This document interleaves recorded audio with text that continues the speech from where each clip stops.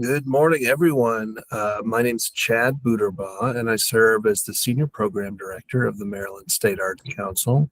A couple of quick notes before we get started. To ensure an equitable process, we will be using a script to guide today's panel meeting, so there will be a high level of formality in our presentation. Also, please note that this meeting is being recorded. Panelists, thank you for being here and for your service to the arts communities of Maryland. To begin, here's a reference shot of the features for Google Meet. Please note the mute button, the microphone icon, and the video button, the camera icon at the bottom of the screen. Panelists, to avoid any background noise, we ask that you remain on mute during the meeting unless you are speaking. Additionally, we ask that all comments regarding applicants are vocalized and to refrain from using the chat feature. Are there any questions about Google Meet? Okay. We'll next go through some introductions. I'll start by introducing our MSAC team members, as well as our roles during today's meeting.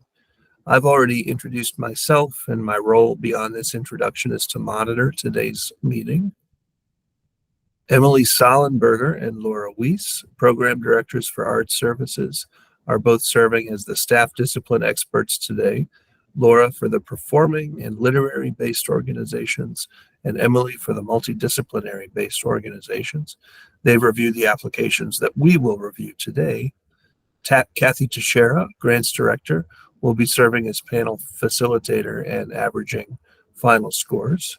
Kirk Snow, Grants Management Associate, will be our timekeeper and provide technical support throughout today's meeting.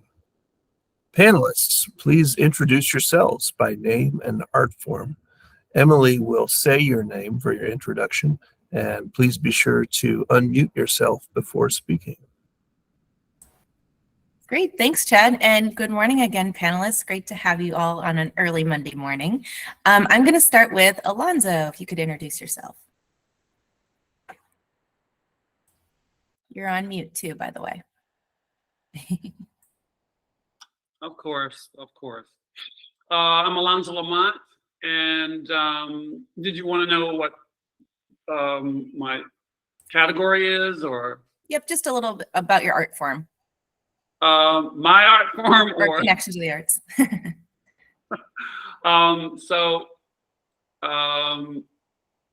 My organization, the organizations the organizations I'm reviewing, or? No, sorry, just about yourself, your connection to the arts. Oh. Why you're here today. You want me to talk about myself? Well, I don't know if we have enough time, but I'll give the boilerplate edition. I'm a playwright. I've lived in Baltimore off and on most of my life. I've had plays around the country, never in Baltimore. And I worked in Los Angeles and Hollywood for a while, and have a play scheduled for September in Atlanta at True Colors Theater. That's perfect. Thank you so much for being here. Robin, how about you? Hey, good morning, everyone. I'm Robin Gilmore, and I live in Annapolis. And I'm a dancer and Alexander technique teacher, and movement is my primary language. But I can speak pretty well too, so looking forward to whatever is going to transpire today. Great. Thanks, Robin. And Chris, good morning. Good morning. My name is Chris. I am a former actor. I worked specifically in musical theater and theater for young audiences for quite a while. Now an administrator, so on the other side of things, and I am a Maryland native. Thanks, Chris. Sharon. Good morning. Well, I have taught art for 30 years in Montgomery County, and I just retired a year and a half ago, and I have a studio and a gallery in my backyard, and now I can work full-time as an artist, and I'm loving it. So that's me in a nutshell. Thanks, Sharon. And Aressa. Good morning. My name is Aressa Coley. I am recently returned back to the East Coast. I'm from the East Coast originally, lived in California for a while, and now I am back.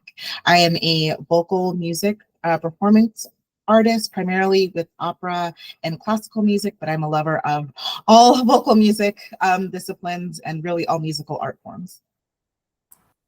Great. Thanks for being here. Appreciate it, panelists. Back to you, Chad. Thanks, Emily, and thank you, panelists. In accordance with Maryland's Open Meetings Act, applicants may also be attending online. Counselors, applicants, and any other guests may observe, but may not otherwise participate in the process. If you are here to monitor or observe, please be sure to remain on mute and off camera throughout the duration of the meeting. We will now review MSAC's guiding documents to ground today's process. First is our land acknowledgement. This applies to the entire state. It was developed in consultation with tribal leaders over a period of about 18 months.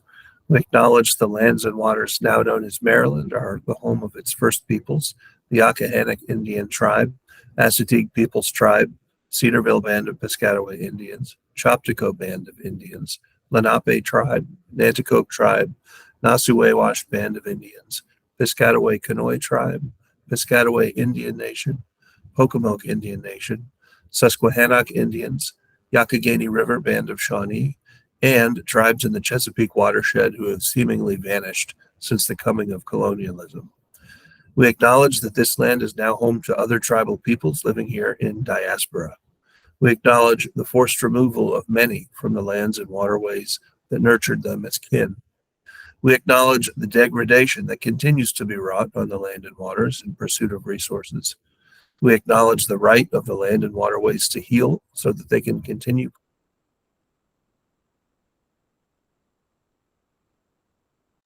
obligation to pursue policies and practices that respect the land and waters so that our reciprocal relationship with them can be fully restored.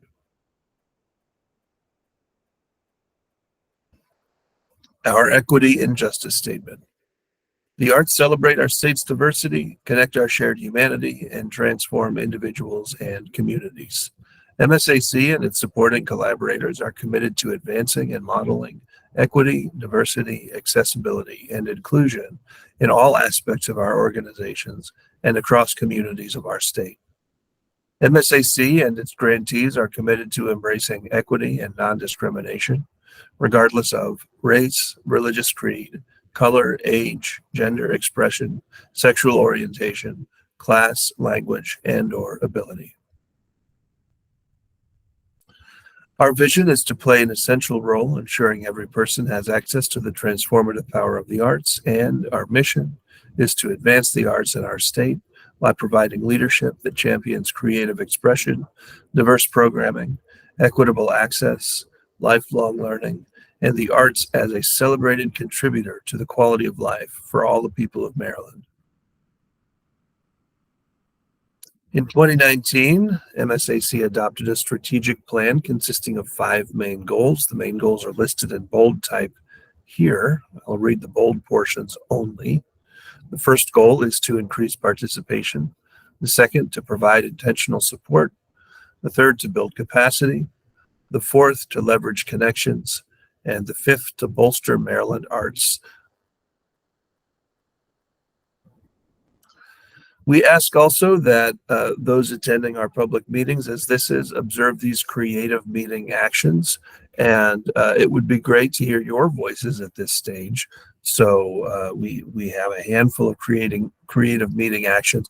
I'll ask the panelists to unmute and share an action, and then for another panelist to do the same and another to do the same until we've got them all read out.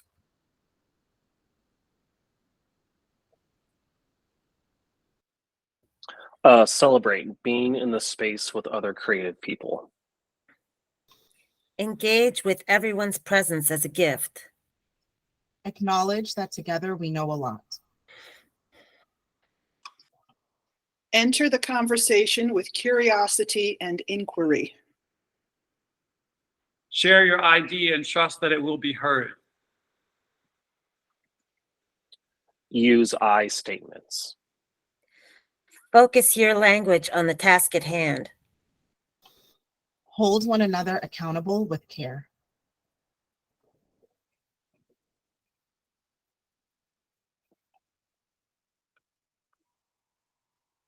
Apply yes and. I hear your idea and I'm going to add to it.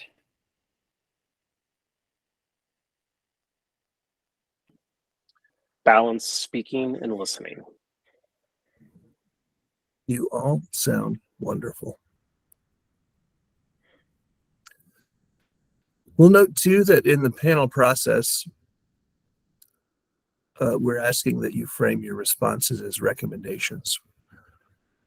The application is meant to inspire authentic reflection and internal analysis for each applying organization, with the knowledge that MSAC is to be seen and utilized as a collaborative partner in this process.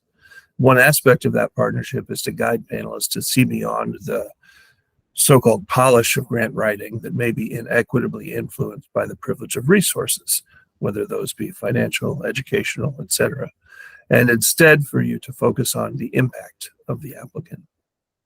Further information on driving goals for the grant-making process are detailed within the application, which can be found on our website, msac.org. What this looks like in practice is that if you're having the response that the strategic plan was unclear and did not connect to the organization's mission and goals, you would reframe that as a recommendation. In other words, I would recommend that the organization clarifies the strategic plan by adding language that connects directly to the mission, vision, and goals. Your recommendations provide valuable feedback for the applicants. And we'll move forward with further goals and instructions shortly, but for now, are there any questions about the role of the panelist up to this point?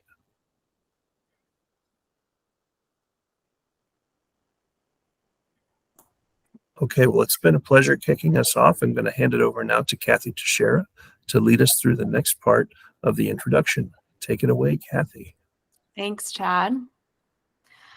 The goal of today is to arrive at an average panel score for 19 applications in the combined performing, literary, multidisciplinary categories. The majority of today's applicants are also new to the GFO program and are being reviewed for the first time. Please note for those observing that this panel meeting is not the full panel review process. Comprehensive application reviews and initial scores have been submitted by panelists prior to today's meeting. Today is an opportunity for the panel to hear additional information gathered from panelists who conducted in-depth conversations and artistic activity visits. Panelists will be able to add to or edit their initial reviews and submit final scores based on discussions held today. The final average score determined today will be included in the funding formula used to determine grant amount recommendations. Also, a reminder to panelists that this is not a comparative process. Each application is to be evaluated individually based on the rubric provided.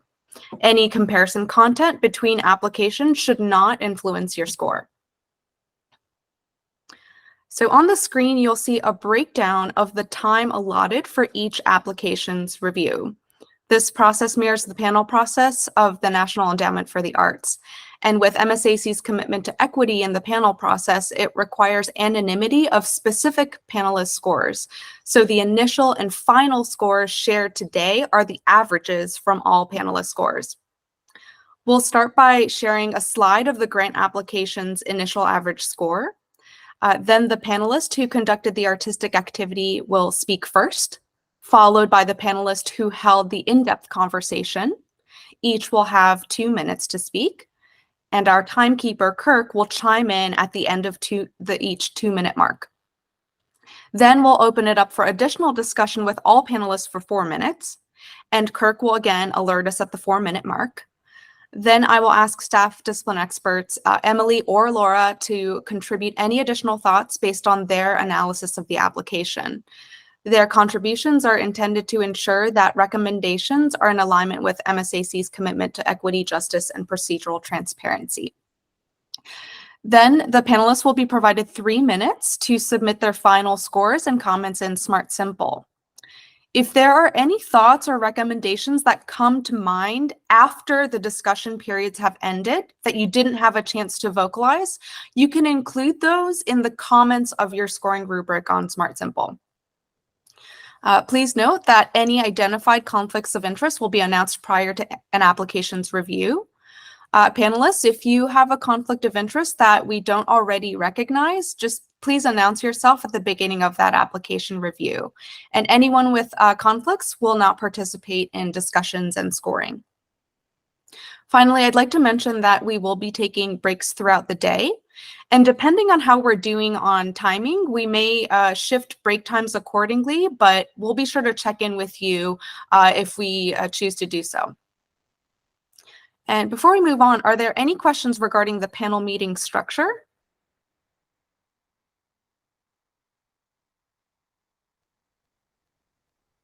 All right. A quick reminder again for all guests joining us today that you may not participate verbally or in the chat box. Your role today is as an observer only. So please be sure to remain on mute and turn your cameras off. And also a reminder again for panelists to please stay on mute unless you're speaking. This really helps eliminate any background noise. All right, so we're going to get started here with a practice round using a test application. So panelists, you should be logged into your Smart Simple account on the panelist home screen. And you'll see today's nominations under the pending final review section. So please go ahead and click that. And once you do, if you click on the organization header at the top of the screen, this will sort the list in alphabetical order. So this is the order that we're going to go in today. And a little tip is that the small arrow to the right of the organization header should be pointing up.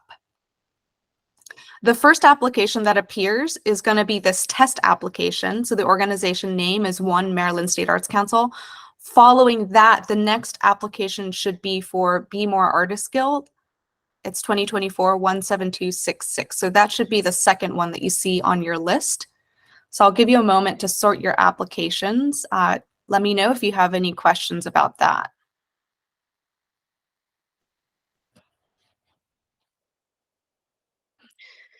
And just as you did at home, you'll be able to click Open on the right-hand side for each application to access that scoring rubric. And the application itself will appear as a pop-up when you click on the Application Summary button. So for our practice round, please go ahead and open the application for -23656 for the Maryland State Arts Council. If this were a real application, you would see your initial scores and notes here. Since this is the test application, everything's going to appear blank at the moment. So we're going to go ahead and walk through the process, what that would look like if this were a real review. And I'm going to be using the script that we'll be using for all reviews today. So panelists, please open test application -23656. The mock average score from round 1 of review is 85%. The panelists that attended the artistic activity visit will now have 2 minutes to share any information gathered. This is where the panelists would have 2 minutes to speak. Then the panelists that held the in-depth conversation will now have 2 minutes to share any information gathered. And again, this is where that panelist would have 2 minutes to speak. Then I will open it up to all. In the real review period, you would now have 4 minutes for discussion. This period is to be used for sharing additional recommendations, information that may bring a different perspective to what's already been stated, or to ask questions of the activity visit and in-depth conversation panelists. So if either of the lead panelists did not complete their remarks and were cut off at the 2-minute mark, they would be able to complete their thoughts during this 4-minute discussion period. And then after the 4-minute discussion period, I would turn to Emily or Laura. As a staff discipline expert, do you have any additional information to share? And this is where Emily or Laura would chime in with anything additional. Then finally, I would say, based on the information gathered from the discussion, please take time now to submit your scores and comments in Smart Simple in alignment with the rubric. When finished, click Complete. So panelists, we'll take some time now for you to actually submit a score for this test application so we can make sure that the scores are coming in on our end properly. So for this test application, please go ahead and select a score from the dropdown for each of the questions. And then once you've selected a score for all of the questions, you can hit complete at the bottom of the screen. Don't worry about entering any notes into the comment section. So once you've done that, please hit complete. I'll give you a couple minutes to do so right now.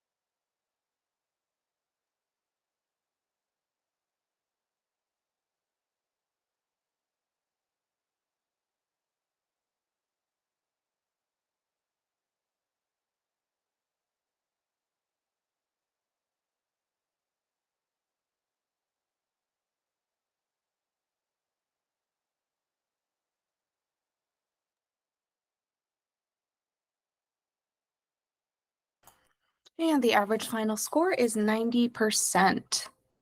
Thank you, panelists, for testing that. I was able to see all of your scores come through, so thank you for that. So this is the way that each application review will occur. Do you have any questions about this process? Yes. How do we get on the page with pending final reviews? How do we get it to be prioritized? So How do we? Well, so that the next one I have is the N series. It doesn't sound like. Is that the very first one we're starting with? No, it's not the in series. So if you the first one we're going to be reviewing is the Be More Artist Guild. So when you go back to your pending final review list, if you click on that organization header again, it should sort it again alphabetically, and then Be More will be at the top. Gotcha. Yeah. Okay. Thank you. Yep, you're welcome. I have one question. When I got to the very bottom of scoring, I didn't hit submit right away because there was a little tab on the far right bottom corner of the screen that said next. And I went to that one. And when I went to that one, it didn't have my scores on there like I had just put in. But when I tried to go back, it wouldn't let me. So I just hit submit. So we shouldn't go to next. We should just hit submit when we get to the bottom. Is that correct? Yep. Correct. When you get to the bottom, what you're going to be looking for is the complete button. So that's the button you want to hit once you've selected all your scores, put in Okay. all the comments. The complete button is what you want to click. You should not click the next button. Okay. Yeah. Thank you.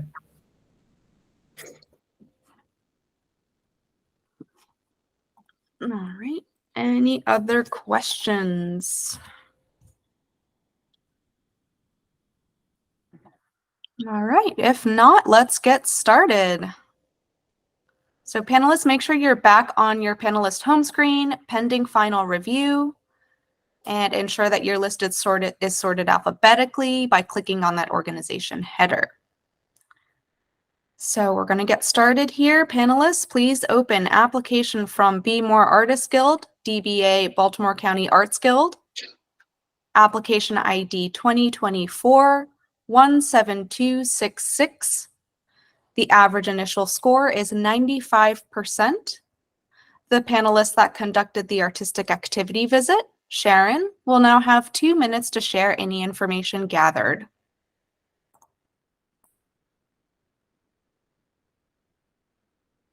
Sharon, you're muted.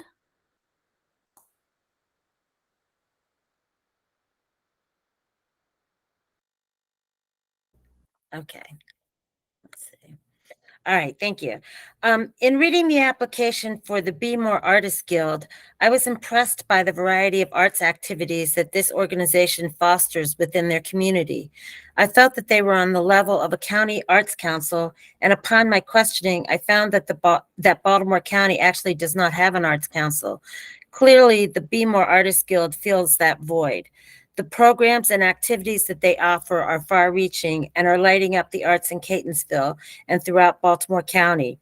I was able to witness a youth drumming class and an adult song circle.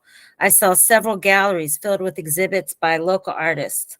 I also saw a video of a second building for the organization that is divided into low-rent studio space for emerging artists. Several of these artists spoke on the video and told of the wonderful camaraderie that had developed between the artists working in these studio spaces. Video of open mic nights for writers revealed the evidence of a real need being filled by writers who often work in solitude and anonymity. I also saw video of and actually Zoomed with the facilitator for open sessions on Tuesday evenings when Celtic music is played by whoever shows up with their instruments. Lastly, I saw pictures of an annual festival that they sponsor and coordinate with the Coors Brewery called Arts and Drafts, which accommodates over 60 artistic vendors and features musical performances throughout the weekend and food vendors as well. It is hard to describe all that Be More Artists Guild offers, but by the end of my visit, my initial view of Be More Artists Guild was confirmed that this organization is to Baltimore County what an arts council is to other counties in Maryland. It was very well run with very devoted employees and volunteers and is culturally enriching the lives of its constituency. Thank you. The panelists that held the in-depth conversation, Aressa, will now have 2 minutes to share any information gathered. Thank you. The Baltimore County Arts Guild offers diverse programs that are open to all members of the community, ranging from resident art exhibitions, martial art classes, artist meetups, open mic nights, acting classes, poetry and prose writing workshops, and an arts and drafts music and arts festival, just to name a few. The organization's vision is to purposefully integrate the arts into the broad spectrum of community life, enhancing the vibrancy of the county culturally, educationally, recreationally, and economically. This is felt deeply by having discussions with the executive director of the Arts Guild in fulfilling their mission by fostering deep relationships with existing artists to offer a wide range of programming, providing ongoing opportunities for community engagement to better understand community needs, and by promoting participation and partnering with organizations to build the county's capacity to offer year-round free programming to Baltimore County residents. In addition to their programming for the general public, the Arts Guild prioritizes creating sanity spaces for artists within the county by hosting resident art gallery spaces. These secure 24-hour accessible incubators for talent, that was a direct quote from one of the artists, were critical lifelines to artists in the community during the pandemic, where so many artists were cut off from creative spaces outside of their homes. Additionally, diversity, inclusion, and equitable access are at the core of everything the Arts Guild does. Their forward-thinking Diversity and Inclusion Committee recently developed a strategic plan in partnership with an external consultant to engage underserved members of the community and to guide future programming. Despite the organization's wide reach and success, the organization is primarily supported by just one full-time staff member and volunteer efforts of board members. Grant funding would help the organization hire much-needed staff to build the organization's capacity and to ensure sustainability. Thank you. Panelists, you now have 4 minutes for additional discussion.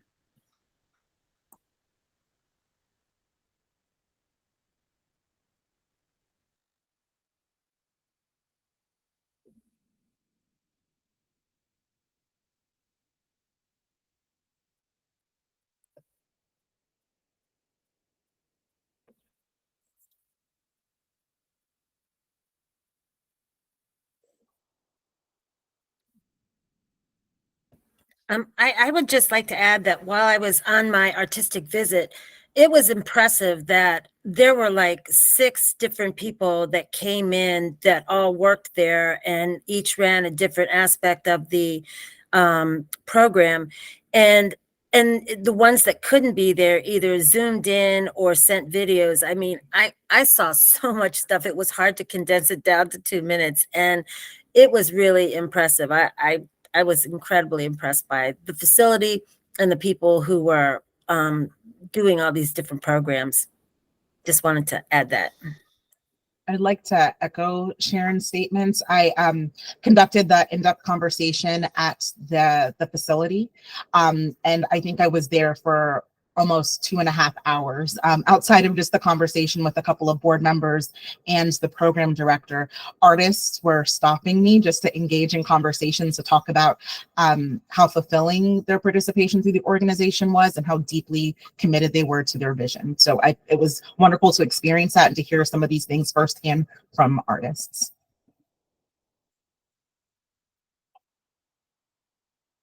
Oh, sorry, and would also like to add that I cannot believe that all of this was being done by one full-time individual and then supported by volunteer efforts. I mean, it's truly remarkable what this organization is able to accomplish.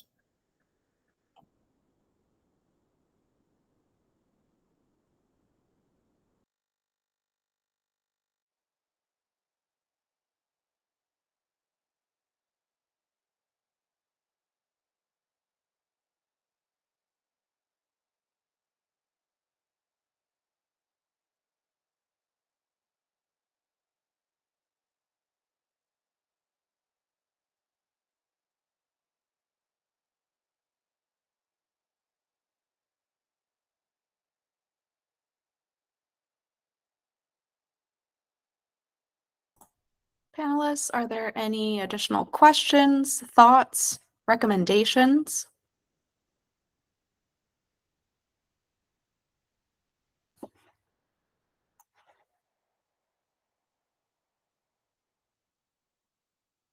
All right, if not, Emily, as a staff discipline expert, do you have any additional information to share? I do, just a couple of notes. Thanks, panelists. Sharon and Aressa, I'm so glad that you had a great experience and appreciate all your comments shared. One quick note to start, I just wanted to make sure it was noted that Baltimore County does have an arts council, just like every other county and Baltimore City does. So just want to make sure that was noted, that there is one existing in Baltimore County already. this organization does operate as an A&E district as of 2020. So I do want to just make sure that that's clear from the top. I also had some notes about their commitment to board diversity and inclusion with that committee. I was really happy to see that, and that's to help focus further goals and objectives around their bylaws and policies and commitment to diversity, equity, and inclusion across the organization. So I'm glad that you all saw that as well. I also noted the clear commitment to partners, community within the creative process, and the clear ways of providing feedback opportunities for further evaluation and ideas of community needs. And it also seems like they're doing a great job with setting goals and objectives for the organization, evaluating the board and staff regularly. And I'm glad to know that they've moved forward with the strategic plan. One of the questions I had that Aressa, you answered, was whether or not they used a consultant with this work of strategic planning. So I'm glad to hear that that was part of that, along with the committee that was developed, the diversity, equity, inclusion, so that they're working that within the strategic plan, and encourage them to continue moving forward with that in their future planning as well. I think they did a great job identifying challenges for the staff and board that you all mentioned as well. The amount of work for one full-time person plus volunteers, you've got that is a challenge, but I think they've come up with some creative ways to address those challenges and continue the work of the mission and the programming. And I think that's all I had. Thanks. Thank you. Based on the information gathered from the discussion, please take time now to adjust any of your scores and comments in Smart Simple in alignment with the rubric. When finished, click Complete. We'll take 3 minutes to do so now.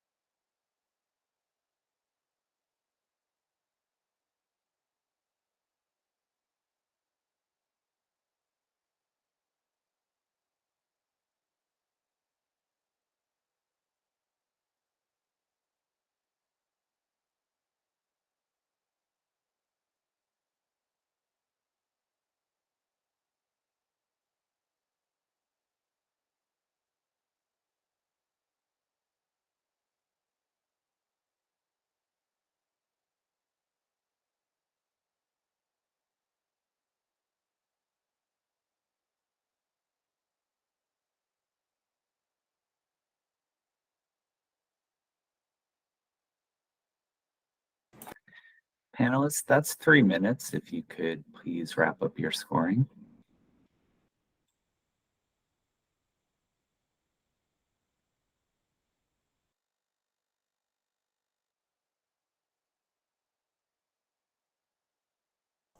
So we're just waiting on one final score here. Alonso, I'm not seeing a score for you. Were you able to hit the complete button at the bottom?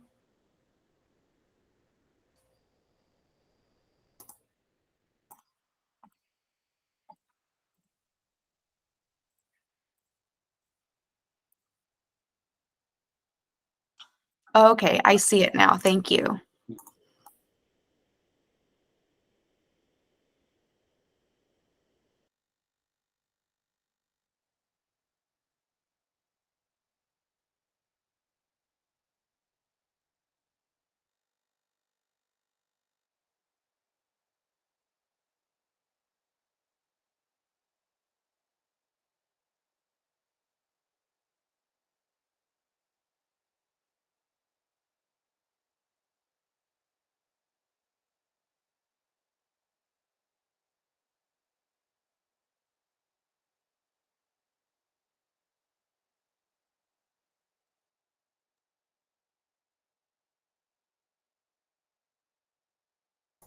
And the average final score is 98%.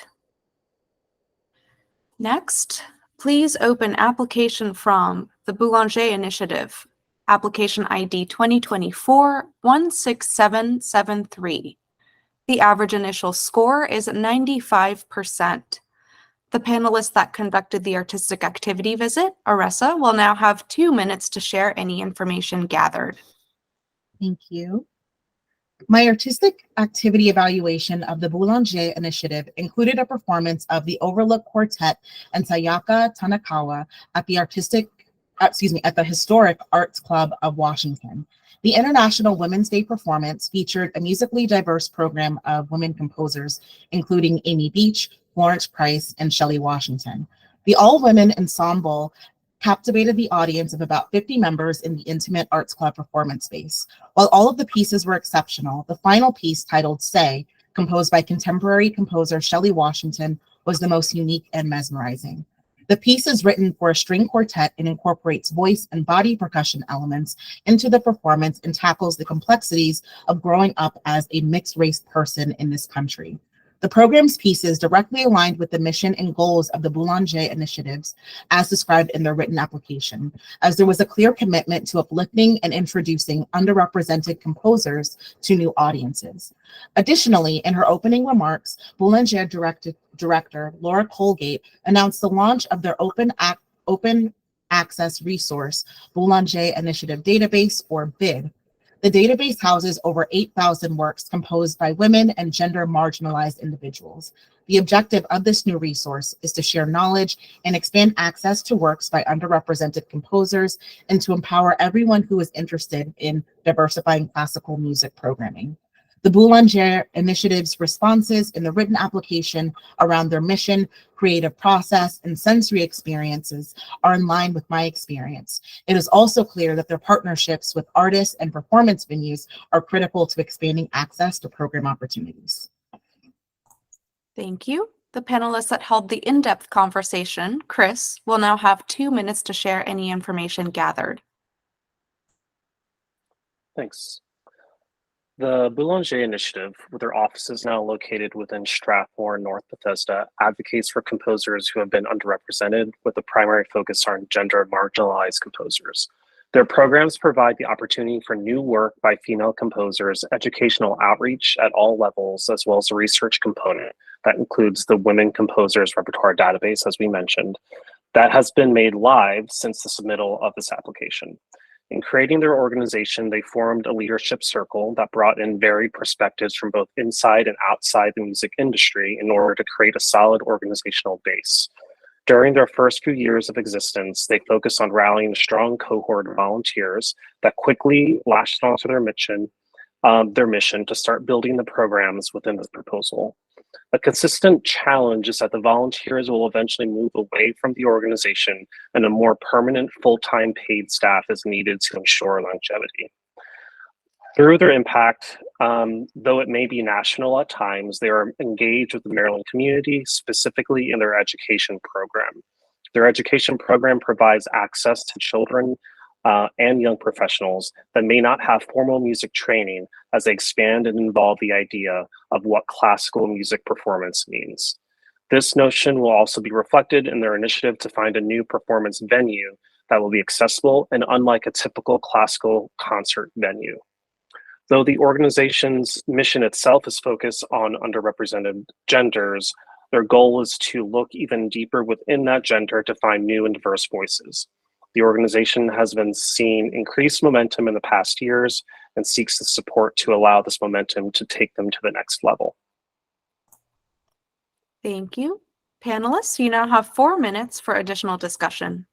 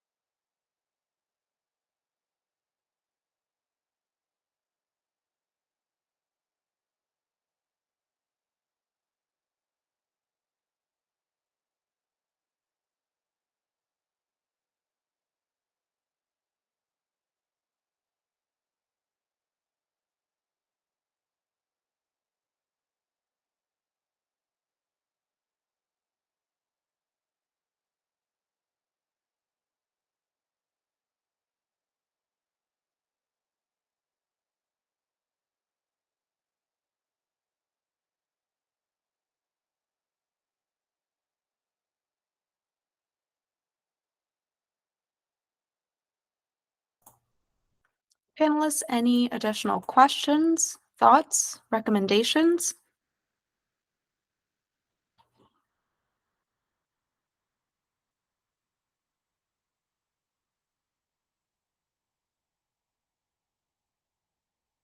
All right. If not, Laura, as a staff discipline expert, do you have any additional information to share? Just a few notes. Everything is really in alignment with Aressa and Chris's report. So thank you so much for those comments, panelists. I just wanted to, again, uplift their really clear mission that's focused on representing a more diverse array of composers and promoting music, especially composed by women. And I think we heard about that through both of the panelists' reports. I also want to highlight their vision, which is to envision a future where the Boulanger Initiative is obsolete. So they've clearly identified a problem that they are trying to solve through their mission. And they're trying to, uplift those voices that are not being heard. So that I found that vision to be very clear and rather unique. So I wanted to make sure to highlight that. They had a very clear decision-making process in their application that utilizes an impact and priority setting rubric, which I found to be just a very clear way to approach that. I would encourage them to just further consider how input and feedback is incorporated into the decision-making process beyond those that are currently engaged. So how are they going beyond the current audiences and the current board members and thinking about the community at large? There was a board retreat that was mentioned that happened, I believe, in 2021. So there seems to be a really clear commitment to thinking about those long-term plans and goals. I also wanted to just uplift their Inclusion Advisory Council, which is made up of professional musicians and educators. And they meet semi-regularly to create standards for diversity quotas, to identify and integrate anti-oppression models, and to work on the organization's capacity for programming outside of a cis white dominated model. So I think there's very clear commitment there to regularly considering non-dominant norms in their programming. Overall, this is an organization with really big mission and really big goals. And while it's relatively young, it's very formalized with really thoughtful processes and procedures. So very thoughtful, very intentional goals and methods for achieving them. Thanks so much. Thank you. Based on the information gathered from the discussion, please take time now to adjust any of your scores and comments in Smart Simple in alignment with the rubric. When finished, click Complete. We'll take 3 minutes to do so now.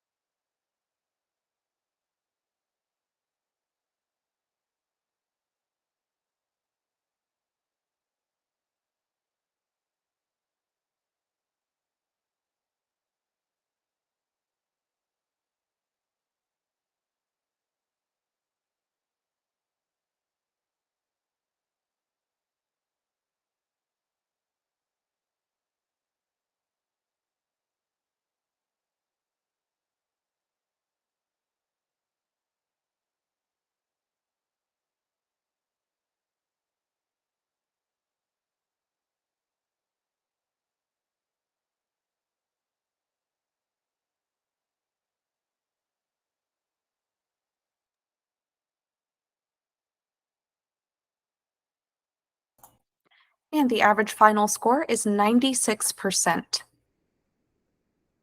Next, please open application from Community Building Artworks, application ID 2024-17106. The average initial score is 87%. The panelists that conducted the artistic activity visit, Alonso, will now have 2 minutes to share any information gathered.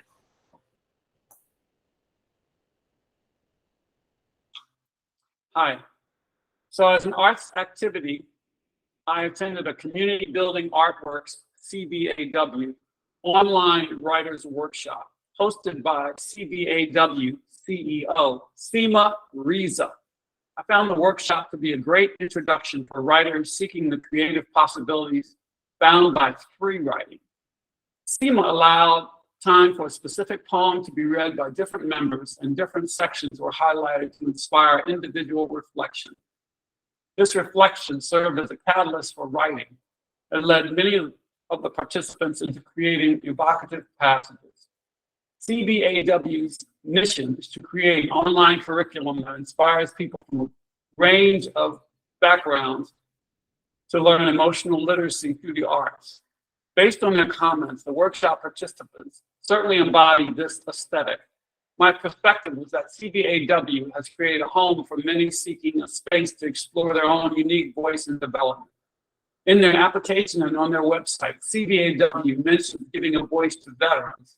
But what's come about since COVID has been an update to their overall mission to include anyone wanting to experience writing as a unique personal expression. CBAW didn't outline any specifics in terms of their strategic planning, but they are very conscious in allowing all staff and board members a voice in determining future goals, challenges, and best practices moving forward. They prioritize programming that reflects what their community wants and providing teachers who can bring their programming to life. Many participants knew one another, and their joy in having CBAW as an outlet was clearly on display. What stood out was that everyone who contributed to our short assignment seemed inspired by the quality of the instruction and held a deep appreciation for a creative workshop that has enabled their growth as writers. Thank you. The panelists that held the in-depth conversation, Robin, will now have 2 minutes to share any information gathered. Thank you. I spoke over Zoom with CEO Seema Riza, Director of Programs Ashi Paliparambil, and Ben Weekly, Director of Development. Community Building Artworks, CBAW, began in the military health system and has evolved into a nonprofit offering workshops in creative writing, poetry, and comedy writing, as well as a broad spectrum of visual arts workshops. CBAW operates virtually and in person statewide for events through partnerships with Strathmore, Walter Reed, and other entities. Some programs are geared towards a specific population, such as military veterans, women and non-binary military members, and caregivers of wounded veterans. Other programs are open to anyone and recur either weekly, bi-weekly, or monthly year-round. Facilitators are a mix of military veterans and professional artists. CBAW strives to be a safe community to process grief, loss, and other big emotions through art making. When programs had to move online due to the pandemic, the number of participants grew from 2,100 to almost 7,000. Many of their constituents are dealing with PTSD and other stressors. By meeting online, participants are free to be off camera and can choose whether or not to share their work. As the comfort level increases, they may read their work or hold up art created during a session. Facilitators are provided with a list of referrals for support such as therapy and counseling that is shared with participants. Thank you. Thank you. Panelists, you now have 4 minutes for additional discussion.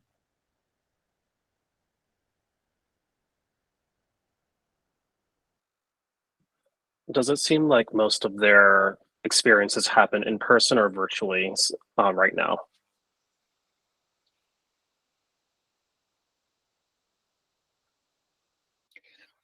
I don't know the specific number, but I think just in terms of the number of participants, certainly the online programs are being reached by many, many more people. My understanding is that coming out of the pandemic, they're looking to build partnerships with more entities such as Walter Reed and Strathmore.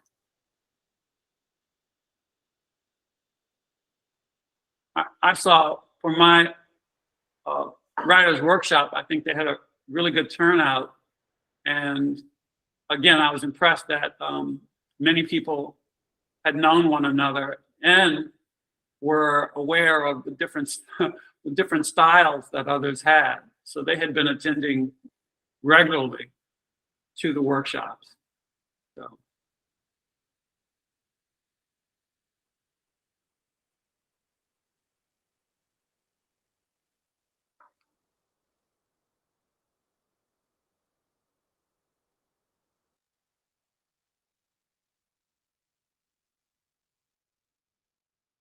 And I would like to add something that I didn't put in my script because I was moved to tears during the discussion and I didn't think I'd get through it if I put it in my script. But one example of how the online access is so beneficial to their constituency is the military veteran who was in hospice. His wife, who's his caregiver, was able to join the online session next to his hospice bed.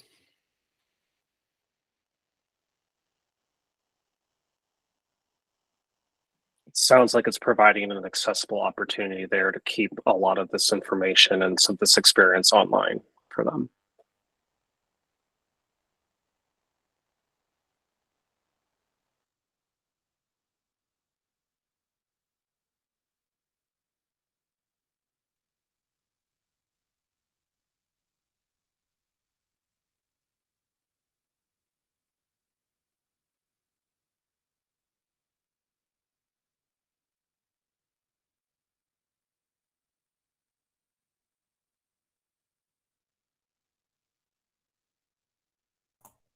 Panelists, any additional questions, thoughts, recommendations?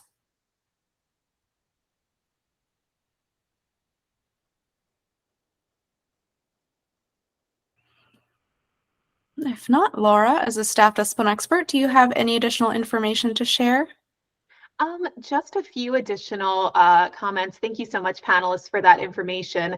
A lot of my notes and questions around the written application really had to do with the artistic programming itself. I wasn't entirely clear from the written application what all of the programming was. So I'm just so excited to learn about these experiences that the panelists had.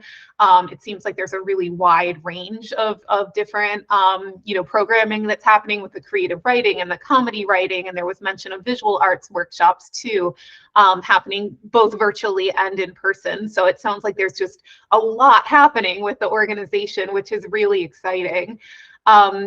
There's just kind of overall growth, it seems like, both in the programming offering and those that are attending. Like Robin said, there's been such a large amount of the online attendance and everything. So I might encourage that the organization really look at this opportunity as a chance to think about its long-term planning or strategic planning. There is some mention of it in the application, but it looks like it was kind of in progress. So if that's not been approved or in place, it might be the opportunity to go into that long-term planning and really think about those clear goals and objectives and benchmarks that might be important for the future. Let's see, just a few other things. That in that long-term planning, that might be a great opportunity to really involve the public in the process as well, and learning about what's wanted and needed from the organization beyond those that you're currently serving. So really looking at the community at large.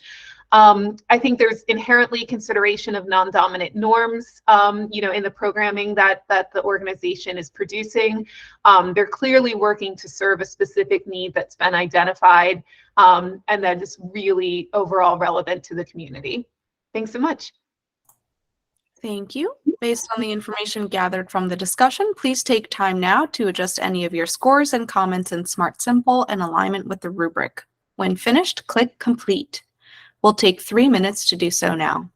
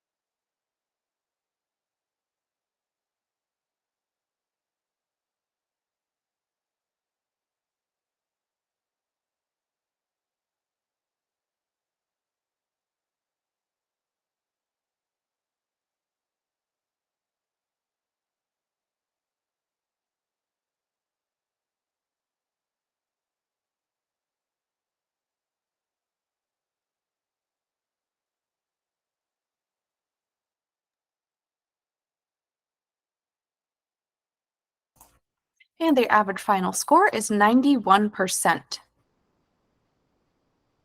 Next, please open application from Dance Makers, Inc. Application ID 2024-17345. The average initial score is 91%.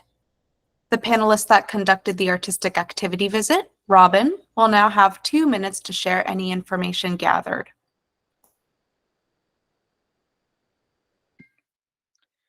Thank you. I visited Dance Makers in Lanham on a Saturday afternoon. Executive Director Robin Pitts gave me a tour of the facility that houses 3 dance studios, offices, and a large study and lounge area for students. 2 tracks of classes are offered year-round. Show Troupe, an advanced group of students who compete in regional and national dance competitions, and progressive classes, which offer instruction without the commitment of competition season. I observed a hip-hop class for 10 to 13-year-olds in the progressive track and a ballet class for 10 to 13-year-olds in the Show Troupe track. Both groups of students were disciplined and attentive. The hip-hop class had a teaching assistant in addition to the lead instructor. The assistant is a senior in high school and a member of Show Troupe. She provided a bridge for peer-to-peer guidance. After a warm-up and review of several sequences, the instructor polled the students on what kind of dance they wanted to perform for their recital, old school 90s or current and cute. The class chose current and cute.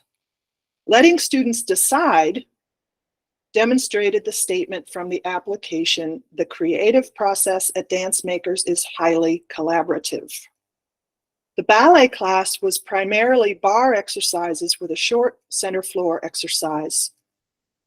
The instructor gave individual coaching and asked many detailed questions throughout the class. He also asked students to demonstrate the combinations for their peers.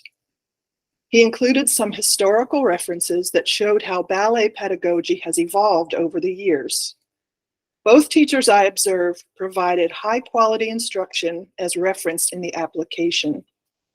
The staff and students matched the demographics of Dance Makers, which, according to their application, is a Black-led organization that is intentional in hiring a staff that represents the diversity of students served. Panelists, that's time. Thank you. The panelist that held the in-depth conversation, Chris, will now have 2 minutes to share any information gathered. Dance Makers, located in Lanham, Maryland, strengthens youth by promoting their mental and physical well-being while encouraging creativity through the study of dance. Dance Makers offers high-quality instruction year-round with professors who work professionally in the industry and local colleges and universities. The work includes disciplines such as tap, jazz, ballet, and other modern contemporary forms. And as a result of a need that surfaced for homework assistance during their dance classes, this organization elected to begin the SMARTS program, a STEAM-based program designed to improve reading skills. This program provides support, but also provides an entry point into the arts for all children who participate, expressing to them the possibility of using dance as a means of expression or even a career path. Majority of the organization are students of color, with approximately 62% from families with low income or experiencing poverty. In addition, most identify as female. Dance Makers has a desire to bring in more male-identifying dance students by providing scholarships and communicating enrollment details during assemblies at schools that they service. In order to provide access, Dance Makers has both a progressive and a show troupe competitive side, which we mentioned already, the former being not requiring auditions. Auditions may be called for the competitive dance program if no teacher recommendations are given.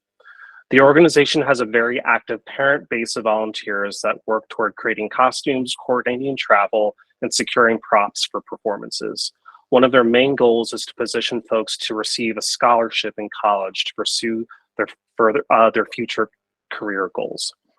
With extra support, they can continue their holistic programming for the young people they serve. Thank you. Panelists, you now have 4 minutes for additional discussion.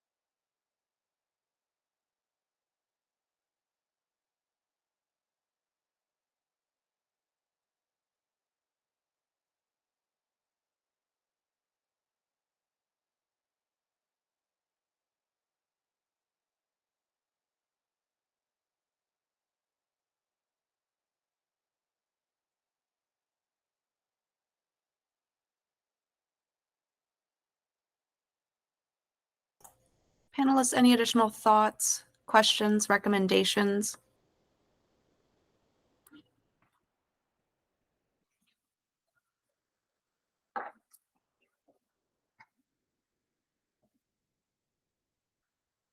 If not, Laura, as a staff discipline expert, do you have any additional information to share?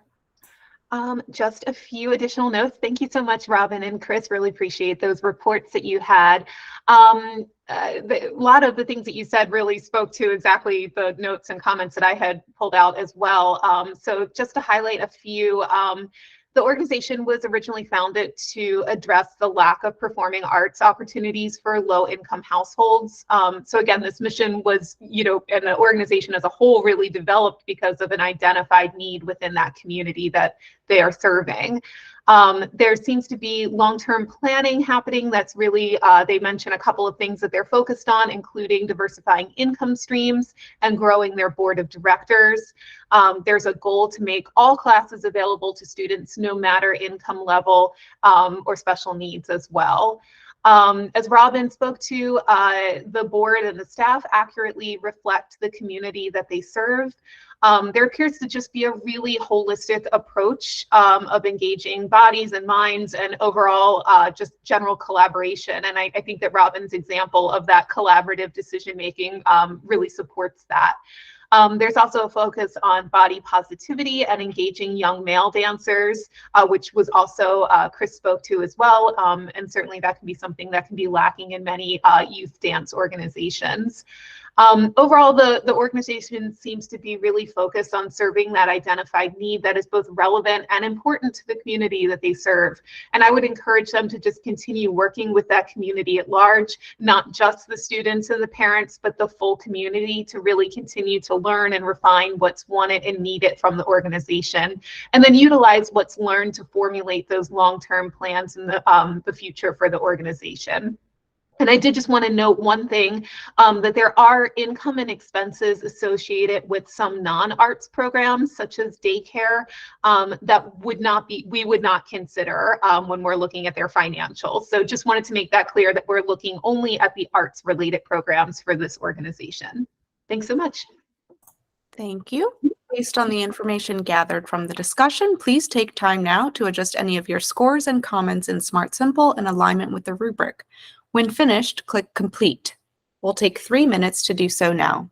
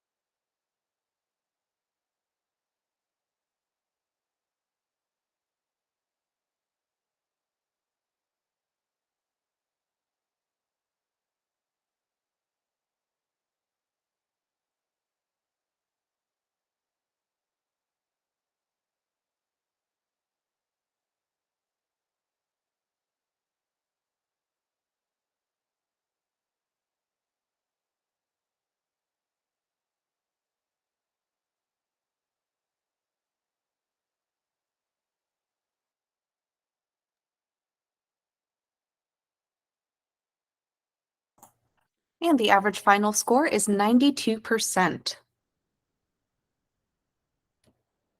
All right, panelists, we have a break. We're going to take a 10-minute break. So if we could return at 10:27, we'll see you back here at 10:27. Thanks.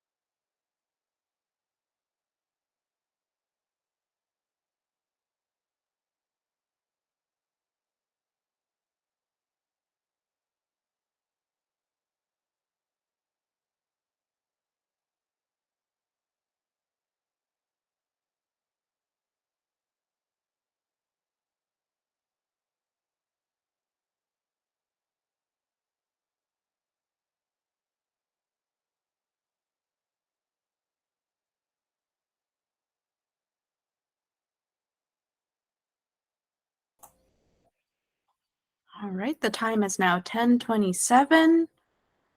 If we can start to make our way back.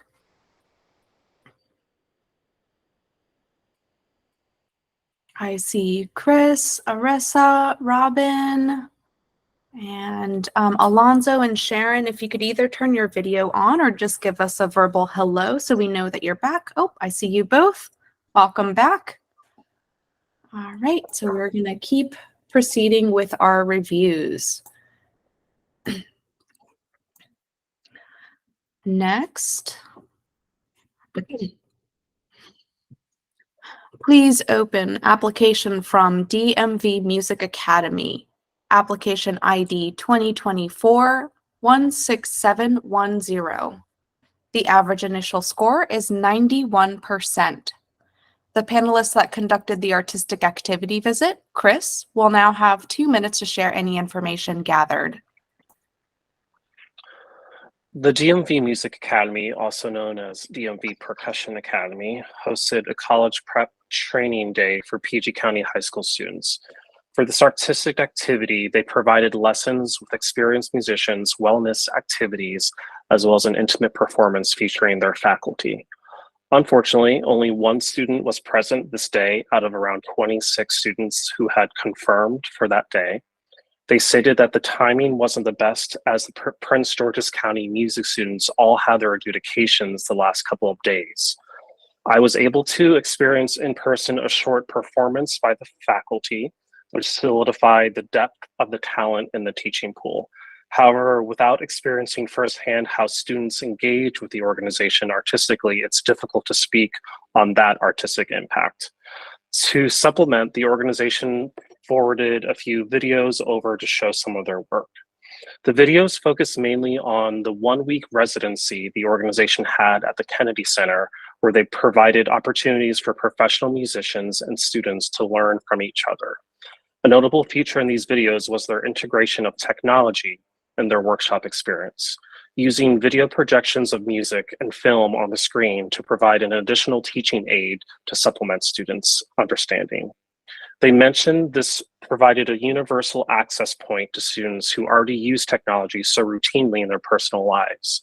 The videos also showed a diverse pool of students performing quite adeptly with very talented local and national professional musicians. This was emphasized by another video capturing a large performance by the percussion ensemble that clearly showed the hard work these young people have achieved with quite a focused and captivating performance by a group of teens. Thank you. The panelists that held the in-depth conversation, Aressa, will now have 2 minutes to share any information gathered. Thank you. Originally founded as a series of summer percussion workshops, the DMV Music Academy has blossomed into a community-centered organization offering year-round ensembles, workshops, master classes, and instruction led by top faculty and performers throughout the DMV region. I will note that this is the first program year where there is year-round opportunities. The organization's evolution stemmed from the expertise of the 3-person executive team.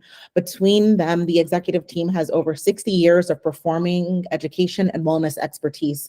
The executive team established an advisory body when the academy was founded to guide all aspects of the organization's operations and programming. The advisory board provides ongoing consultation, support systems, hiring across a wide range of independent professional music contractors to support programming, and is pivotal in steering program ideas. Community and collaboration are at the heart of everything the Academy does. The Academy believes in the power participating music has on children's work ethic, discipline, resilience, critical thinking, creativity, and social intelligence. The Academy strives to create programming that reflects the ethnic and cultural diversity of the communities it serves. Founder Don Johns is intentional about hiring staff and developing programming that has an instant and enduring impact on young people's self-image, pride, and dreams. As the organization continues to grow, they are identifying strategies to get the board more involved in cultivating donors to expand the organization's reach. The DMV Academy's line of wellness programming is their fastest growing division and resonates most with evolving community needs around healing. To deepen these community connections and to meet their needs, the Academy recently signed MOUs with Maryland Public Schools to offer music programming to children during the school day. Grant funding would support the Academy to sustainably fund their year-round programming, deepen connections to community institutions like schools, and broaden their impact with the community's youth. Thank you. Panelists, you now have 4 minutes for additional discussion.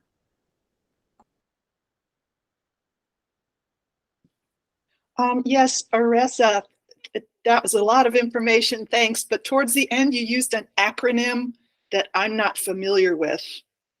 They signed something with the schools. Oh yes, thank you, Robin. Memorandums of understanding. Thank you. So formal partnerships with Maryland Public Schools to offer that ongoing programming during the school day. Great, thanks. Mhm.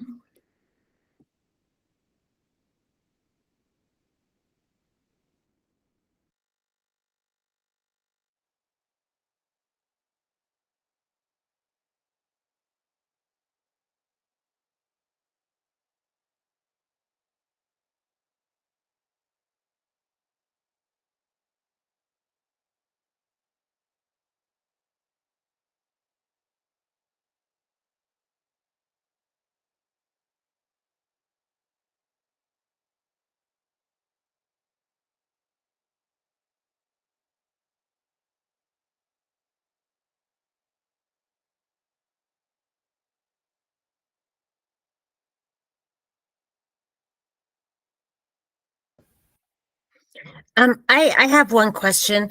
How much of the staff is actually paid staff?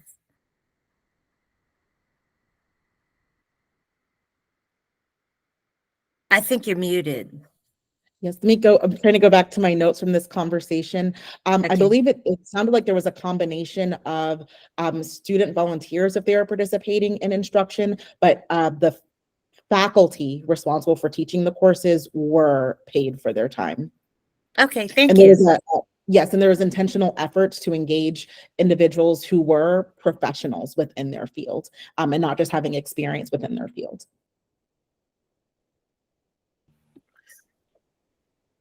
I would recommend for this organization to perhaps, since the talent is so great and there's so many great programs happening, I feel like administratively it could be a bit of a challenge. So I would suggest having an administrative professional to kind of help with the scheduling, help with communication with the outside folks to make sure that everything and all the programs are being well attended and people kind of know the base of what's happening there. So that would be my recommendation for them. Yes, I second that recommendation, as it seems like most of the administrative responsibilities fell on one person within the organization, or all of the grant writing, grant making activities. So building that administrative staff capacity would be critical.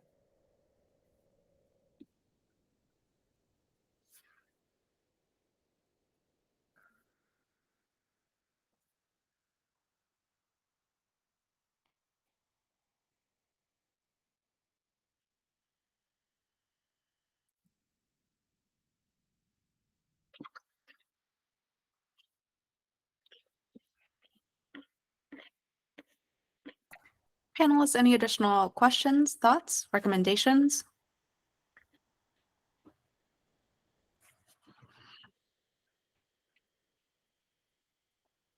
If not, Laura, as the staff discipline expert, do you have any additional information to share? I do have just a few additional comments. Thank you so much, Chris and Aressa, for that information. Just kind of a +1 to a lot of the information that you shared. That I just wanted to highlight that this organization seems to be in a real period of growth and transition. They transitioned from the Percussion Academy to the Music Academy in 2020. So I think that there's probably a lot of changes and things that have happened since, which I think both of our panelists spoke to. The application speaks a lot about encouraging access to music education and instruction, no matter economic status. And it also mentions that they use music to challenge social barriers and inequities. It is an organization that the application itself states that it is a Black-led organization that largely showcases Black artists and educators. And there seems to be a lot of programming that is growing and adding to the organization, such as it looks like the healing drumming for veterans and trauma patients was something that was mentioned in the programming chart. I wasn't entirely clear on the creative process, though I did learn some bits and pieces today here from the panelists. It just appears that the staff seems to be plugged into, you know, the schools and the communities, and they're basing their decisions off of observations and information that they know. So I would encourage them to think a little bit more about that process, you know, and thinking about how decisions are made and how the community at large plays into that decision-making process. I think just thinking about Chris's experience regarding that conflict of programming with the Prince George's County schools, I might encourage the organization to open up those lines of communication a little further so that they're planning successful programming that really fits the students' needs and schedules, and, you know, making sure that it's setting itself up for success there. As this is the first year with year-round programming, like Aressa noted, this might be an opportunity for growth when it really comes to that future programming planning. So just something to think about as they start to look out more and more to the future. I think also Aressa and Chris both hit on this as well. I had some questions about the staffing structure, you know, and thinking about how that can make for a successful structure. So again, thinking about the future, you know, and what they need, the gaps that they need to fill, I think that that's going to be an important part. So all of this kind of comes to, you know, the looking at long-term or strategic planning efforts, which it seems like the organization might want to formalize, you know, in a more formal structure. So, you know, that might be looking at some specific steps and specific goals and benchmarks to help them, you know, plan out those next 3 to 5 years and beyond that. They did mention that they need more contributed income, specifically grants. So again, that could be a part of that long-term planning, you know, and thinking about ways to achieve that. Overall, it seems like the staff does reflect the community demographics as a whole. So just continuing to think about that and thinking about how the organization can reflect the community, you know, in its needs and in its responsiveness. And I think that is everything. Thank you so much. Thank you. Based on the information gathered from the discussion, please take time now to adjust any of your scores and comments in Smart Simple in alignment with the rubric. When finished, click Complete. We'll take 3 minutes to do so now.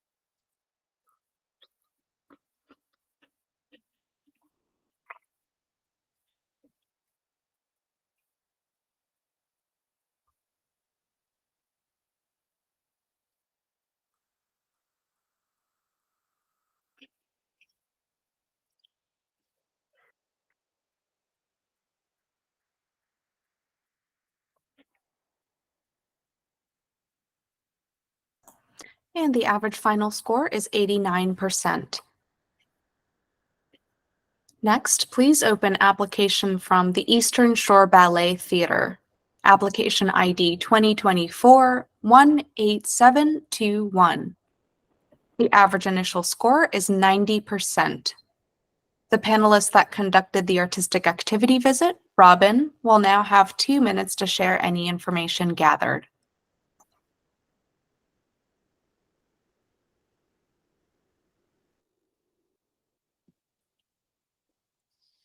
Okay, thank you. I attended a Saturday morning story reading and short performance by Ballet Chesapeake of excerpts from Coppelia at the Essex Public Library north of Baltimore. To begin the free event, Executive Director Caitlin Weber invited children in the audience to join her in a circle. Robin, I'm sorry to interrupt you, but I think that we are on the wrong application here. Was that Ballet? Oh my goodness! This should be Eastern Shore Ballet Theater. Oh, I heard a name and I thought that's not right. sorry about that. No worries at all. Do over. Okay.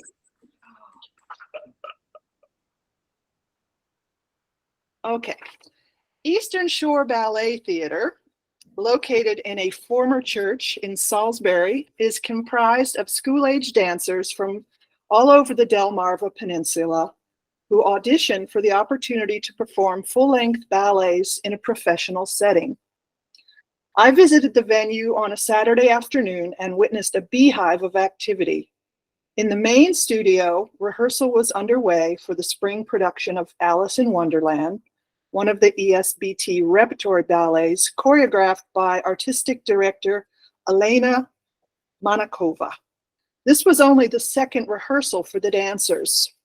They made significant improvement with each run-through with disciplined coaching, as well as watching a video of the piece performed in 2018.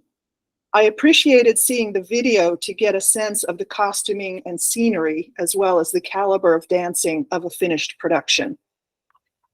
While rehearsal was underway in the main studio, the smaller studio was in use by parent volunteers who were organizing and mending costumes. Also in that studio, the rehearsal assistant was working with some of the younger cast members on their choreography. A live video feed from the main studio played on a large monitor in the lobby so that visitors and cast members awaiting their rehearsal time could watch. Among the framed photos in the lobby was a recent cover of Dance magazine featuring an alumni dancer who is now a member of Dance Theater of Harlem. ESBT holds its performances in a 1,000-seat high school auditorium. Ticket prices are reasonably low to reflect the area's demographic. Additionally, performances are presented for school groups, many of which are Title I and funded by grants. Eastern Shore Ballet Theater provides a valuable introduction to the world of professional classical dance in a rural segment of Maryland. Thank you. The panelists that held the in-depth conversation, Chris, will now have 2 minutes to share any information gathered. Eastern Shore Ballet, located in Salisbury, Maryland, is an organization that has been in existence since 1991.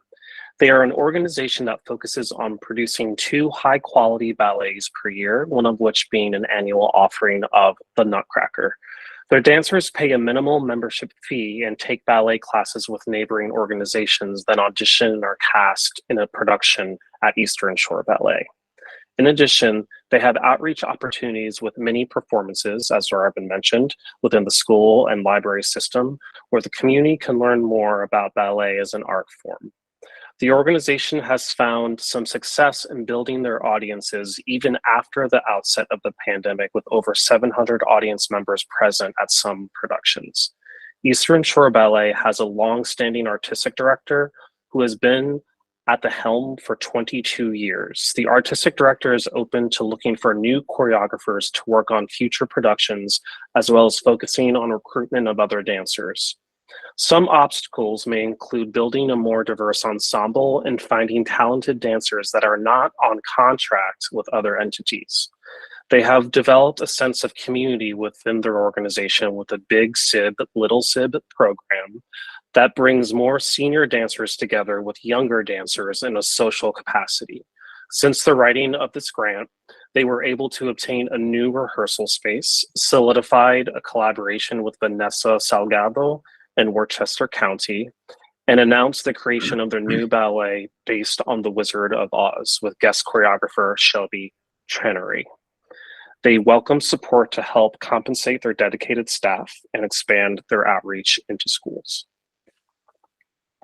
Thank you. Panelists, you now have 4 minutes for additional discussion.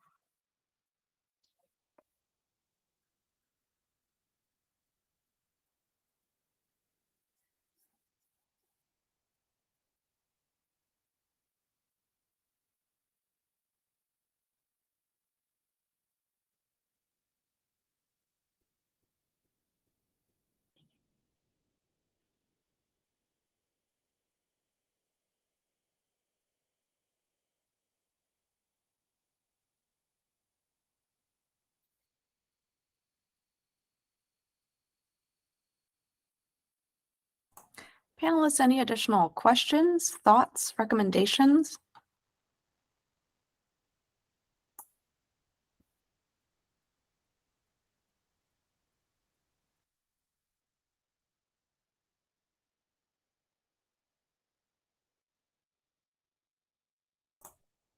If not, Laura, as a staff discipline expert, do you have any additional information to share?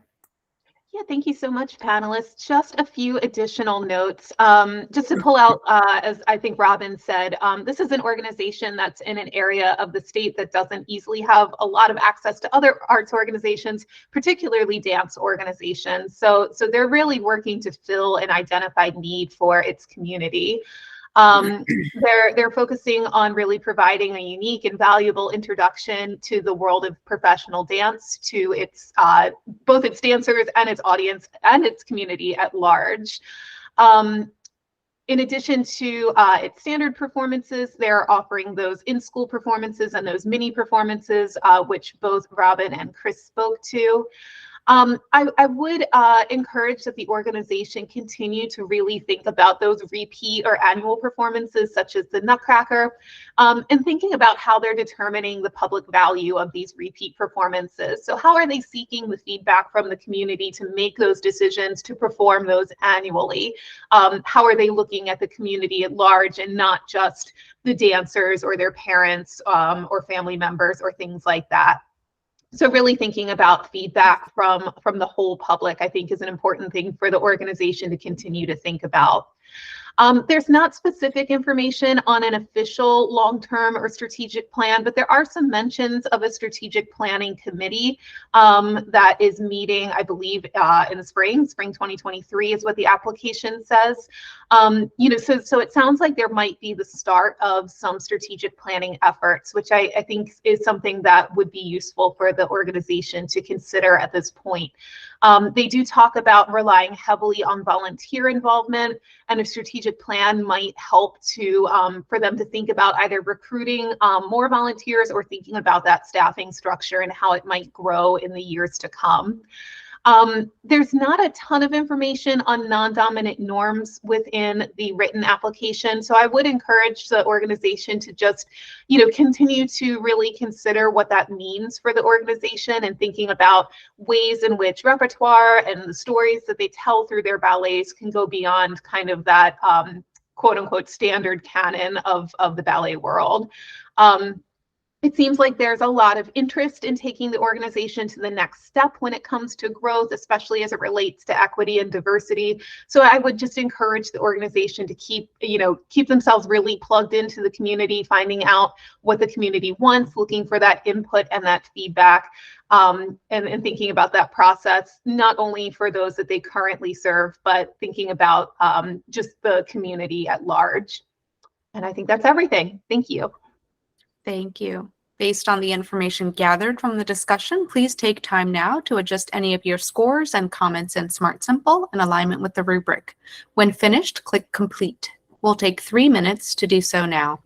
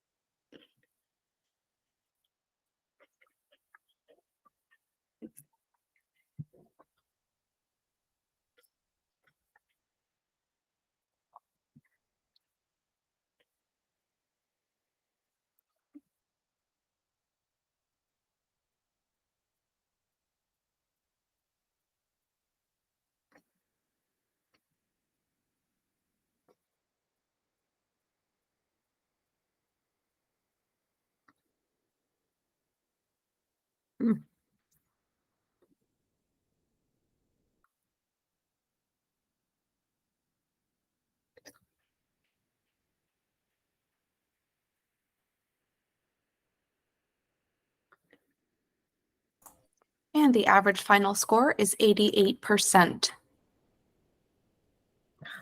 Next, please open application from the Hagerstown Community Concert Association, application ID 2024-18891. The average initial score is 53%. The panelist that conducted the artistic activity visit, Alonzo, will now have 2 minutes to share any information gathered.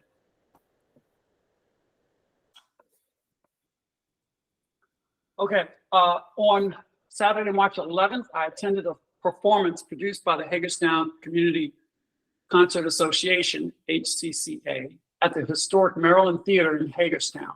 The show was titled Divas 3, and the theme was famous songs by musical divas from the 60s through the 90s. These songs were accompanied by older video clips, no audio, from Cher, Gladys Knight, Aretha Franklin, Diana Ross, and clips from movies, Nicholas Brothers, Laurel and Hardy, among others. It was a wonderfully choreographed evening. The Maryland Theater provides a space that serves as a true gathering for anyone interested in live performance. The upcoming acts are a tribute to Jackie Wilson, Box Fortura, an international quartet, and Bumper Jackson, a jazz country music swing ensemble. As Michael Fleischek board president, introduced the evening on stage, you could feel a genuine energy between HCCA and an audience who had the opportunity for a good Saturday night out. Having a beautiful theater and live music are a winning combination. There were many in the audience who brought their children, along with a healthy amount of seniors who'd been bussed in from various centers. The HCCA application focuses around a very direct mission: bring the best performers to Hagerstown for an affordable fee so that audiences young and old will have an enjoyable experience. The HCCA has been operating with an all-volunteer staff since 1945, and they've managed to navigate various challenges, particularly regarding evolving audience demographics. Judging by the many Maryland, Virginia, and DC license plates I saw, the Hagerstown Community Concert Association remains a performance production company that serves a very broad and faithful following. I felt that the performance I saw was part of an organization making their concert series a vital and welcoming destination for everyone. That's 2 minutes. Thank you. The panelists that held the in-depth conversation, Aressa, will now have 2 minutes to share any information gathered. Thank you. The Hagerstown Community Concert Association's mission is to bring the best in live artistic entertainment to the Hagerstown area. The organization's primary focus is to offer a concert series in the historic Maryland Theater. The over 70-year partnership with the Maryland Theater is informed by informal community engagement processes. While the organization does not utilize formal strategic planning processes, Hagerstown engages with constituents by talking to audience members, conducting phone calls with the organization's 600 subscription members, and by engaging commercial businesses. They also work with the Maryland Theater and a booking agent based in Nashville to identify audience and performer trends and use this information to inform the next year's concert series. I would recommend that Hagerstown identify strategies to engage constituents outside of their existing patrons to supplement their programming decision processes. Hagerstown's goals for the upcoming year include identifying strategies to engage younger audiences and continuing to grow their audiences back to pre-COVID numbers. To support engaging younger audiences, Hagerstown is interested in developing youth programs and partnerships with elementary and middle schools. The challenge with this approach is engaging traveling artists to do single-day events at schools while dealing with limitations within school schedules. Hagerstown is also exploring partnerships with local organizations such as the Maryland Symphony Orchestra to allow symphony orchestra patrons to attend Hagerstown concerts at a reduced price. Hagerstown did not describe the demographic population of the area being served outside of the desire to include a younger audience.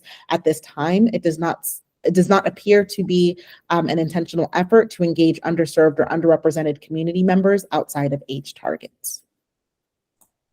Thank you. Panelists, you now have 4 minutes for additional discussion.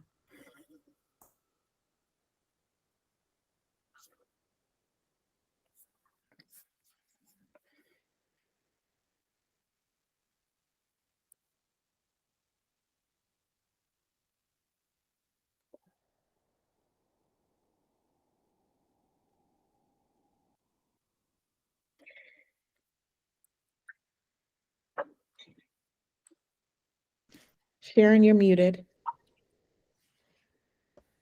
Sorry about that. I just wanted to put in a word on behalf of this organization in that I've kind of lived all over the state, and right now I'm living in Carroll County, and I can just tell you that the farther west you go in the state, the demographic changes a bit, and the amount of cultural activities that is available for the constituents in other counties farther west is very limited. And although maybe what they are showing in their particular county is not what you would see in Baltimore County or in Montgomery County or Howard County, it does in ways, meet the needs of what they have out there. And I just feel like we shouldn't overlook them only because their program is different from other programs that we're looking at here. I just wanted to add that because I think they are in need like everybody else, and they are trying to fill a need that they have out there and bring some culture to that part of the state. So I just wanted to throw that out there for whatever it's worth. I wanted to follow up with that and say that I definitely agree, because there were a couple of other organizations that are located in rural areas that, they are serving their population, and they're well attended. They get a lot of participation, and when I look at the audience at Hagerstown, I mean, it was just felt like a joyful experience, and they may not have all the DEI sort of notable, acknowledgments, but they're definitely serving a purpose. And yes, it is hard to get cultural events and organizations. The more you out in the counties, in the rural areas, I'm sure you guys at MSAC are aware of that also. Thank you, Sharon and Alonzo. I do recognize the point in that the demographic is different. I would encourage the organization to consider other strategies outside of just contacting their existing audience to help broaden their perspectives. I believe right now their primary modes of collecting feedback are through individuals who are already participating in their events. So I do think there are some opportunities to expand those perspectives to reflect kind of those broader community desires and perspectives. That's a good point, Arissa. That's a good point.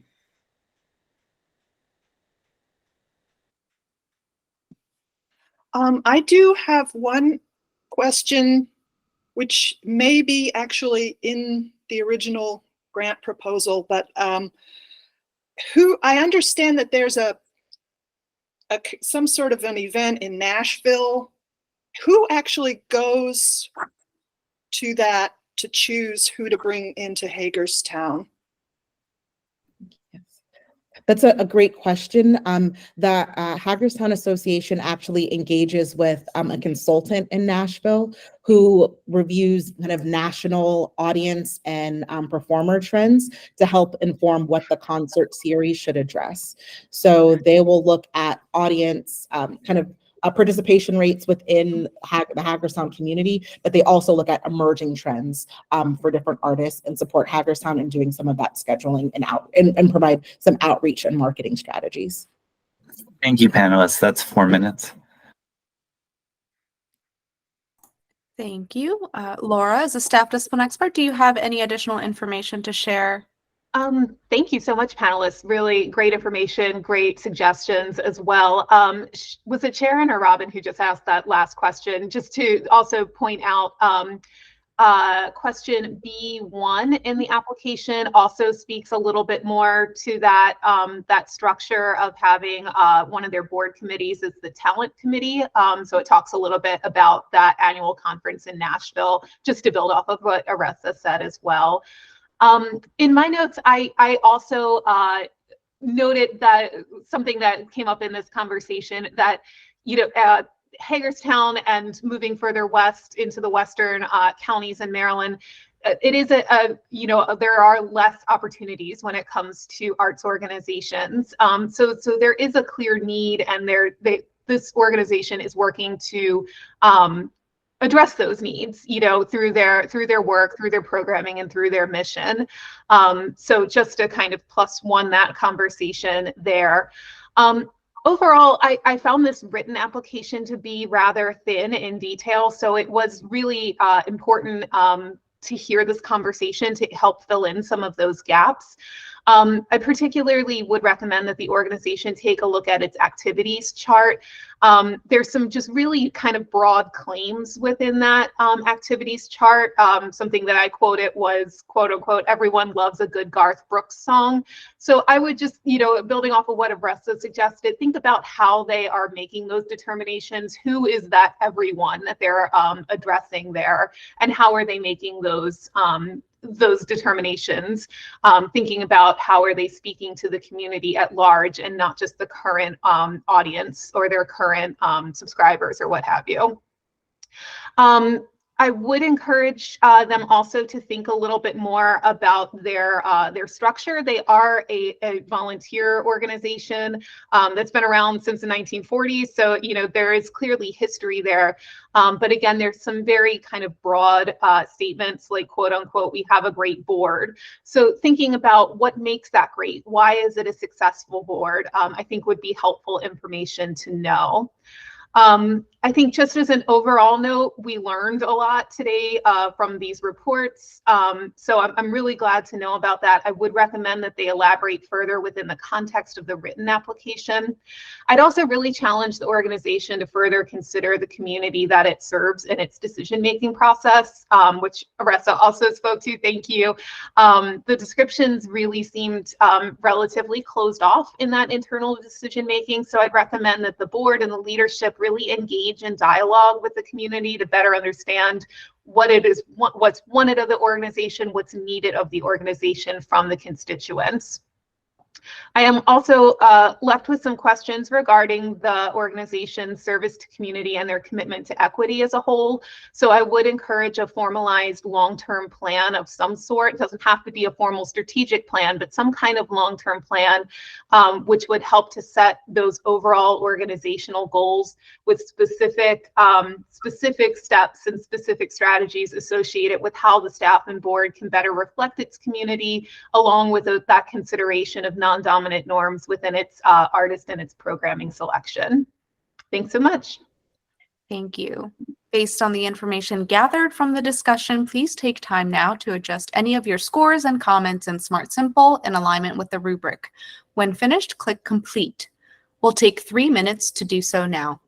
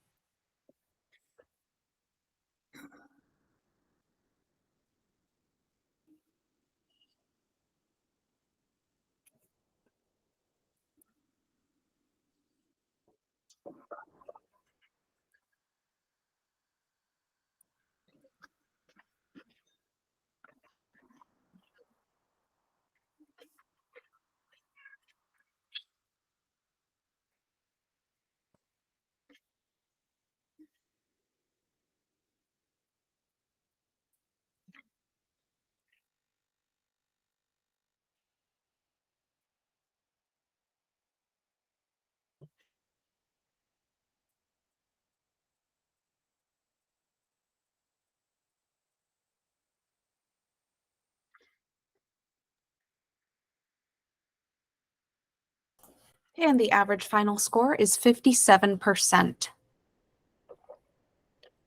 Next, please open application from the Hartford Ballet Company, DBA Ballet Chesapeake, application ID 2024-17641. The average initial score is 83%. The panelists that conducted the artistic activity visit, Robin, will now have 2 minutes to share any information gathered. Thank you, and I will read the correct script this time. Okay, I attended a Saturday morning story reading and short performance by Ballet Chesapeake of excerpts from Coppelia at the Essex Public Library north of Baltimore. To begin the free event, Executive Director Caitlin Weber invited the children in the audience to join her in a circle on the floor for a reading of the book Coppelia. Then Artistic Director Shana O'Brien explained that the company would present highlights from a full-length ballet.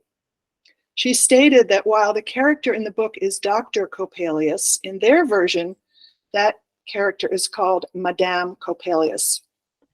I recommend keeping the title of the character as doctor because there are doctors of all genders. It turned out that the accomplished dancer performing Coppelius was costumed in a black gender-neutral waistcoat and tall boots. All the other dancers wore variations of peasant dresses in satin and chiffon. Due to the carpeted stage area, there was no point work for the dancers' safety. They wore either ballet slippers or low-heeled character shoes. The dancers were well rehearsed and had strong ballet technique and musicality.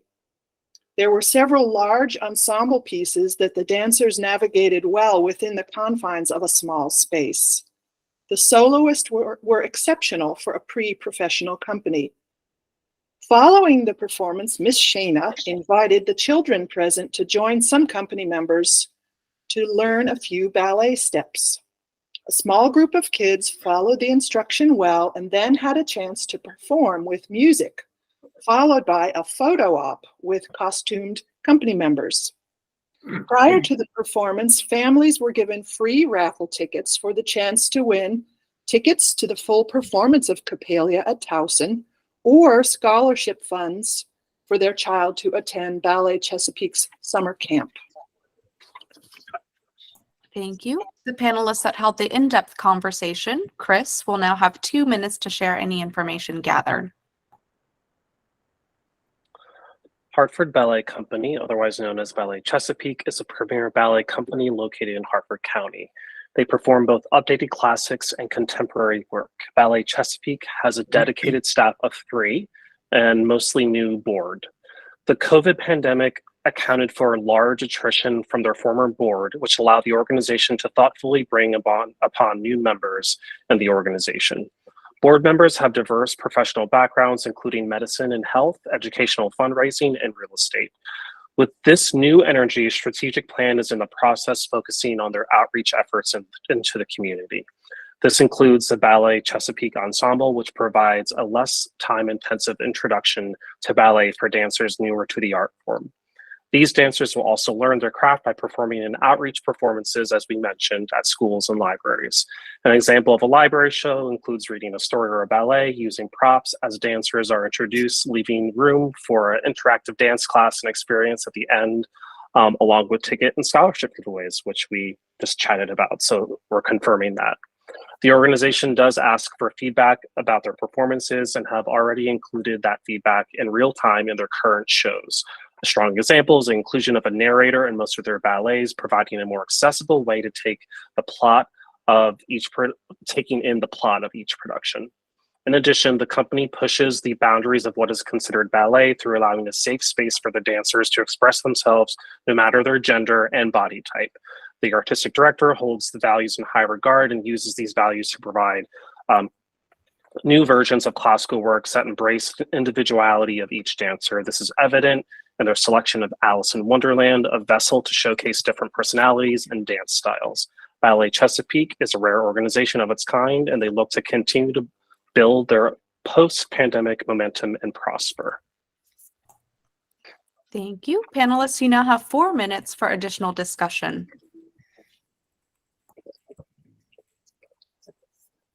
I'll just add here a bit of a personal story that they shared.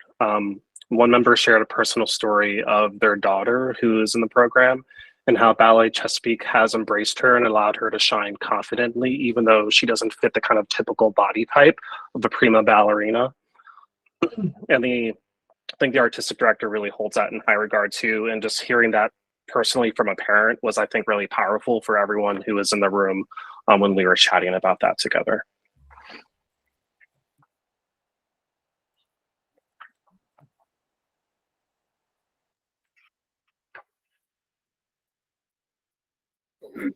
And I would add also that in chatting with the directors beforehand, that was the first time that they had done a performance at the Essex Public Library, because the demographics in Essex are quite different from Harford County and even Towson, for that matter, where they perform. So that was refreshing for me to see who showed up, who, you know, from that community. There was a lot of diversity there.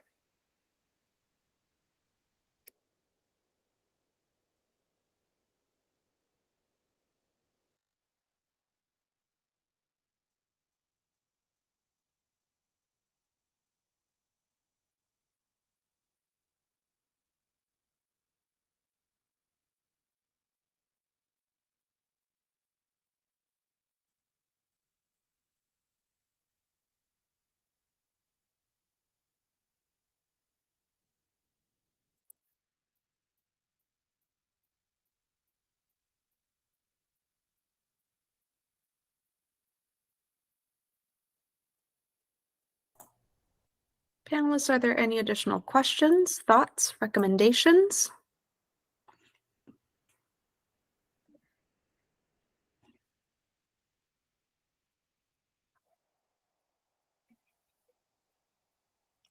If not, Laura, as a staff discipline expert, do you have any additional information to share?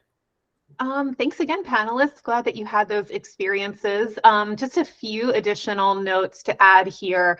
I also noted that there is a new board, basically an entire new board in place. So I think with that has come a lot of new energy. They're thinking about new ways to be out there and responsive to the community, which I think we heard in those examples that the panelists shared.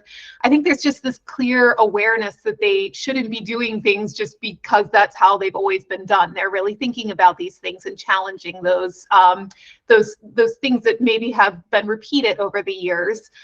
They noted that they've recently, quote unquote, broken the mold for the season selection. So they reached out to their dancers and they found out that they wanted to create more original works. So that's how that's why they decided to do this new Alice in Wonderland production. So that's a really great example of incorporating internal feedback and thought into their decision-making process. And Chris also spoke to that that feedback loop and how that's, you know, really becoming an important part for the organization.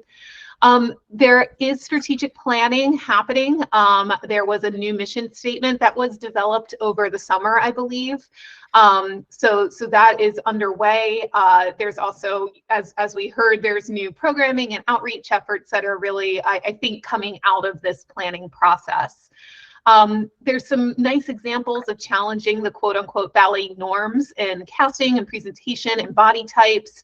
I would just encourage the organization to continue that consideration and think about too the stories that they decide to take on in their original works and how they might incorporate non-Eurocentric and non-white fairy tales and legends and other stories into their work.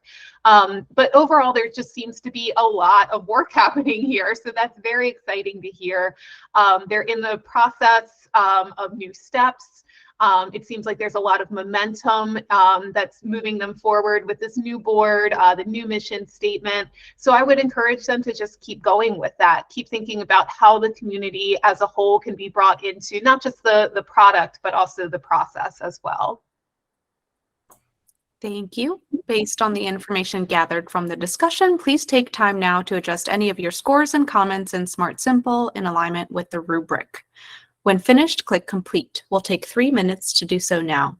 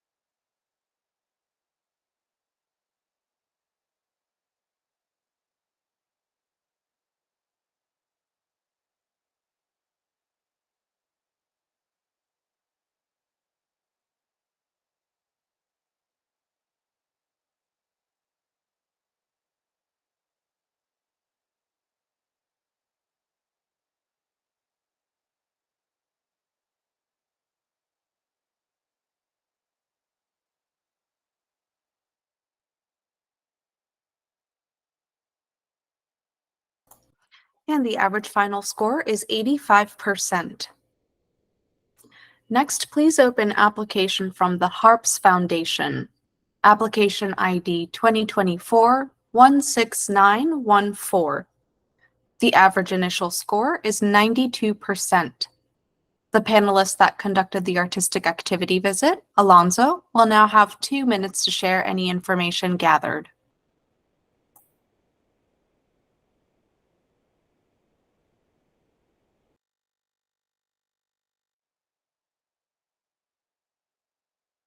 Alonzo, if you are speaking, we are unable to hear you. Sorry, I have the harps as interview, in-depth interview, and not as an activity. Maybe I'm wrong.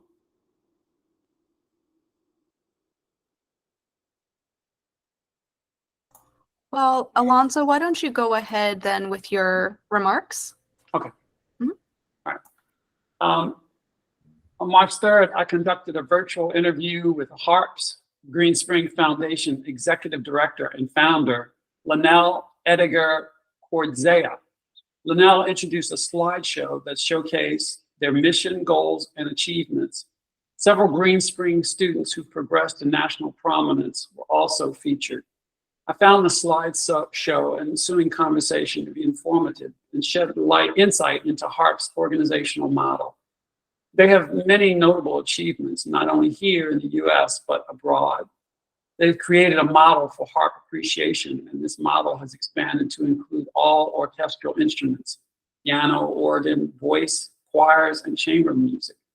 I came away with the distinct vision that Green Spring has crafted a very workable strategic plan for the present and the future. Talent is everywhere, opportunity is not, was the title of a particular slide that caught my attention. While this truth rings true in so many aspects of life, this acknowledgement speaks to this organization's desire to flip the blueprint. Part of Green Spring's vision is to showcase the harp as a more accessible instrument and reveal how it can adapt to many musical styles and be equally as transformative for any student and any audience.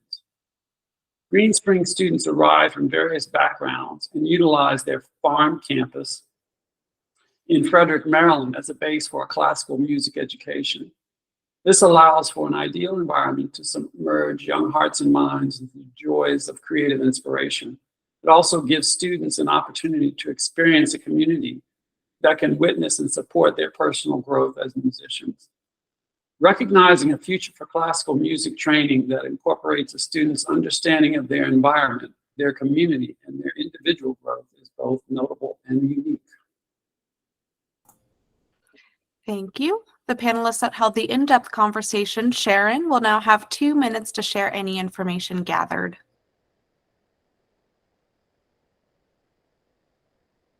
Sharon, if you're speaking, you're muted.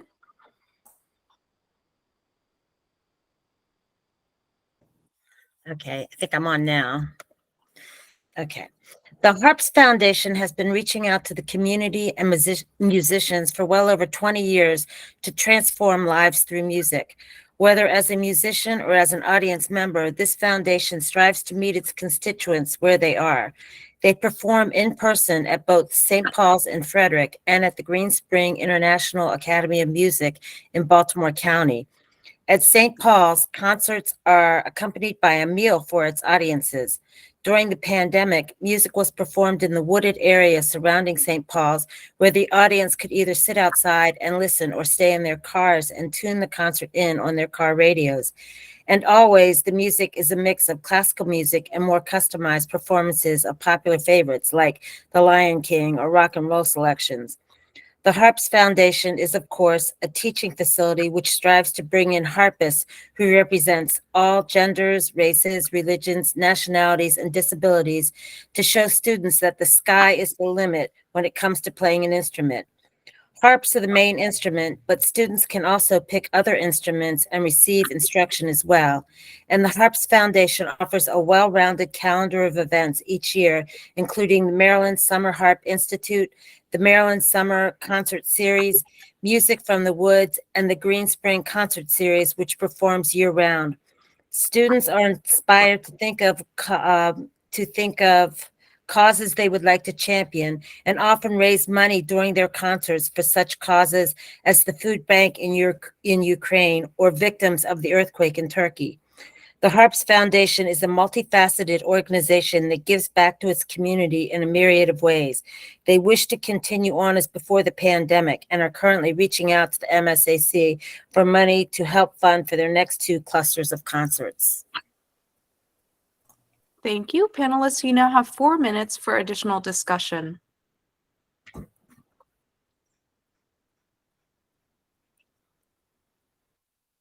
just wanted to add that they have several former students who have gone on to prominence. One is currently with the Los Angeles Philharmonic, and the other is on the cover of Harps magazine, which in the harp world is, I guess, as high as you can go magazine-wise. But they're also very committed to making as the harp less of, shall we say, an elitist instrument and more something that can be incorporated into a variety of styles. They have they showed an example of how you can use the harp to mimic an African instrument. And their outreach is pretty vast. They recently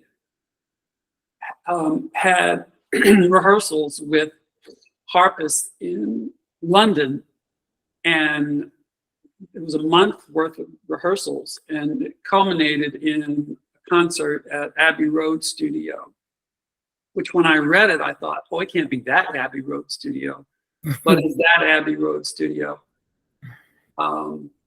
So all of that is grand, but also the idea of where they're at, where they're currently rehearsing in Frederick, Maryland as their base.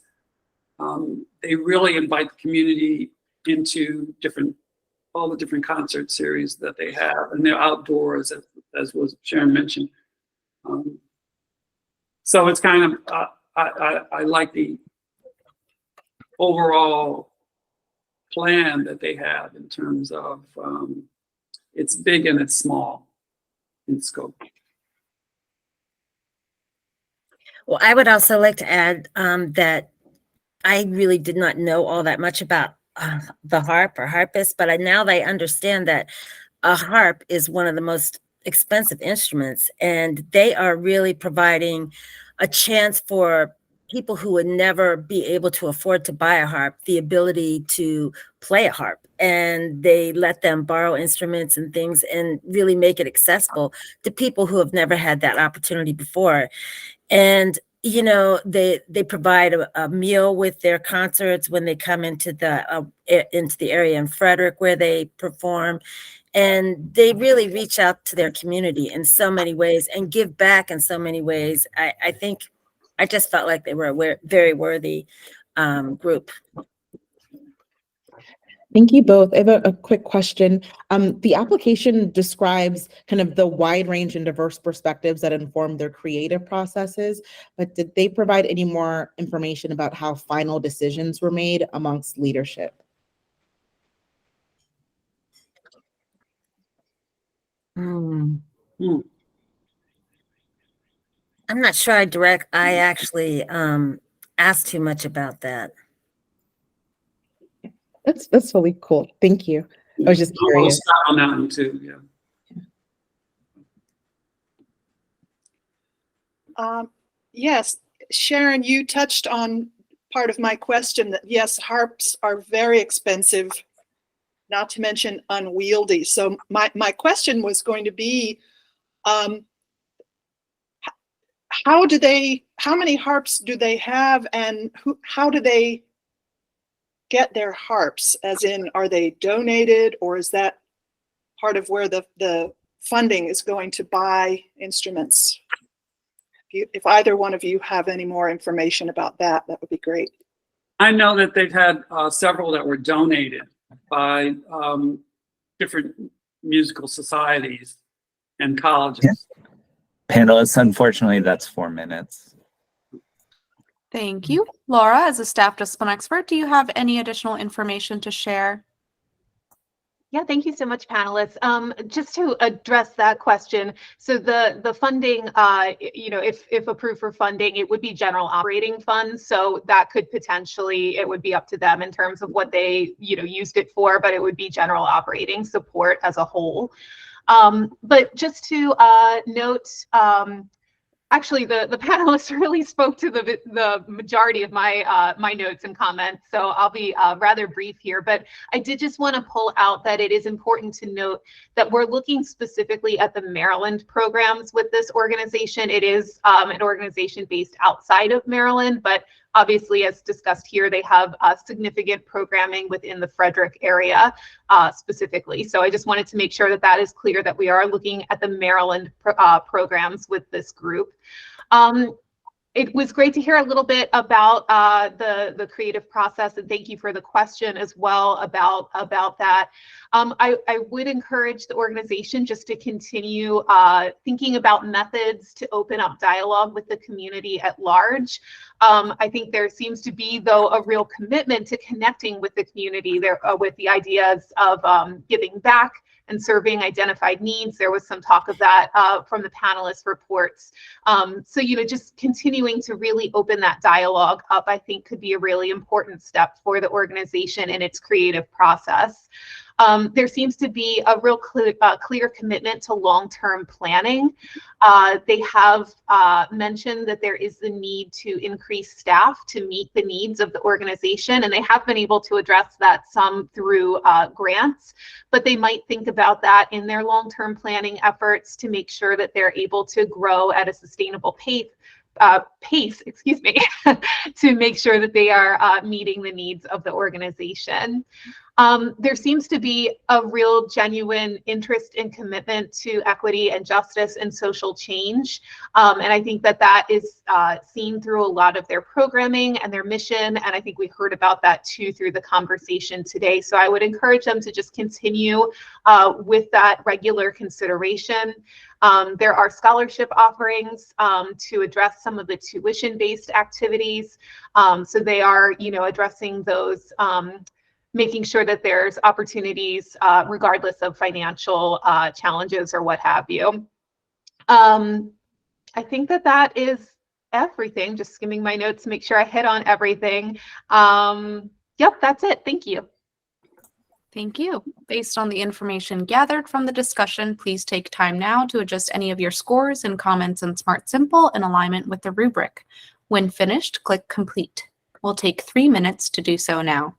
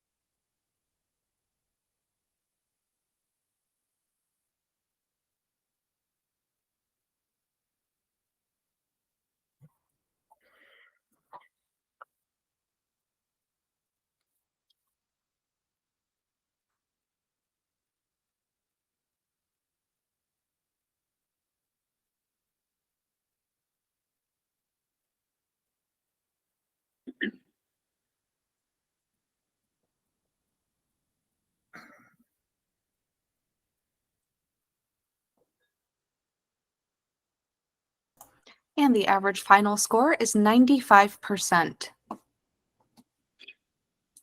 Please open application from the Howard Community College Educational Foundation. Application ID 2024-17335. The average initial score is 87%.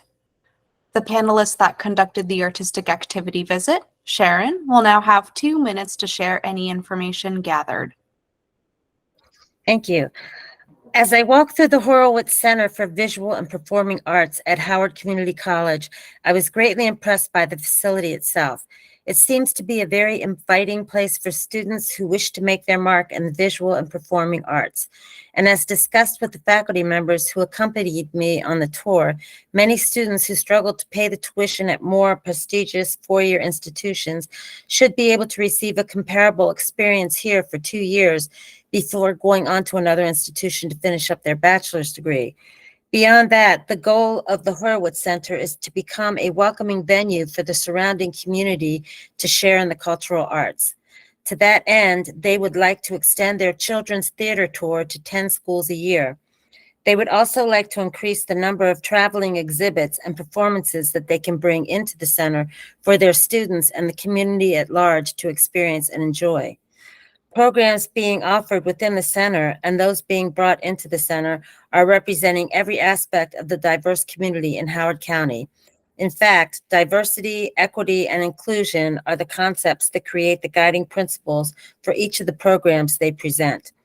They are trying to include more artist talks to increase understanding of how the visual and performing arts represent the community at large. Lastly, Howard Community College is currently in the process of shifting to shorter terms, creating 5 terms a year. One of these terms would be offered in the summer, ensuring that these facilities would be in use year-round.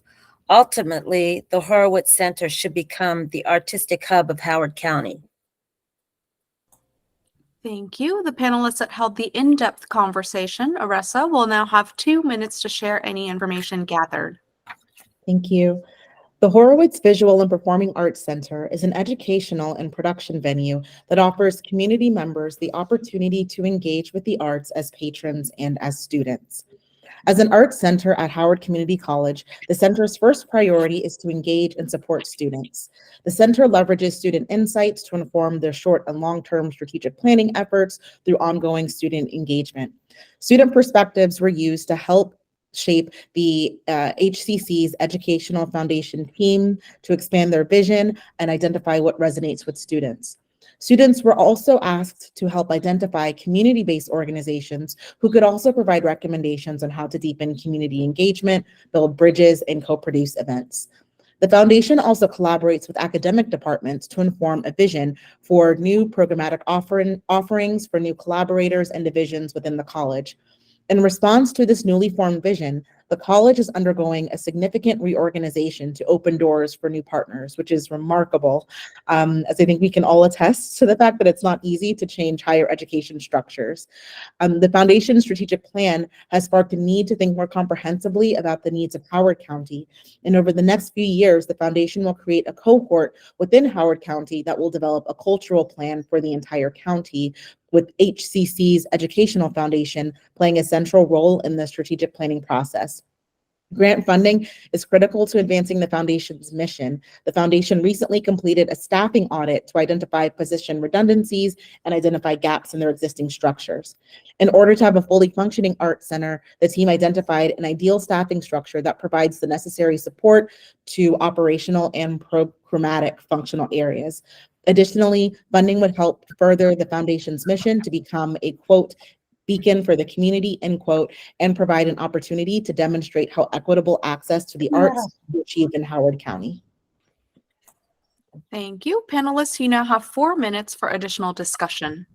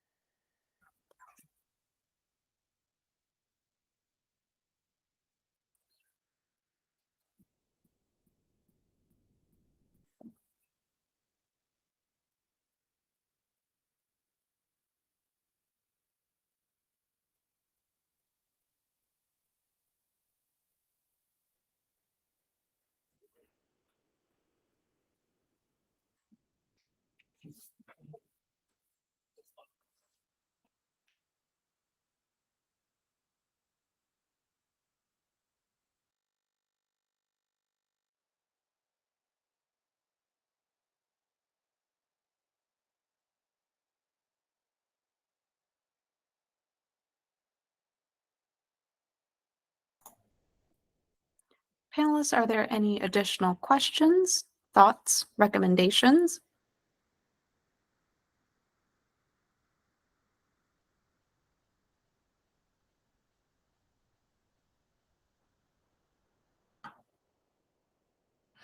If not, Emily, as a staff discipline expert, do you have any additional information to share? Just a couple of additional points, and thanks, panelists. Sharon and Aressa, I appreciate the additional information and knowing about your experience. I had a couple of notes around their growth and leadership transition, as Aressa mentioned, resulting in that new strategic planning effort, new mission statement, and a focus on diversity, equity, and inclusion, which I appreciate. I also wanted to note that there was a closure of rep stage that was previously at the community college, and this has also opened up additional space for further opportunities to present and partner and reach wider audiences. So I think with that in mind and their strategic planning, they'll be able to continue that focus on partners, which I also encourage further as well. I also wanted to note that there's a lot in their application around the student involvement, and what for the State Arts Council's purposes, we would be looking at supporting those public and community efforts that they're producing at the Horowitz Center, and not necessarily those activities that are based in tuition-based curriculum for the students. So I just wanted to uplift that note in particular. I was curious to know about how they might be initiating and receiving feedback from partners and the audience and the community further. So would recommend they just clarify how they may be implementing any evaluation tools that would help support that additional forward thinking in terms of creative process and strategic planning. Aressa, I was glad to hear about the cultural cohort, I believe you mentioned, for that further planning with strategic planning for the county and using the community college's model as a tool and to use in that conversation. I would be interested to know if the Howard Center is involved with the college's strategic plan further, and if the arts are a part of that discussion, or if they have their own strategic goals within the overall community college's strategic plan. So clarifying that would be helpful in the future. Additionally, I would encourage them to think a little bit more about how challenges are being addressed regularly. So when might this take place, with who, just how are they identified and addressed on a regular basis? And also, I appreciate the data of how the board and the staff are reflective of the community that they mentioned, but I'd be interested to know what strategies are in place to ensure a diverse hiring practice or other ways to support that diversity, equity, and inclusion across board, staff, and volunteers, which I know they're driving into that, and that's part of their overarching goals. So just how to dig into that a little bit deeper and to ensure it's happening and that they're reflective of community.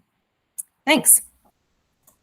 Thank you. Based on the information gathered from the discussion, please take time now to adjust any of your scores and comments in Smart Simple in alignment with the rubric. When finished, click Complete. We'll take 3 minutes to do so now.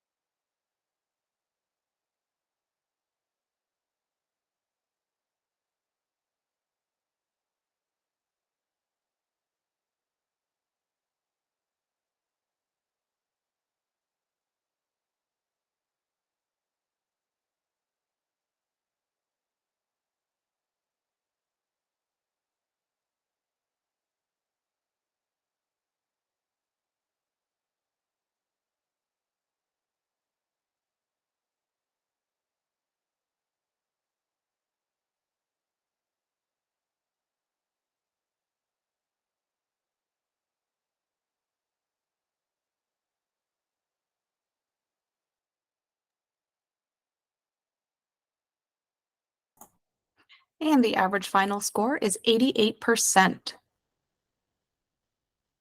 Panelists, we had scheduled a break in after that last application. However, we are running ahead of schedule, so I just wanted to check in and see if you would prefer to do one more application before taking a break, or if you would prefer to take a break now. Could you let me know your preference?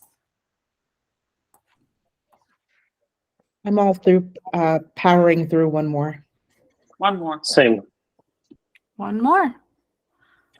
All right, then we will proceed and do one more review. Panelists, please open application from Maestro Ensembles, Inc. Application ID 2024-16740. The average initial score is 93%. The panelists that conducted the artistic activity visit, Chris, will now have 2 minutes to share any information gathered. Thank you. Maestro Ensembles provided an in-person artistic activity to illustrate their work in providing music lessons to elementary schools in Baltimore.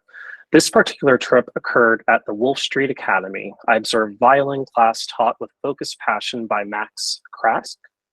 Board Chair Betty Gales and program staff member Ting-En Wei were also in attendance. This class, with an intimate group of 4 elementary students, 2 students were absent that day, was a concrete example of how positive reinforcement and scaffolding techniques can provide a supportive environment to learn. The intimate class size, which is a purposeful decision, provides a manageable space where all children receive the one-on-one attention that is needed. Max provided a calm and orderly classroom experience where children were full aware of expectations. Treated like professionals, they knew when to be in their rest position and when to be in their playing position. The focus of the lesson that day was the elevator song that created an accessible way to work on finger skills while working on the A string. The lesson provided multiple ways for students for differing abilities to access the information by using visual examples from the teacher, repetition, and peer positive reinforcement. Students who represented the diverse fabric of Baltimore were extremely focused and practiced active listening during the entirety of the lesson. Max structured this lesson to properly scaffold, first by teaching finger placement on his own, then allowing children to play together with him, and then allowing them to play individually with him playing behind them. This provided them the confidence to master this lesson appropriately. 3 other schools were currently participating in this program with a final concert, bringing them all together to commence later in the year. The devotion of Betty Gales did not go unnoticed, as she too pushed into the lesson appropriately to offer opportunities for teaching also the teacher.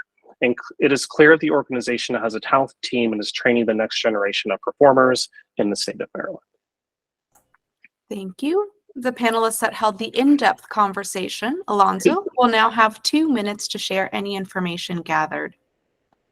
On March 3rd, I interviewed Betty Gales, the president of Maestro Ensembles, the Bridges program, along with board members Kevin Gillis, Nancy Patrick, and Jada Bryan. My chief takeaways from our meeting are that Maestro is very much aware of their mission, which is giving underserved Baltimore City school students equal access to high quality string instrument instruction, orchestral experiences without regard to financial circumstances. Their struggles are both financial and resource related. Their main obstacles being: 1, finding board members who are willing to be hands-on; 2, locating funding sources; and 3, getting access to string orchestra instruments and instructors willing to devote the time and energy that Maestro clearly needs. Maestro has a clear vision. They've shared pictures and videos of their success in working with students, particularly students completely new to string instruction, but they need help in several key areas, chiefly implementing the logistics and instruments necessary for string instruction to city school students. Also, having a vital and necessary strategy to take their vision to the next level. What stood out in our conversation was Maestro's awareness of these challenges and their desire for their organization to evolve. To maintain the core of their diversity, they face major hurdles, one being the lack of music instructors of color. Their diversity, they face major hurdles, along with having a program director to coordinate activities. The images and videos of students learning to play string instruments was a source of pride for the board, and rightfully so. They present a wonderful gallery of interaction. With a more comprehensive approach, Maestro's mission can be achieved.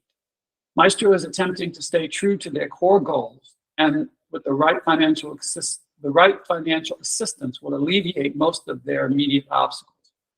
And to an even greater extent, their board feels that having the acknowledgement and recognition from MSAC would help further promote their brand and lend more legitimacy to their cause. Panelists, thank you. That's time. Thank you. Panelists, you now have 4 minutes for additional discussion.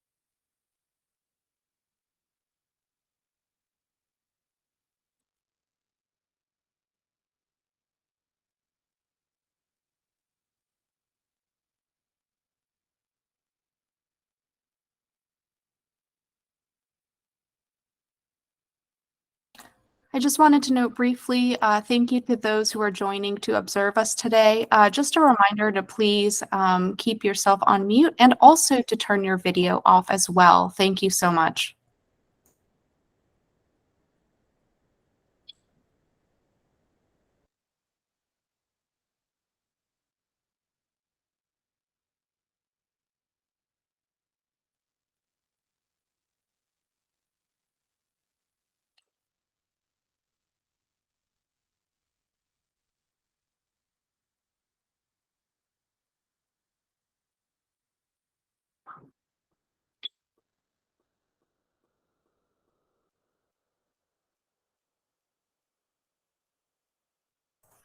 Panelists, are there additional questions, thoughts, recommendations?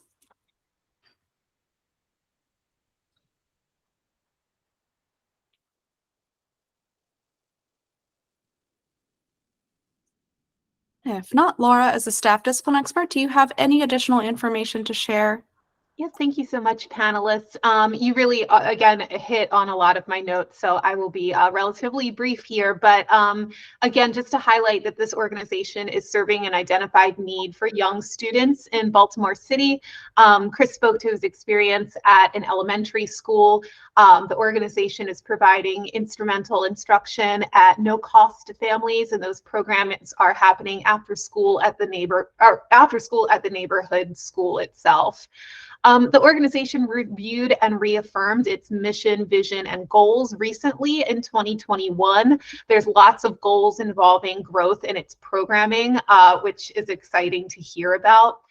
I would encourage the organization, especially in this period of growth, really think about that creative process as it relates to the programming and encourage methods of open dialogue with the community to really understand what is wanted and needed of the organization, and thinking about the wider community. So not just the students and families that they currently serve, but those that you're not currently serving. How are you dialoguing with them to learn what they want and what they need of the organization?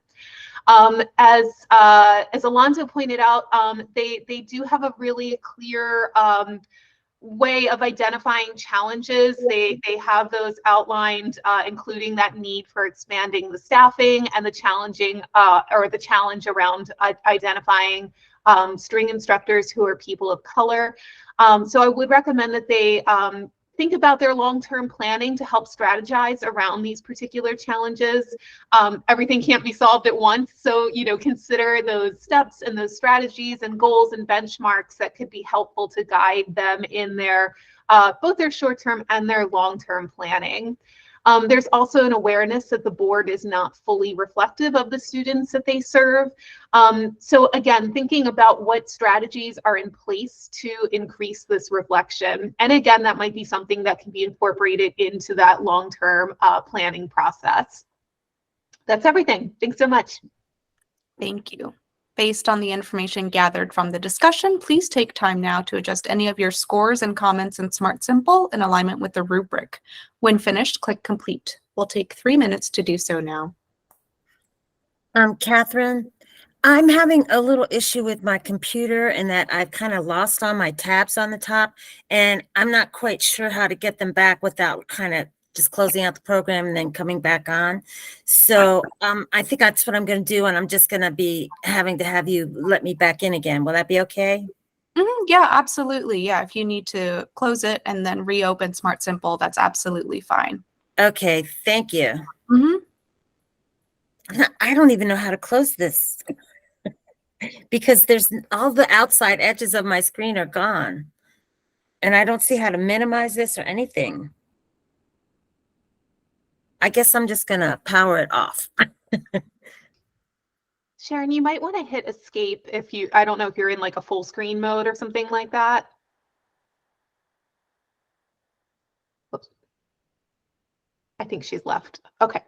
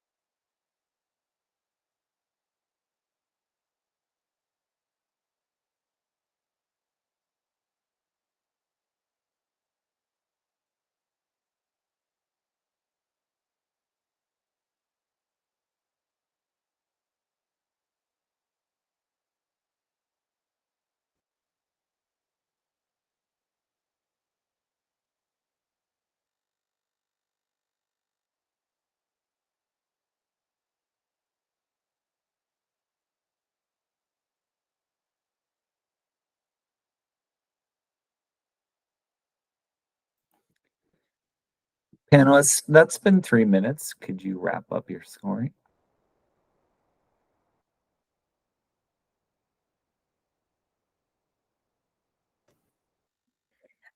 Catherine, I have gotten back on, and I also I completed my thing. Did you get my completion? Yes, I did get your score. Thank you. Okay, good. Robin, I think we're waiting for a score from you. Are you able to click Complete there? I see your score now. Thank you. Yeah, I finished it and I forgot submit it until that friendly reminder. It must be time for a break. Right. Yes. Yep. We're going to average those right now. Thank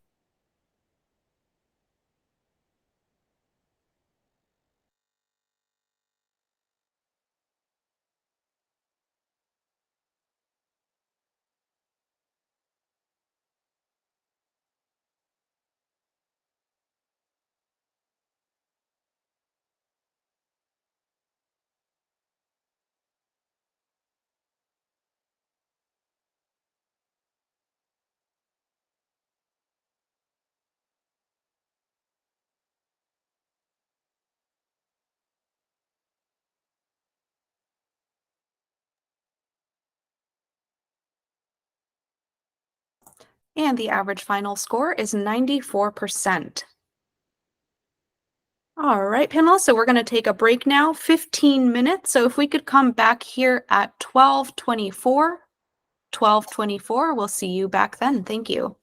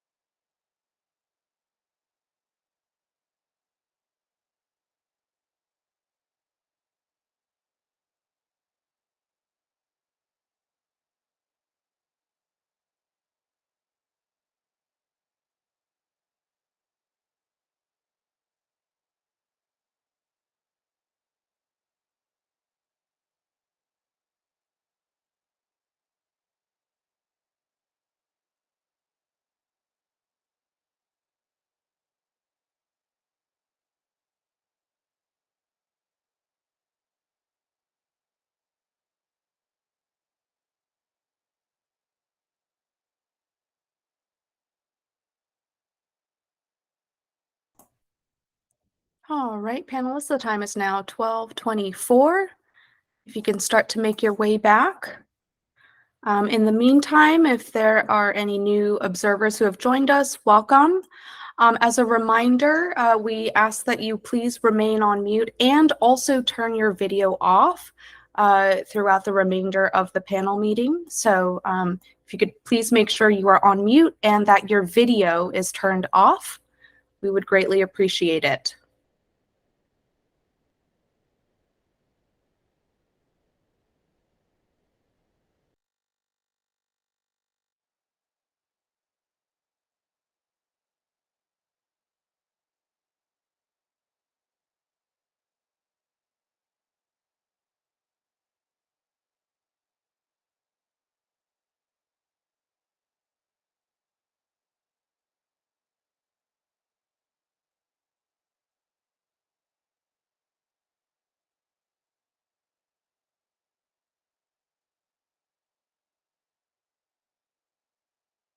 Before we get going here, I think we have a Dana Burton who has joined us as an observer.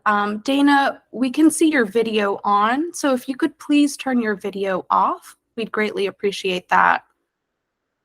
There should be a camera icon on the bottom next to your microphone icon, and that's what you would click to turn your video off.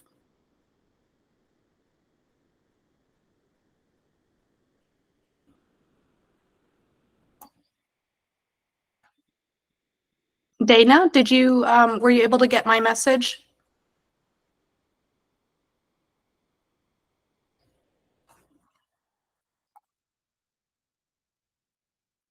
All right. Maybe we need to try something on chat here.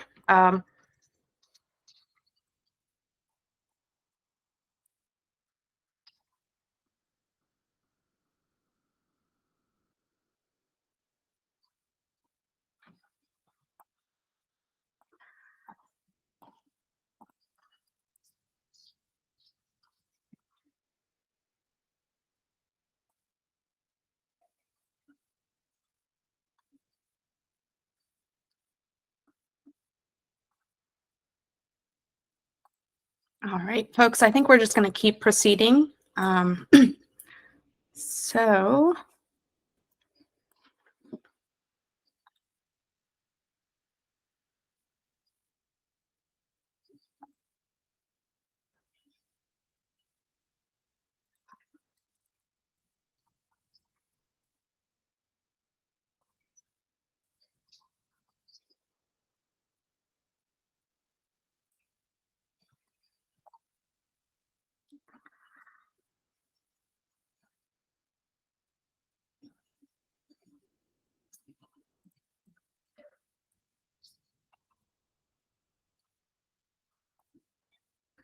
all right, panelists, please open application from the Maryland Writers Association.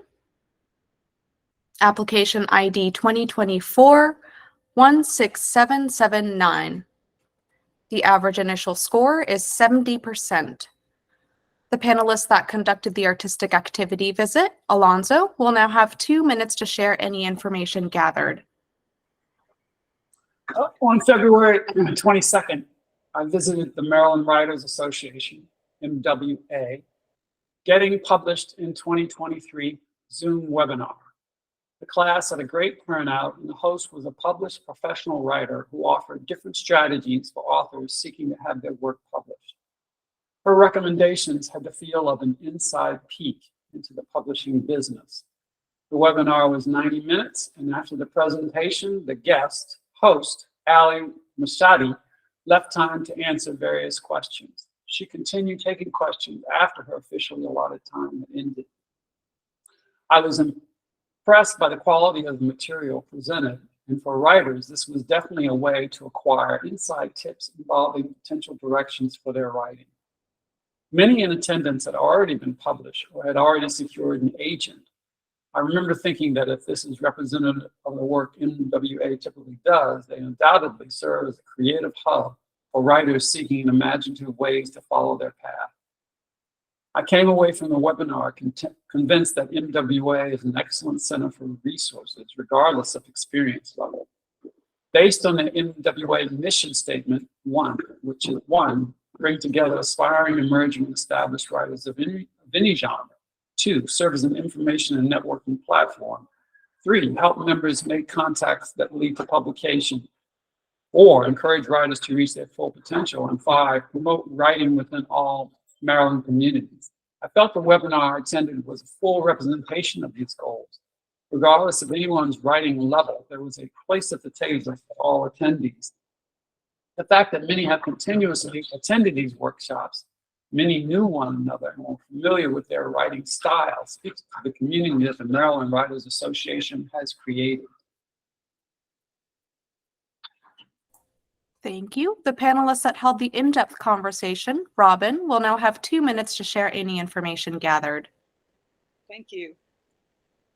The Maryland Writers Association, MWA, is an all-volunteer, not-for-profit organization dedicated to supporting the art, business, and craft of writing in all its forms.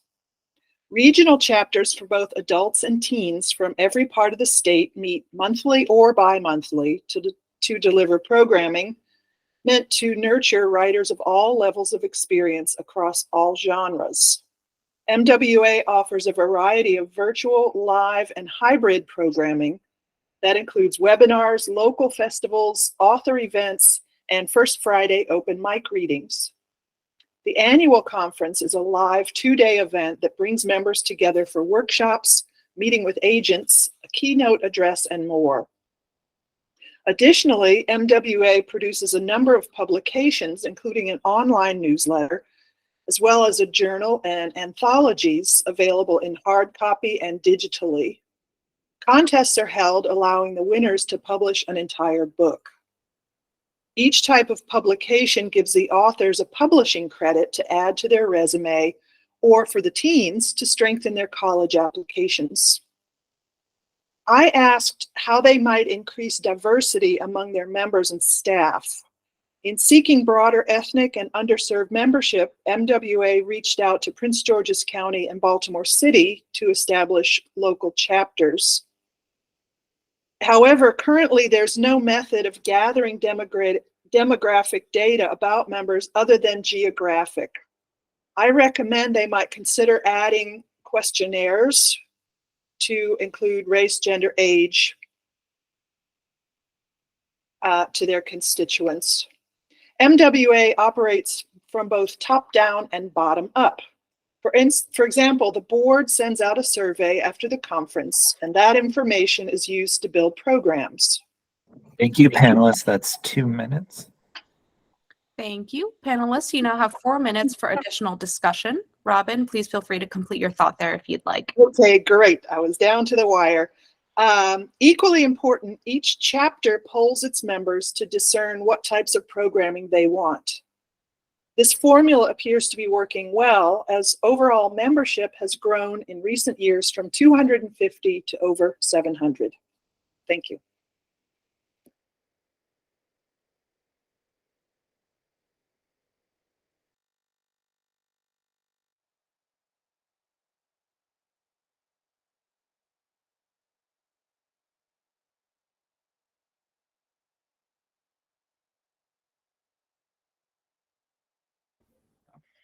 I just want to throw out a comment, if I may, in that, I noticed that in the organizations that we looked at, there were very few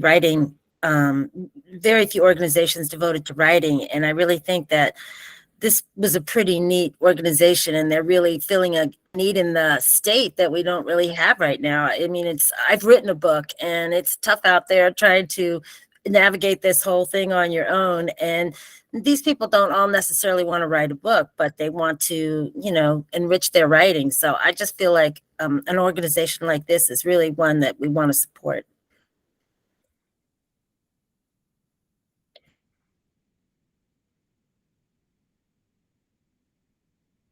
I would follow that and say, I kind of, I guess my own impressions of, a writing workshop or Zoom class were that, writing is such a singular discipline.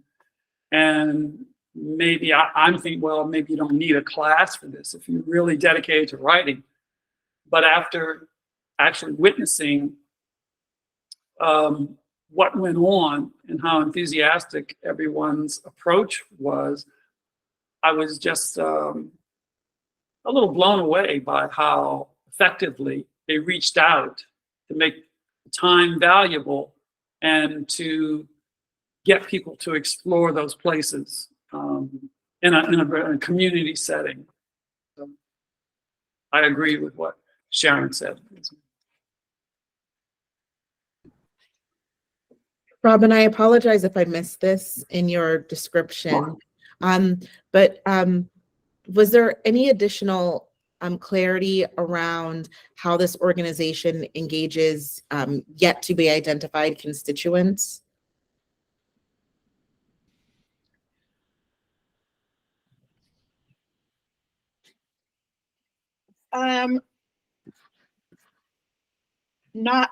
Not specifically. I'm looking at my notes.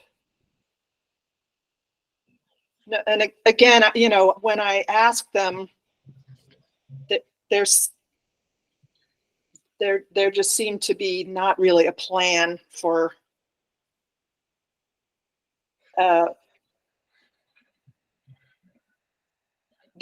it seems like they're more looking at location, you know, covering every region, but as far as what goes on within each chapter, I think it seemed to me that each chapter kind of has a certain amount of autonomy as to how they function, but that's about all I could speak to that. Thank you. I agree with others that this is, I think, addressing such a specific, unique need, and would recommend that the applicant try to identify some strategies or identify ways to better describe what some of those individual efforts are around chapters to strengthen their application. Panelists, that's 4 minutes. Thank you. Thank you. Laura, as a staff discipline expert, do you have any additional information to share?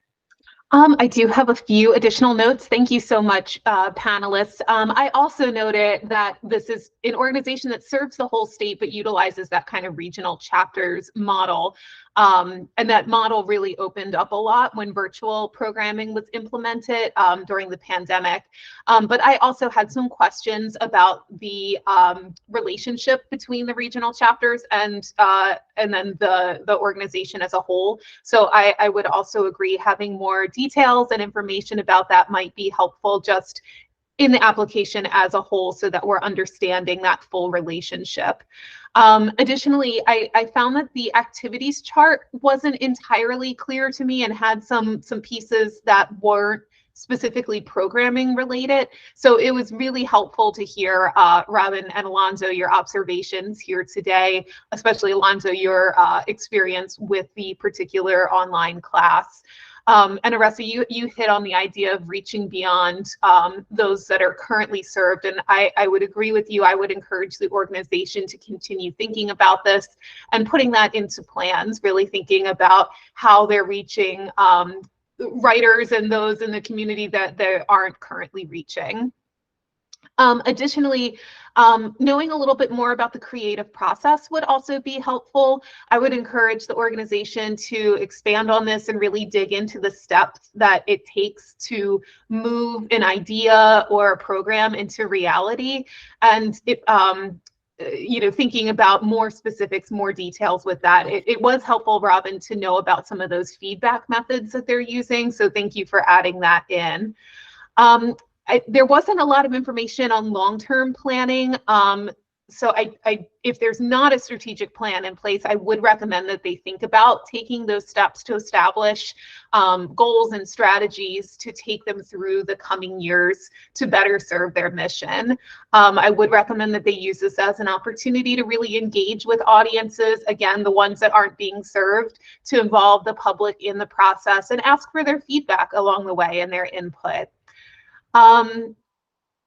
Additionally, not a lot of information on demographics and that type of information. Robin, you added some suggestions around this, and I also agree with that. And also just a note that this organization relies heavily on earned income. So I would recommend that they begin taking steps and planning to diversify their income streams and focus on increased contributed income. And again, that could be something that could be incorporated into a long-term plan so that there's strategies to really increase that contributed income. That's everything. Thank you. Thank you. Based on the information gathered from the discussion, please take time now to adjust any of your scores and comments in Smart Simple in alignment with the rubric. When finished, click Complete. We'll take 3 minutes to do so now.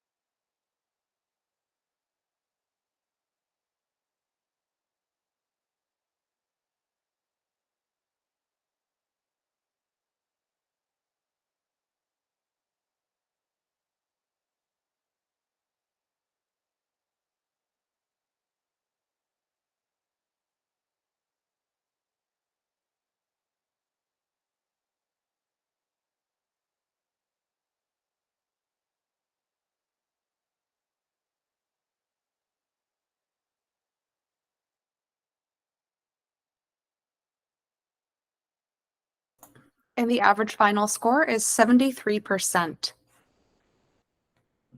Next, please open application from the Midshore Community Radio. Application ID 2024-16682. The average initial score is 89%. The panelists that conducted the artistic activity visit, Chris, will now have 2 minutes to share any information gathered. Thanks. Midshore Community Radio, located in Cambridge, Maryland, provided a roundtable listening session for their artistic activity featuring 3 of their radio hosts. Annie Watts from Woman Wattage, Donna Flags from Lady Spins the Blues, and Kurt Major, aka Smooth Operator. Each dynamic radio host solidified their passion for their own genres through a live Q&A session, followed by their favorite pre-recorded clips of their respective shows. A highlight included one audio clip that connected the Mardi Gras holiday to its relevant blues inspiration, then tied that back to live event happening in Cambridge, all without skipping a beat. The more experienced hosts are facile with language, but are also well connected in their community. A strong example is the radio host Kurt, with the organization for 1 year, who was brought on board and offered 3 regular shows after a series of conversations with one of the founders while out in Cambridge. In addition, they have younger interns that not only work behind the scenes, but also give voice to the shows. Annie Watts brings in younger folks and people of color to have their own time on their microphone, even providing a prime mid-afternoon slot to a young man of color who has become a local favorite.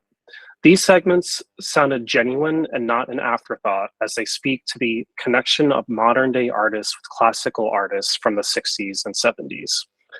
In addition, another host, Donna Flags, regularly travels to meet and listen to the latest in blues genre, asking prominent musicians to do station IDs. As an organization, they are being more intentional about their values, and that coupled with their passion provided for a rare gem in Maryland. Thank you. The panelists that held the in-depth conversation, Sharon, will now have 2 minutes to share any information gathered.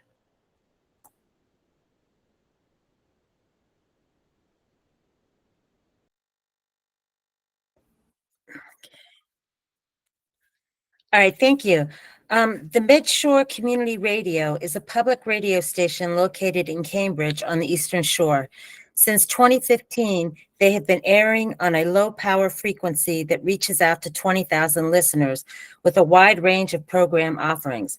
From the station's inception, the doors were opened for anyone with an idea to come in and create a show to air.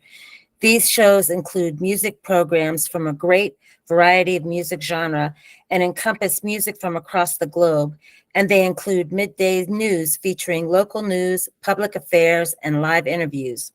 The station embraces the rich history of the Eastern Shore in their programming.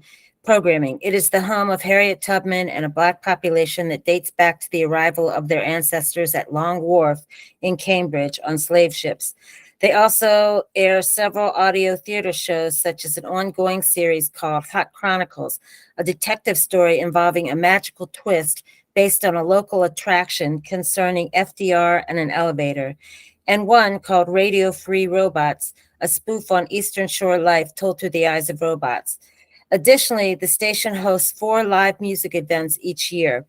Many of the show hosts are board members for the station and combine their talents with other community members who bring their areas of expertise to the productions and daily operations of the station. All but 2 interns who work at the station are volunteers. Currently, the station is in the process of moving to a high power frequency that will serve over 200,000 listeners in the whole of Dorchester County. They are in the process of raising money for their move to the more expansive location and for the much larger tower needed to reach their new constituents. Thank you. Panelists, you now have 4 minutes for additional discussion.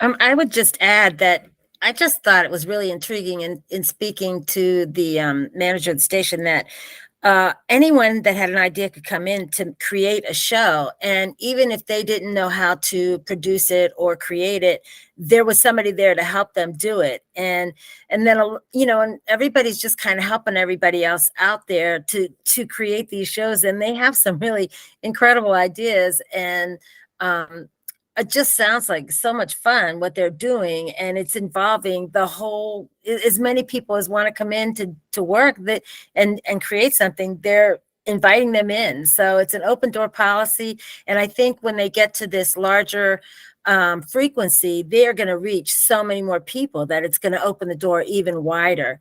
So I just think they're a really great organization, and I love talking to them. They were great. Yeah, I have to piggyback off of you, Sharon. I agree with that statement. It seems like they have a very open and collaborative atmosphere there. And even when I was having the conversation with them, there was an intern running kind of the technical element of things. That intern then was brought on camera, and he talked a little bit about his experience kind of impromptu, which is really great. So I feel like it does feel like a very collaborative environment run by some folks who are really dedicated to music and know a lot about the industry, but also it's not just about their name. It seems like they're really trying to bring in the community in a true way. Thank you both for that. You reminded me of, I was just reviewing my notes of my favorite part from their application. There was a statement that said, we don't just involve constituents in our area with programming decisions, they are the programming decisions. And I think it's clearly reflected in both your conversations and then in the visit you conducted.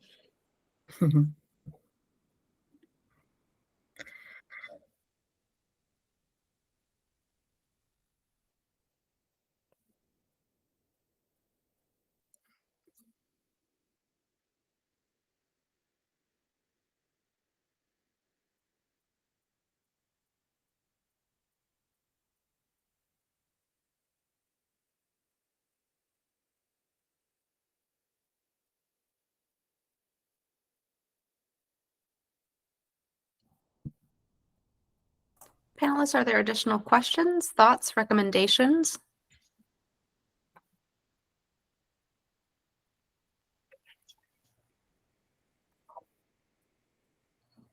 If not, Laura, as a staff discipline expert, do you have any additional information to share? Just a few things, Pounce. Your experiences really validated a lot of my notes and comments. So I'm so glad to hear all of that about your experiences.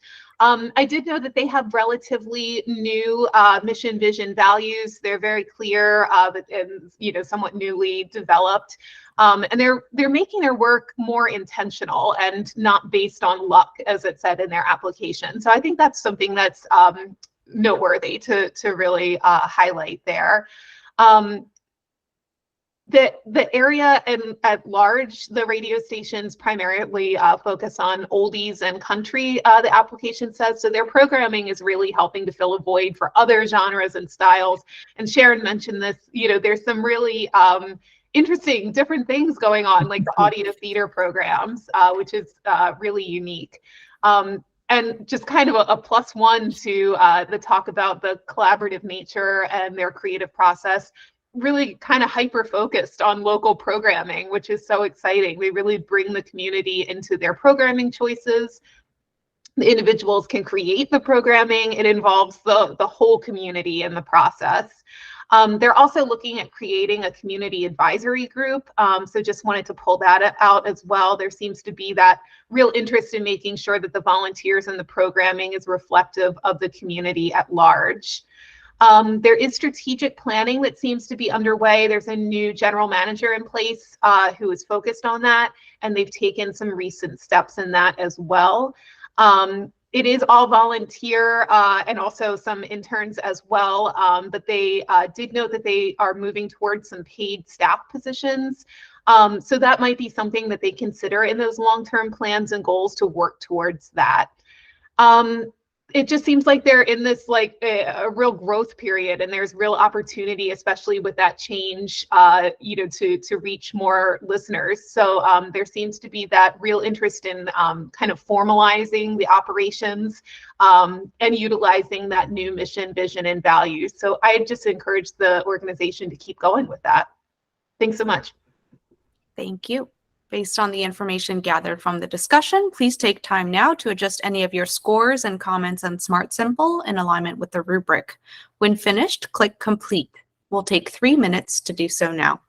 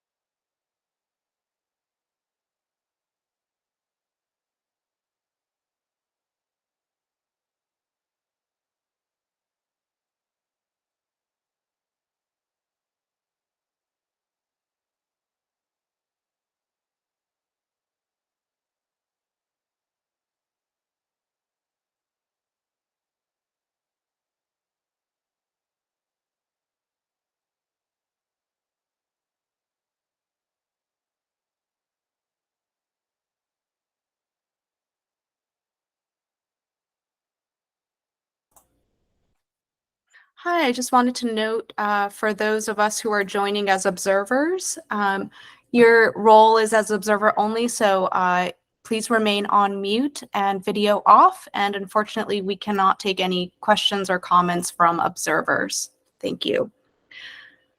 The final average score is 93%.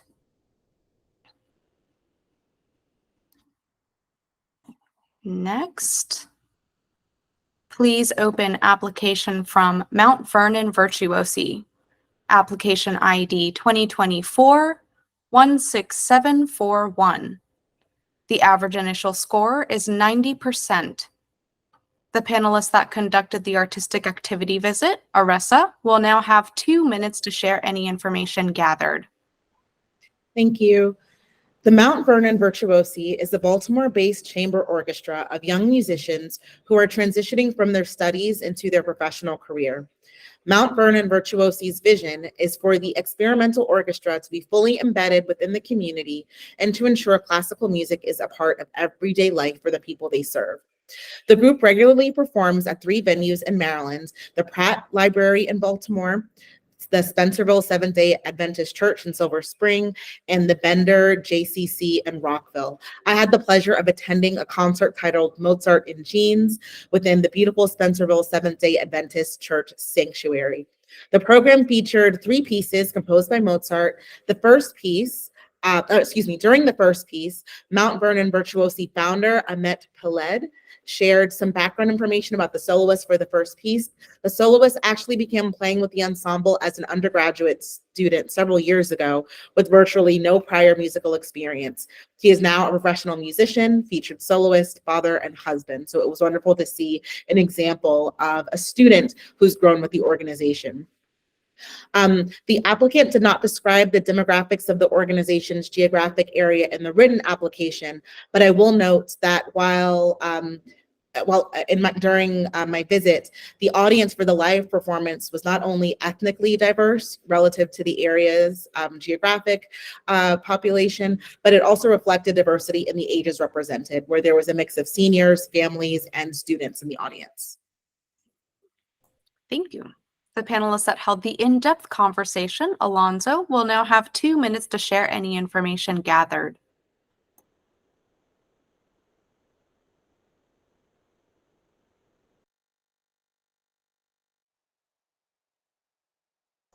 Alonzo, if you are speaking, you are muted. Rookie move, rookie move. My interview with the Mount Vernon Virtuosi was conducted with founder and artistic director Ahmet Peled, and later we were joined by Dorothea Raz. Director Peled very passionately painted a full picture of the vision Mount Vernon aspires to, along with details regarding their current presentation. In terms of activities, they've established a partnership with the Enoch Pratt Library Early Childhood Literacy staff to conduct a series of musical storytelling sessions. 2, they've launched Every Child Deserves a Voice, an after-school strings education program at Kip Harmony Academy. And 3, overseeing the MVV Orchestra's concert season, which includes venues at the Bender Jewish Community Center of Greater Washington and Rockville, Spencerville Church in Silver Spring, and the Enoch Pratt Free Library in downtown Baltimore. The Bender JCC also hosts MVV's Family Concert Series presented prior to each of its main stage performances. In only their 5th year, MVV is on the cusp of starting construction of the Mount Vernon Virtuosi Music House in East Baltimore, which will serve as home to members of the orchestra and also serve as a base for rehearsals and gatherings. Mr. Peled admitted the importance of having their musicians embedded in the Baltimore community. The MVV Music House essentially will work as an incubator for aspiring musicians. Its purpose is to have musicians integrate in a variety of community venues and activities.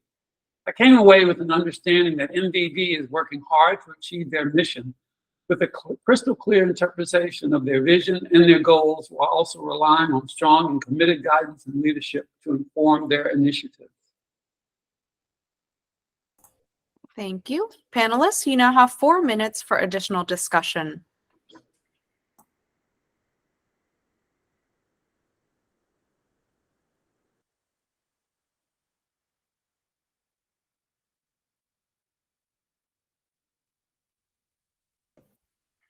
I was just wondering if we had a sense of how many people were involved in their programs right now, currently.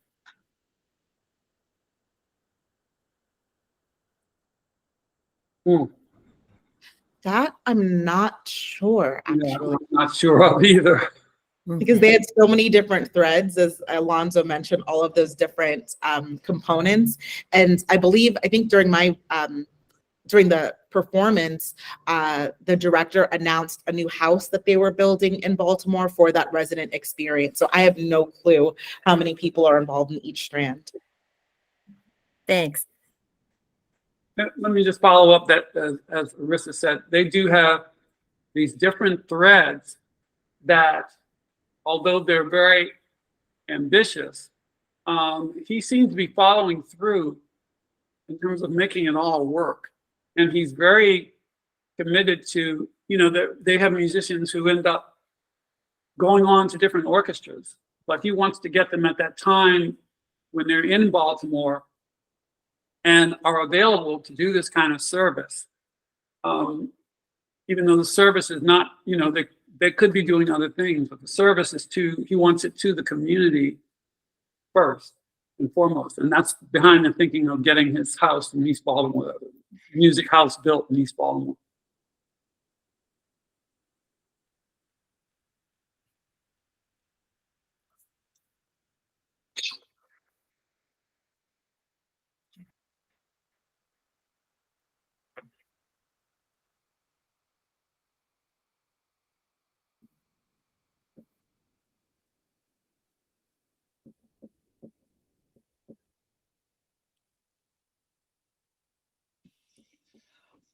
I wonder if either of you,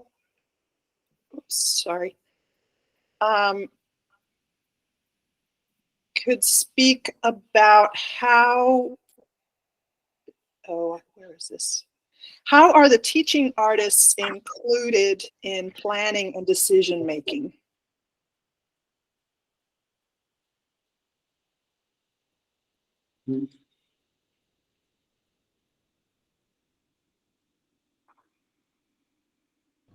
I'm not sure. I'm looking at my notes.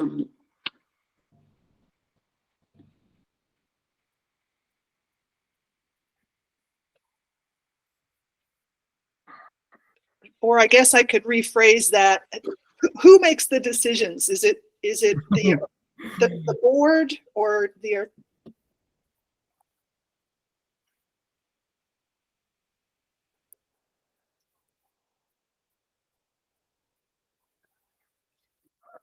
I don't believe it comes from the board. I think it's more determined, I think for their concert series, it comes from Director Pelid.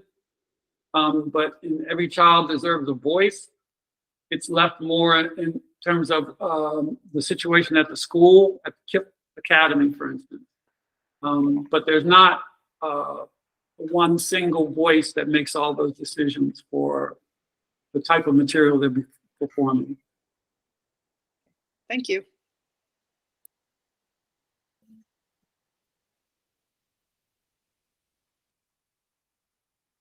Let me just also add, he also allows for a degree of spontaneity, because he did mention that when they performed at the Bender Community Center and at Enoch Pratt, they leave it up to whoever's conducting the particular class or performance there might be something they want to introduce at the last minute. Panelists, thank you. That's 4 minutes. Thank you. Laura, as a staff discipline expert, do you have any additional information to share? I do just have a few things. Robin, just to speak to your question and to build off of what Alonzo was saying as well, I just want to draw you to B1 in the application. It doesn't talk about the teaching artist portion of it, but just to confirm that it does say that the creative process is centered on the artistic director. So it seems like there is a collaborative process, but it comes down to the artistic director as making those ultimate decisions, it looks like. going back to my notes here real quick. Thank you. So just to note that they have a very clear mission that's focused on a very specific part of a young musician's life as they move into a professional career, which is a pretty unique service area. There seems to have, they have a real interest in making music that is accessible to the general public. And I think we see that through their different programming options, which many of which were talked about here. But just to highlight a few, the free of charge concert series, the free after school strings program in Baltimore. They added free lunchtime concerts at the Pratt 4 times a year. They're partnering with the Pratt for early childhood musical storytelling sessions. And then we also heard about the new project that will be focused on the Music House, which it will include a 2-year residency program for young musicians to live and work in East Baltimore. They are in the process of long-term financial planning with the board, which is great to hear. And I would encourage them to just open that up as much as possible to think about long-term planning holistically, and also encourage them to think about how they can incorporate the community input and their feedback into their long-term planning processes. They're in the process of creating a full-time development position that's noted in the application. So just thinking about their model is built around free concerts, so it would be expected that there's going to be little to no earned income. The contributed income side is largely dependent on individual donations at this point. So the idea of hiring a development director and just thinking forward into the future planning about how they can further diversify the contributed income side of things, I think will be something that's going to come into play in the future. And just to note that there seems to be regular consideration of how to expand the repertoire beyond the Western canon, along with making classical music experiences as a whole accessible to everyone. I think that's everything. Thank you. Thank you. Based on the information gathered from the discussion, please take time now to adjust any of your scores and comments in Smart Simple in alignment with the rubric. When finished, click Complete. We'll take 3 minutes to do so now.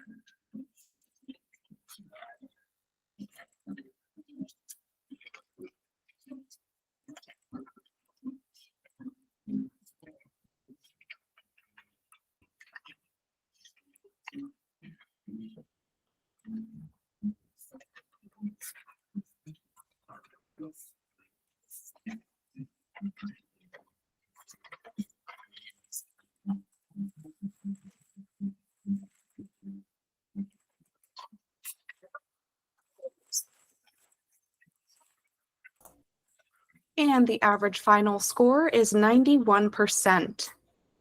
Before we move on, I just wanted to provide a reminder again for applicants who may be joining us to observe. We ask that you please make sure that your video is turned off in addition to staying on mute. So if you could please be sure to turn your video off, we'd greatly appreciate that.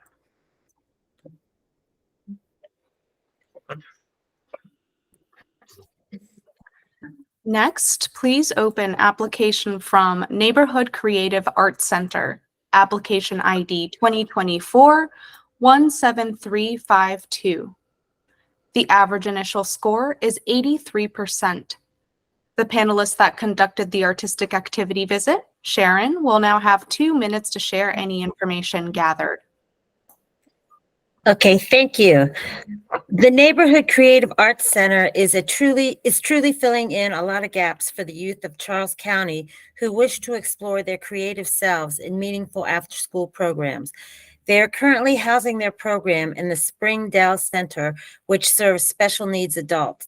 When the adult program closes down at 3 p.m., NCAC moves in with its program that serves students from ages 3 to 14. No child is turned away from any program offered by NCAC.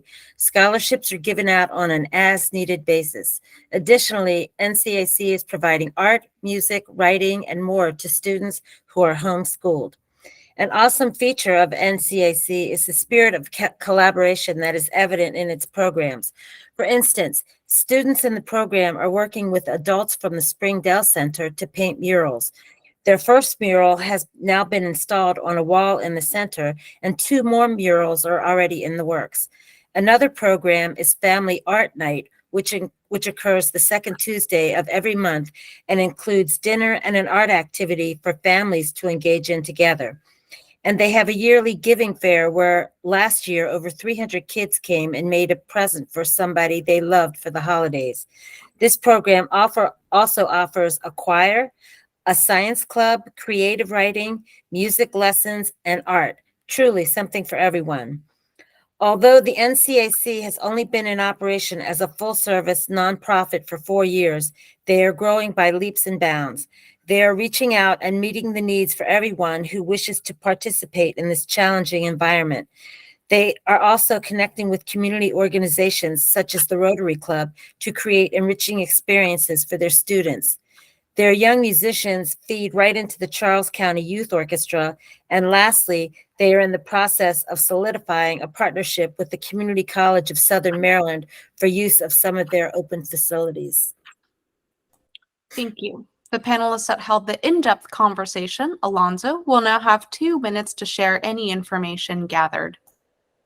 I had an in-depth conversation with Neighborhood Creative Arts Center's Executive Director, Gloria Bonney, and Art Director, Mariana Elreyes. Our discussion focused on the many arts enrichment programs her organization offers. The geographic area they serve is largely agricultural. It is not unusual for many families to be low wealth or possibly below the poverty level. The institutions in the area that do maintain an art status are more traditional in nature.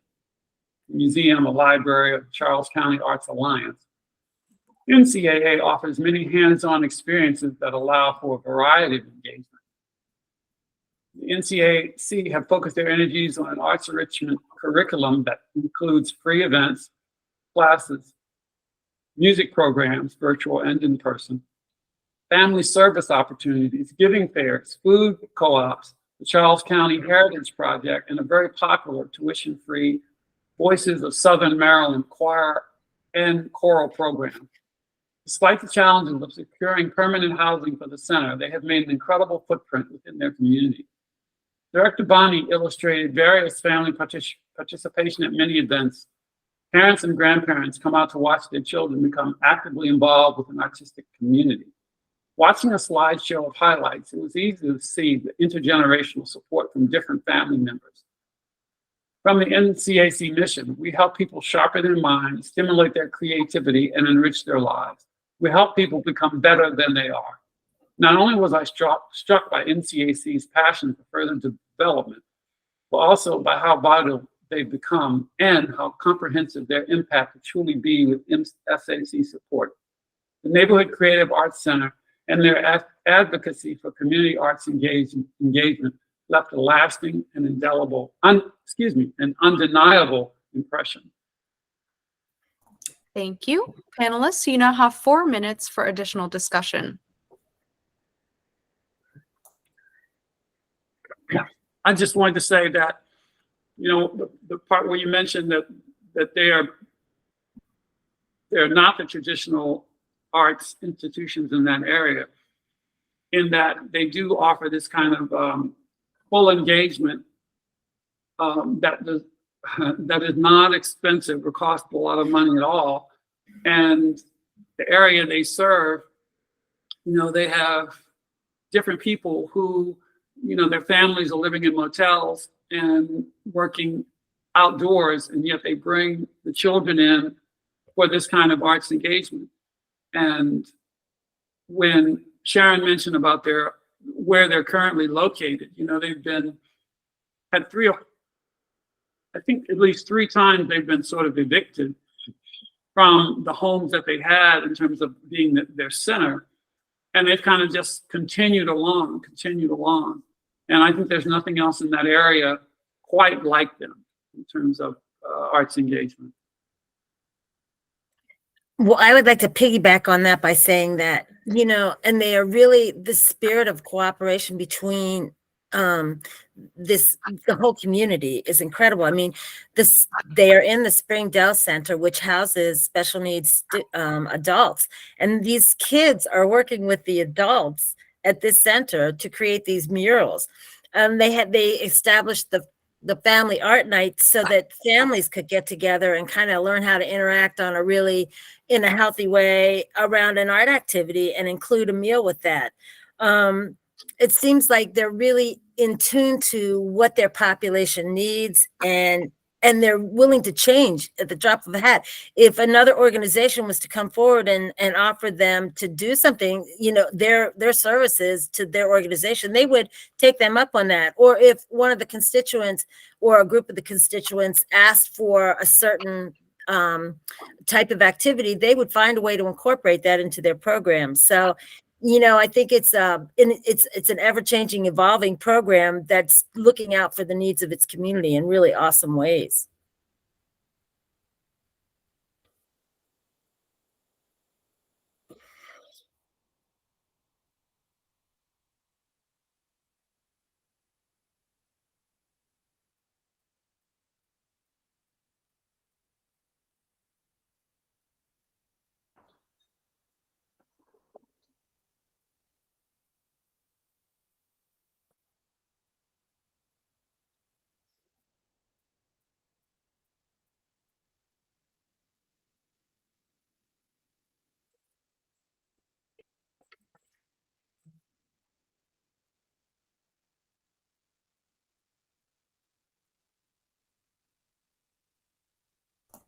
Panelists, any additional questions, thoughts, recommendations?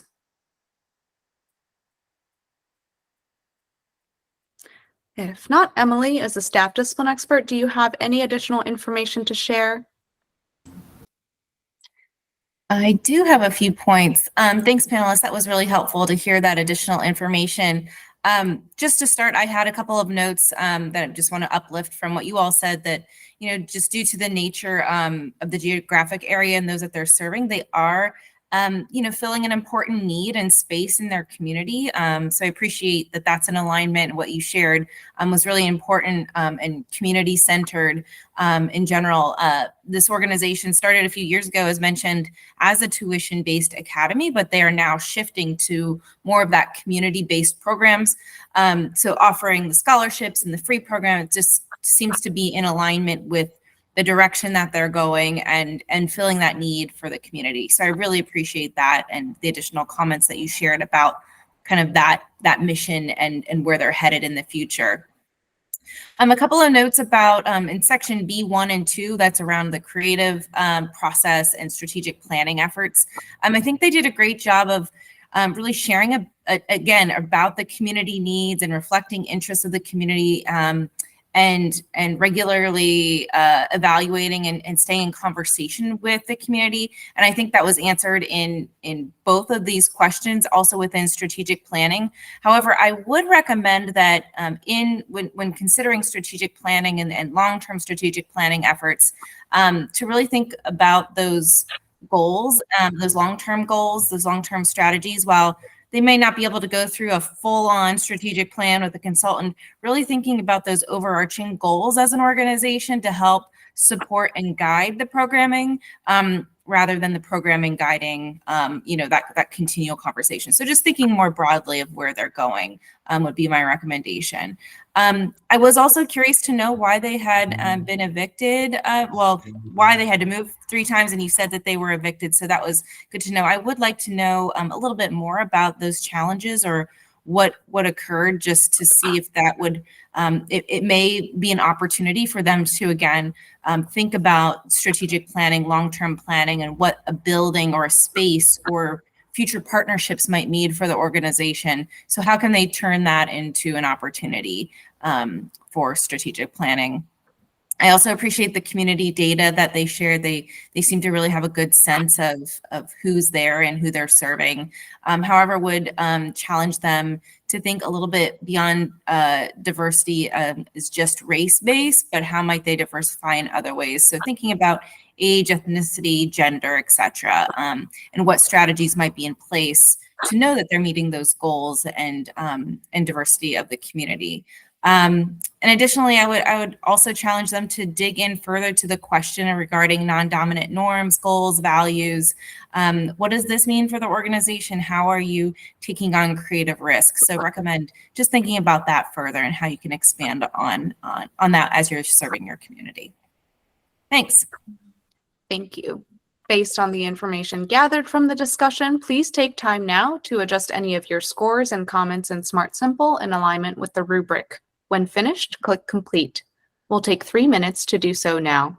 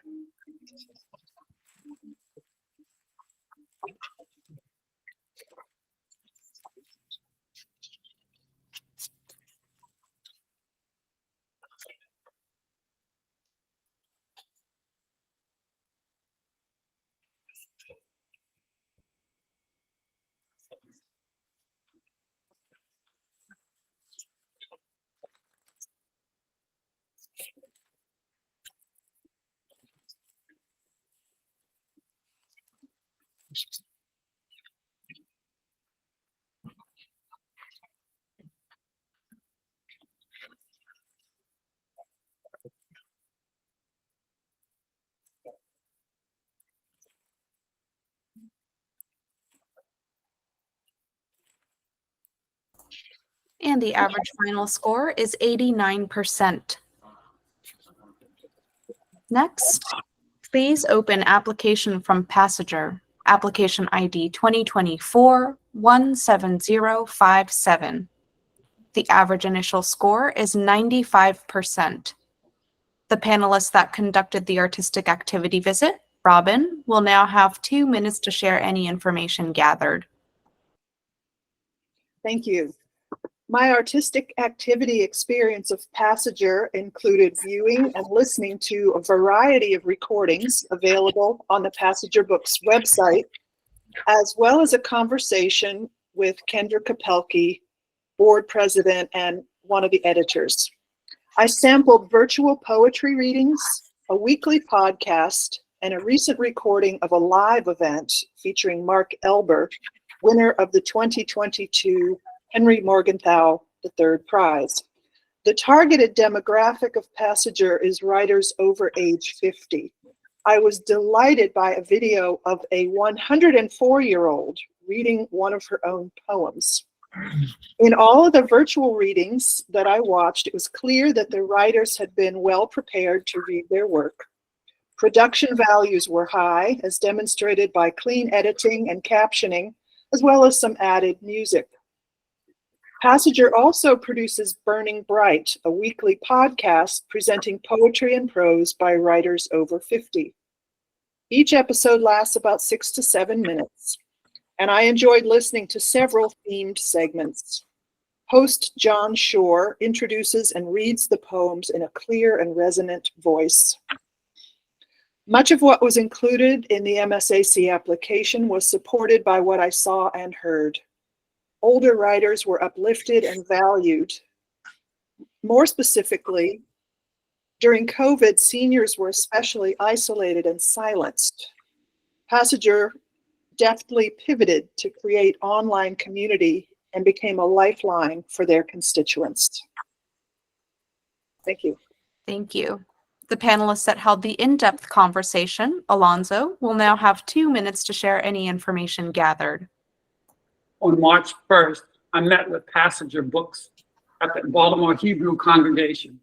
My interview was with Kendra Kapelke, Mary Azriel, Christine Drawl, and Roseanne Singer. These are the Passenger staff, Mary and Kendra being the longest tenured, having started Passenger Books in 2005. Passenger is a small independent literary press whose mission is to publish the work of older 50-plus ages writers. One of their goals is establishing a more comprehensive collaboration with a local partner that supports their goal of featuring older writers. They regularly hold events at the Big Village Learning Place in Ivy Books. I found Passenger to be a passionate advocate for their mission. Passenger is seeking funds to continue bringing older voices into the public realm, not to enhance their own literary collection, but to stand as hard-earned documents to be passed down, to be heard and shared. The goals of Passenger are chiefly focused on the writer and their road to publication. Their publication of Headstone, a book of poems by the 2022 Morgenthau Prize winner, Mark Elber, is a perfect example of how writers can soar when their work finds the light of day. I came away from my interview extremely impressed with the Passenger staff and their intense devotion and loyalty to a very unique and untapped niche. Having a publishing company that focuses its efforts on mature voices, especially when many artistic disciplines emphasize the expressions of youth, is a dedication worth supporting. Passengers comprised of dedicated staffers who seek to ensure that a variety of voices are represented not just within the literary world, but in the everyday world we all live in. Thank you. Panelists, you now have 4 minutes for additional discussion. I just wanted to say that, as Sharon has mentioned, being with an organization that brings older voices to life is, almost transforming in nature. Not because Passenger works with the writers in terms, as Sharon mentioned, when they're doing a video or when they're presenting, they're the ones who do all the prep work ahead of time to make the writers available, to make sure they've had basically a dress rehearsal or two. And in many cases, these are writers who are not just they're finding their voice, and they're finding out that they're actually writers and that there is an audience that appreciates this. And I don't think there's a ceiling to any of that, because it's so unheard of, for me anyway, as a panelist. And I can't say enough about Passenger, my time spent with Passenger.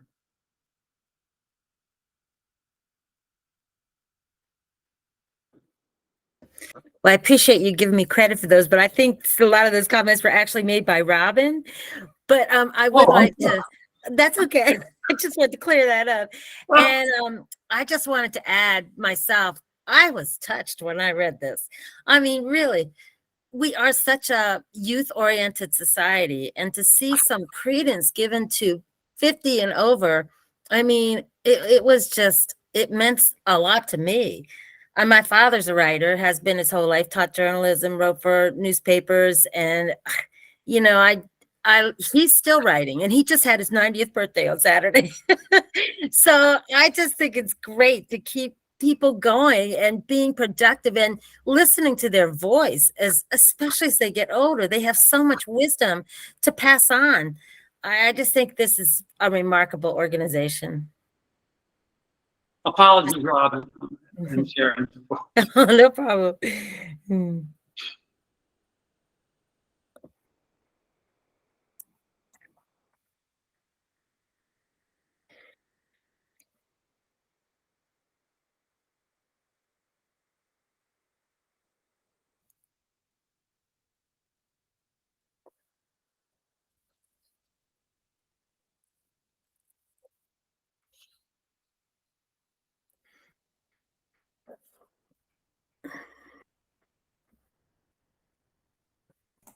Panelists, any additional questions, thoughts, recommendations?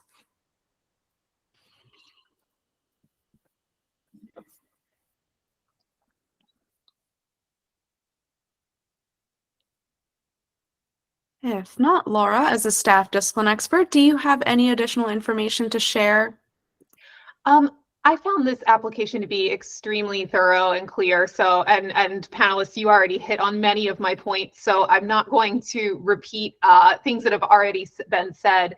But I did just want to highlight a couple of details. One of which is that they somewhat recently have worked with a consultant on a DEIA plan, and that helped to inform the hiring of a guest editor and plans for board development. They had a very clear plan with very clear goals that brought them through 2019 to 2021. And then there's a current strategic plan that has special focus areas, including organizational development, financial infrastructure, and DEIA. FY23 is specifically focused on board development and marketing. There's very clear financial oversight and budgeting processes that's laid out in the application itself. And there seems to be just a real awareness of the diversity of their team, and they're making progress on better reflecting the population as a whole. But as an organization that is focused on older adults, that's also reflected. And just overall, with a focus on elders, there is inherent consideration of non-dominant norms, and they are very clearly serving an underrepresented community that clearly connects to their mission and vision. Thank you. Thank you. Based on the information gathered from the discussion, please take time now to adjust any of your scores and comments in Smart Simple in alignment with the rubric. When finished, click Complete. We'll take 3 minutes to do so now.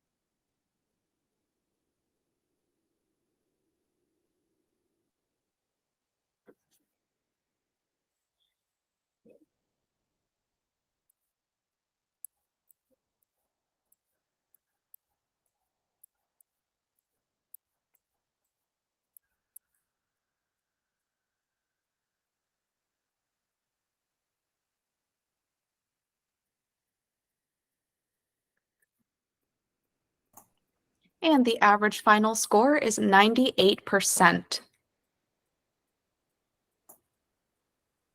All right, panelists, we are going to take a break. It's going to be a 10-minute break. So we will see you back here at 1:49. Thanks, folks.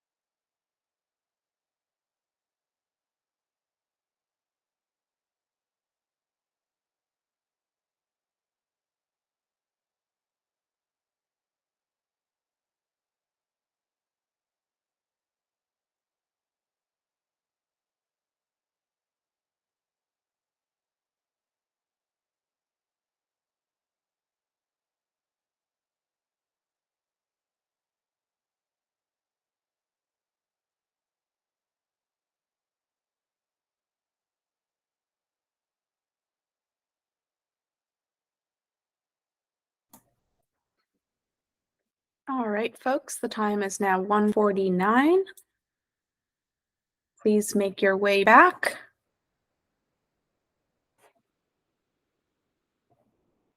Let's see, I see Robin, Sharon, Chris, Aressa, and Alonso. Are you here with us? Wonderful. All right, that's all of us. So let's proceed to the next reviews. Please open application from So What Else, Inc., application ID 2024-16854. The average initial score is 57%. The panelists that conducted the artistic activity visit, Sharon, will now have 2 minutes to share any information gathered. All right, thank you. So What Else is an umbrella organization that facilitates 45 after-school programs and summer camps throughout Montgomery County and Washington, D.C. Their mission is to improve the lives of children and their families in underserved areas within their reach. Their focus is on reducing food insecurity and creating meaningful programs for children to participate in during their out-of-school hours. To that end, they have a food pantry that serves 4,500 families and after-school programs in many schools and also in many community centers within the neighborhoods they serve. Each of their programs begins with a snack or a meal. In the summer, many of these programs provide breakfast and lunch and also send children home with a snack or meal for dinner. And during my artistic visit at one of the after-school programs, I could see countless bags of food packed and ready to be taken home with the students as they left for the weekend. My understanding was that if it weren't for this program, many of these children would not be fed.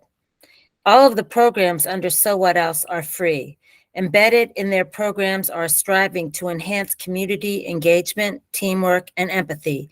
They are also teaching their children how to pay it forward. I learned that just recently, the children at this program had made cards for women at a shelter, and as a field trip, walked them over to the shelter and handed them out. This activity fit nicely into their arts and activism program. During my visit, I watched as children were given their snack and then played a fun word game that involved acting out the words for others to guess. Then the main activity involved an art lesson using markers and colored pencils to create an abstract composition. The students ate, had fun, and produced a beautiful work of art. This was truly a meaningful extension of their school day. Thank you. The panelists that held the in-depth conversation, Robin, will now have 2 minutes to share any information gathered. Thank you. I spoke with Deputy Director Ali Bonney and Development Director Travis Whitcomb. So What Else provides a space for children to grow, learn, and explore in a safe and supportive environment. Their mission is to improve the lives of children and families living in underserved communities in the Baltimore and DC metro area by providing food security, access to basic necessities, and high-quality programs in literacy, athletics, and the visual and performing arts. Working within schools and community centers through STEAM programs, after-school programs, and summer camps, art is the key thread to foster self-expression. Students are enriched through arts in activism, eco-art, and expressive art. Visual art is created using a variety of materials, including paint, clay, rocks, and recycled objects. Items from nature are incorporated into eco-art projects. Community-based projects have included designing and painting murals.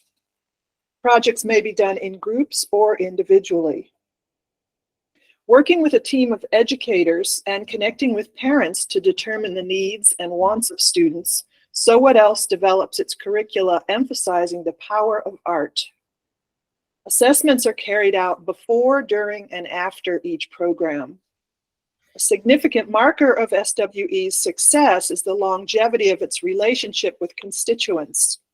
Their motto is, students don't age out, they age in. As students reach their teens, they have opportunities to become mentors to younger kids. Some teen mentors have eventually joined the SWE staff. Diversity is key to their mission. The board is currently 15% BIPOC, and they are actively recruiting from within the SWE constituency to increase that percentage. Thank you. Thank you. Panelists, you now have 4 minutes for additional discussion. Well, I just want to point out, Panelists, that's 2 minutes.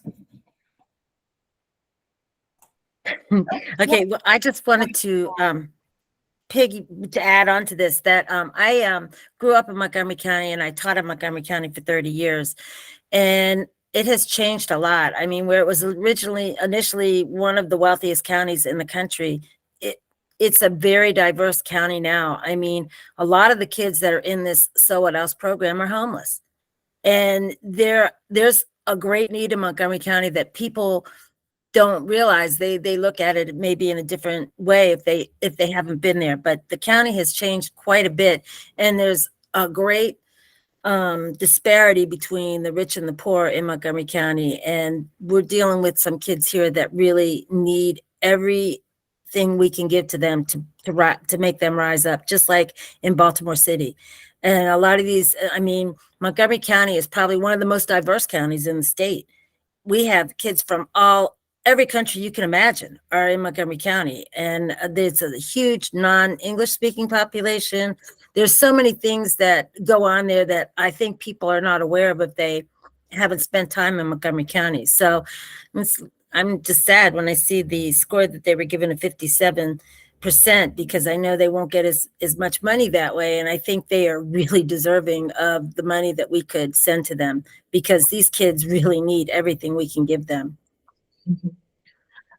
Sharon, if I could add on to what you're saying, I think to your point, I also had a difficult time scoring this one, because this organization was so focused, rightfully so, on meeting families' basic needs and communities' basic needs. And so for some of them, it was hard to think about, okay, how are they addressing non-dominant norms when their sole focus is to make sure families aren't starving. Their sole focus is to fill those needs, whereas most of the organizations were talking about how are they contributing in more of an artistic way. And I think because of the evolution of this organization, I similarly had a feeling as you, as I'm reading this, I'm thinking, oh my goodness, this organization is doing such deep, impactful work.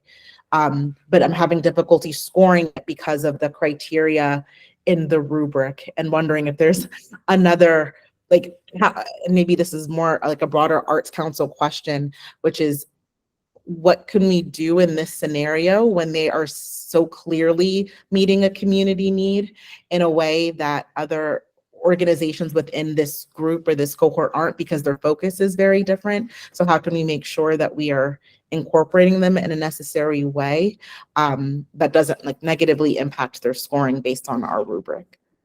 Well, I just want to add to what I've said before, is that a lot of these kids, if it weren't for these programs and what they're getting in school, there's no enrichment going on in their lives. I mean, once they leave school, a lot of them don't even barely have a place to go to, and they're not reading books at home. They don't have art materials at home. So anything that we can do to create those experiences for them. I mean, my son had so much of that, and they have none of that. It's just the disparity is incredible. And so I think that they are reaching them on the level of that is within the criteria of our grant application. I think, it's just, I think they're reaching them that way as well. I mean, we're reaching them food wise, yes, but we're also reaching them on a level of stimulating these children to have higher goals, just like in the inner city. It's the need is there. And I think it falls within the area of our grant. Thank you, panelists. That's 4 minutes. Thank you. Emily, as the staff discipline expert, do you have any additional information to share? I do, and I'll just start with picking up from the discussion that was just happening through the Grants for Organization program. There's two types of organizations that come into this program: those that have a mission that's 100% arts-based, and those that are arts programs that might have significant arts programming, but their full mission is not 100% arts-based. So what else is one of those arts programs that we're looking at? So as you noted in the activities chart, they only listed their arts-based programs. So that's what the State Arts Council is looking to support, is their arts-based programs and the income and expenses that are associated with those programs only. So while a lot of their mission is around food insecurity and basic needs as noted, we will be, supporting the activities that are arts-based, while there's other resources and support that they can get for those other needs. So I just wanted to clarify that we'll be looking at arts-based programs, and when they, as a recommendation, to kind of piggyback off of that, is to in future applications to consider this application, as an organization as a whole, but also really focus in on the arts-based programming.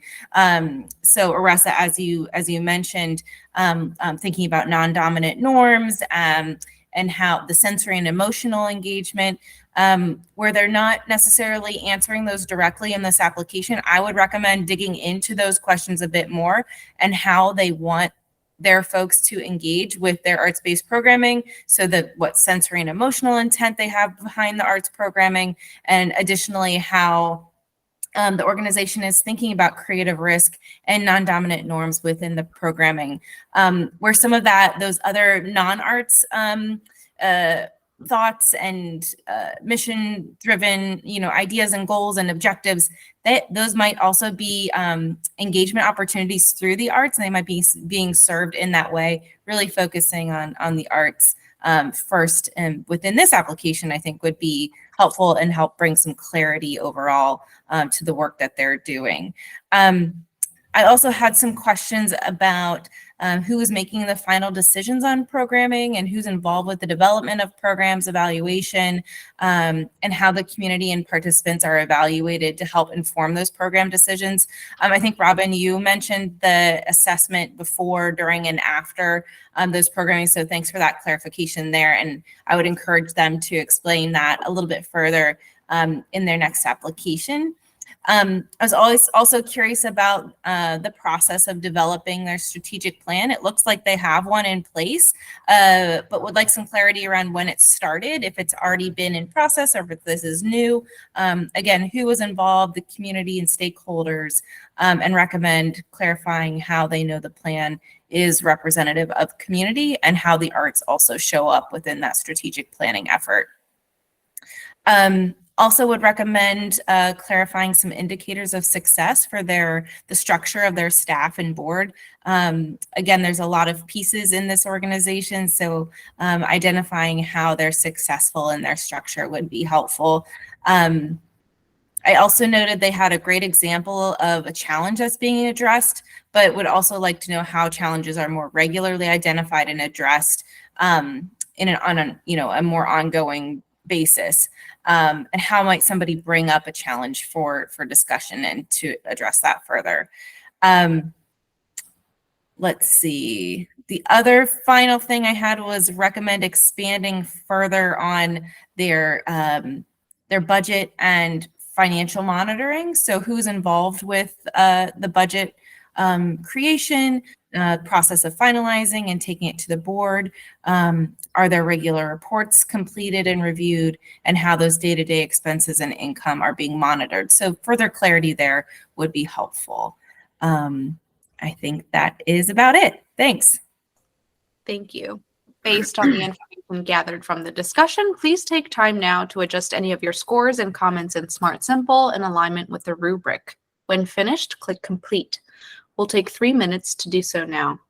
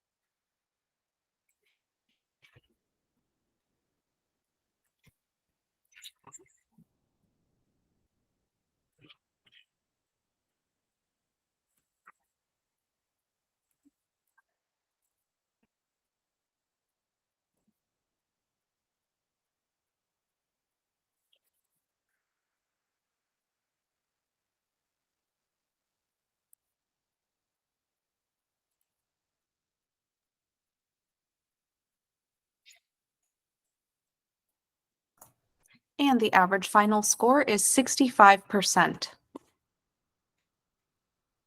Please open application from the In Series, application ID 2024-17341.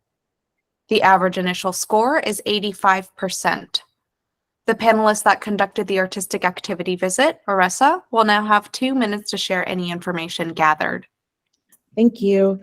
The IN Series Inc.'s mission is to disrupt expectations, nourish empathy, stimulate insight, and deepen conversations through transformative artistic performances. At the core of the IN Series values is acknowledging that authentic partnerships are a form of justice and that art should not shy away from the complexities of the lived experience. I had the pleasure of observing a virtual coaching session with director Timothy Nelson, actress Judy Yanini, and actress Judy Yanini in preparation for their performance of I Was Looking at the Ceiling and Then I Saw the Sky. The play was written by activist poet June Jordan. June's life partner, Adrian Torf, is serving as a consultant on the piece and joined the virtual coaching session to discuss the character and other contextual elements to support the actress's performance. Most of the coaching session involved deep discussions to understand the character's culture and to unpack the character's motivation for different decisions and how the environment, culture, and other factors inform the character throughout the piece. Adrian's insights in particular helped Judy, the actress, connect with June, the character's advocacy heart, and understand the intentionality behind everything she does. The collaborative approach and deep, meaningful discussions to promote the actors' connections demonstrate how seriously the organization takes the restorative justice mission. My experience observing this session was directly aligned with the mission and sensory and social emotional experience the organization wants the audiences to have with their performances, as was described in the written application. Thank you. The panelists that held the in-depth conversation, Robin, will now have 2 minutes to share any information gathered. Thank you. I spoke over Zoom with 3 staff members and 1 resident artist of the In Series. The small staff meets weekly to discuss everything from budget to programming, deciding which tasks each will have in upcoming shows. The board meets quarterly. Staff meets monthly with board members. Since implementing the Carden Dawson Artistic Fellowship program in recent years, those artists have changed the way programming is done, including more diverse composers, interacting with schools and communities. Of the inaugural class of 4 artists, 3 are Baltimore-based. The goal is to add 2 artists per year to bring the total number to 8 in the 4-year program. CDAF member Jared Lee said that he has been able to expand artistically beyond just singing to writing a libretto and directing a show. Fellows receive mentoring from established artists as well as forward and backward mentoring among the cohort. I asked how the public is involved in programming. Since moving from DC to Baltimore, the audience is skewing younger and more diverse. Baltimore is more affordable and more open to non-mainstream artistic voices than DC. The In Series is partnering beyond just the arts to work with city governments, parks and rec departments, and schools. There's community involvement beyond just audiences that cultivates a relationship between what and where programming is presented. When asked about plans to expand beyond Baltimore, Artistic Director Tim Nelson shared that they are starting to expand to Prince George's, Montgomery, and Baltimore County. They're also partnering with a funder in Frederick. Managing Director Adrian Starr said, having a larger footprint gives more opportunity to young talent. Thank you. Thank you. Panelists, you now have 4 minutes for additional discussion.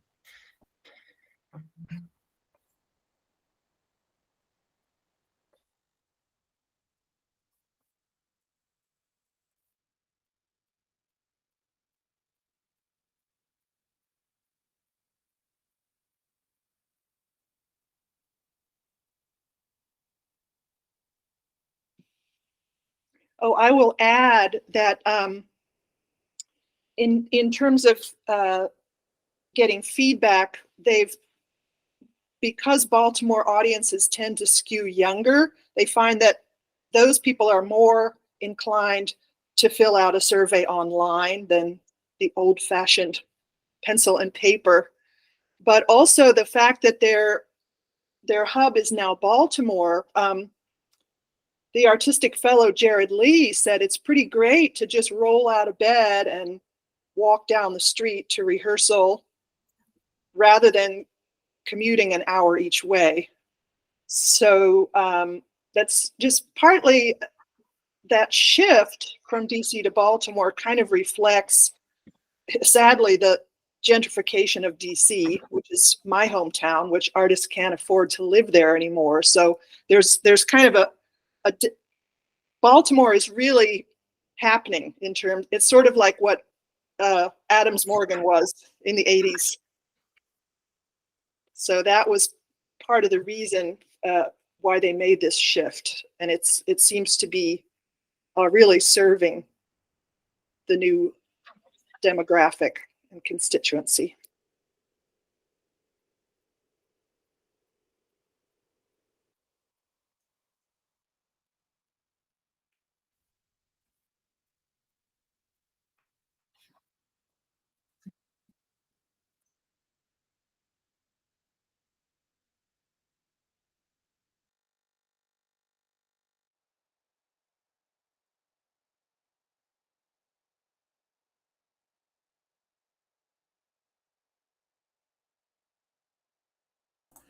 Panelists, any additional questions, thoughts, recommendations?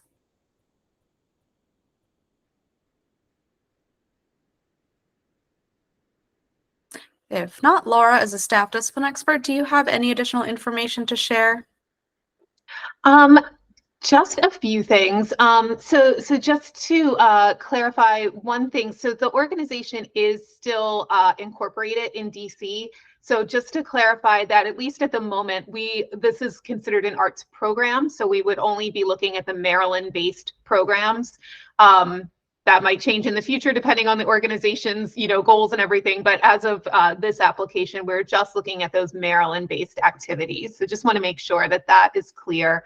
But overall, I found this to be a very, very thorough application. So I don't have a ton to add that hasn't been said already, but just to pull out a couple of quick things. The organization is centered around radically transforming perceptions around opera. They provide community-driven opera programs. There was the mention of the fellowship program that was developed for Black opera artists to develop a pipeline of young opera performers of color. And obviously there's been a lot, as based on the conversation here, a lot has happened with that particular fellowship program. They completed a strategic planning process in 2021, which revised their mission. There's lots of just interesting reimaginings and pairings of text and music that they're considering. One that particularly stood out in the activities chart was the idea of Verdi's Requiem being paired with King Lear. It just seems like they're really considering a lot of different things and how they can work together to reach communities and audiences. There's really this kind of hyper-local approach to their creative process, which I think Robin spoke to, focusing on stories that really have meaning to residents. So There's a lot of great information on their focus of breaking down barriers by staging within historically diverse churches and parks and community spaces. So really kind of thinking outside the box, if you will. I did have some questions about how that fits into their schedule being at Baltimore Theater Project. So that might be something that's still in development as it, pertains to the Maryland-based programming. So I would be excited to know more about that in the future. They did decide to do away with kind of a top-down leadership model that came through, I believe, their strategic planning process. And they are undergoing a staffing restructure to add on development and marketing capacities. Very clear financial procedures and budgeting in place. And just to note that the programming by nature of the organization's mission just routinely considers non-dominant norms and values. Thank you. Thank you. Based on the information gathered from the discussion, please take time now to adjust any of your scores and comments in Smart Simple in alignment with the rubric. When finished, click Complete. We'll take 3 minutes to do so now.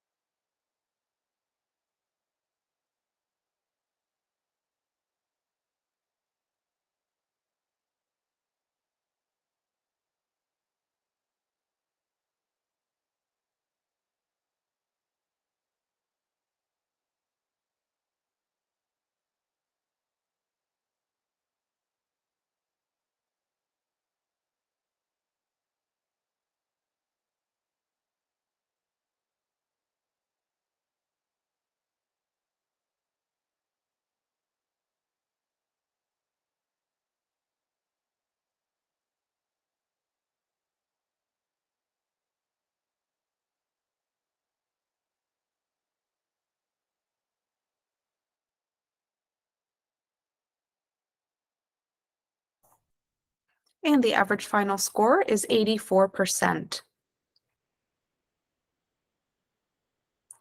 Please open application from the Tri-State Community Concert Association.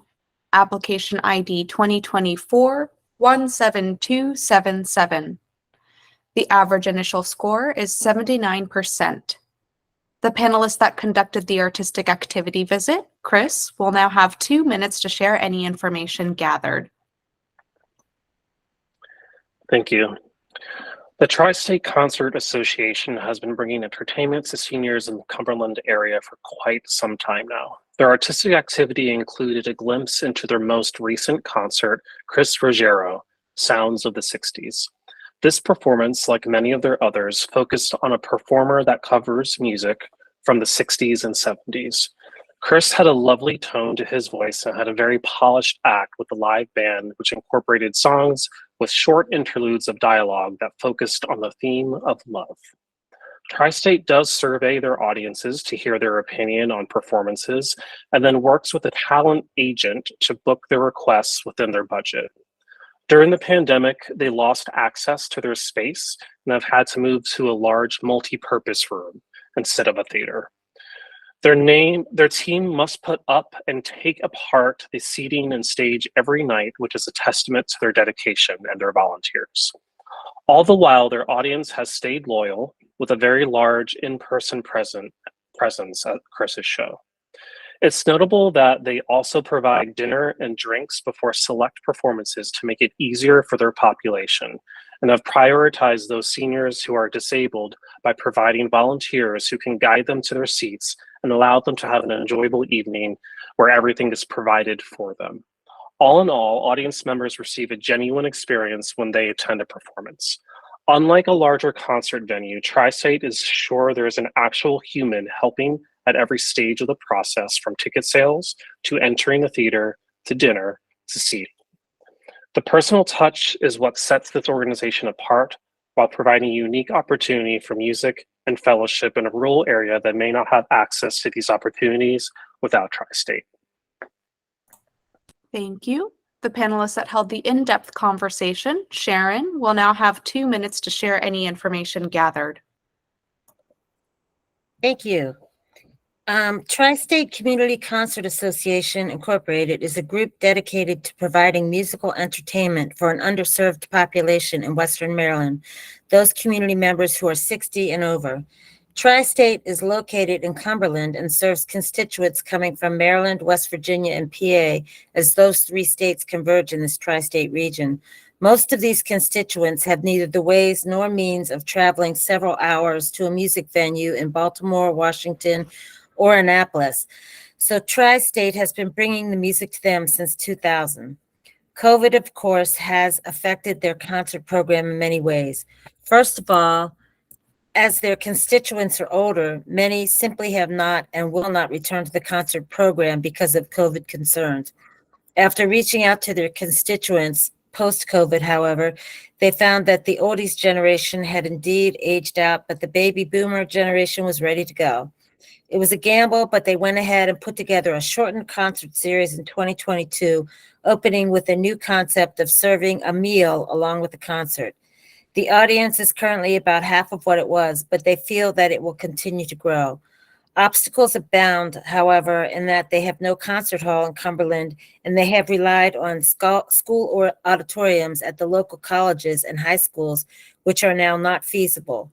So they are currently using the venue at the local country club, which has no steps and is ADA compliant. They are very much in a rebuilding process as entertainers are harder to get, and they had a loss of 18 months of revenue. But Tri-State is encouraged by the continuing positive response from their constituents who need, want, and thrive on this popular slice of culture in their rural community. Thank you. Panelists, you now have 4 minutes for additional discussion.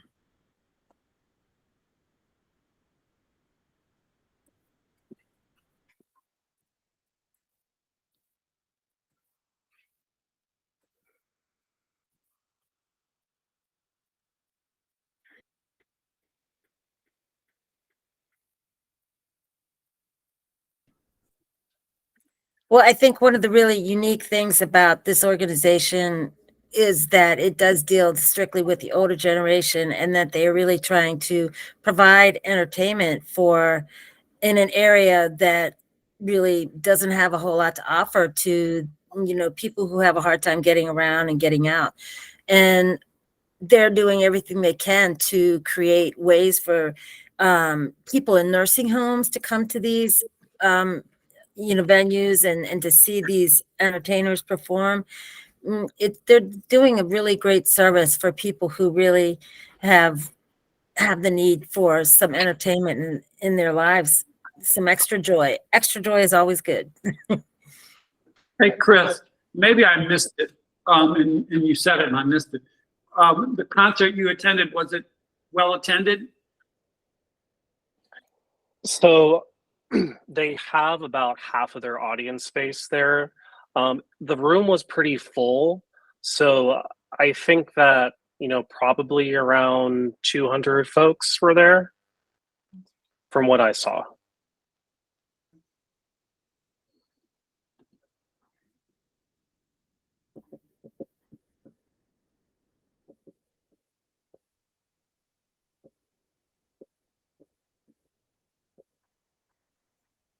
This is another They activity. do have a lot of, go Sorry, go ahead. I just wanted to note, I think this is another example where the organization is driving for impactful change and has a worthwhile mission, but would recommend that the applicant does try to identify some ways just to provide more detail about the process for how they engage constituents to come to decisions, or how they're actively combating some of those non-dominant norms. I think there was a lot that could be implied based on what was provided in the written application, but it was just harder to provide all of the points and the highest scores without that additional detail.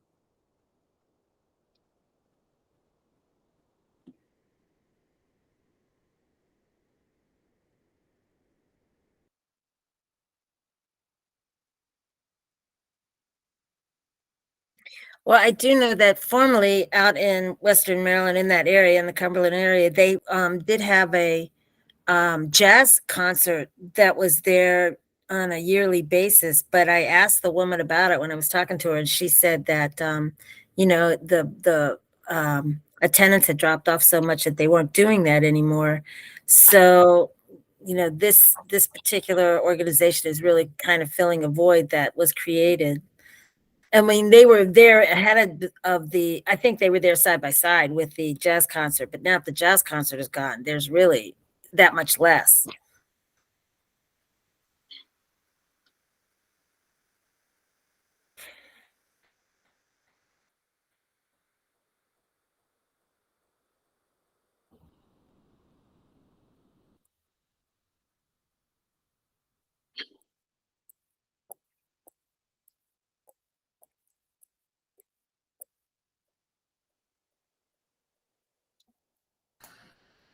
Panelists, any additional questions, thoughts, recommendations?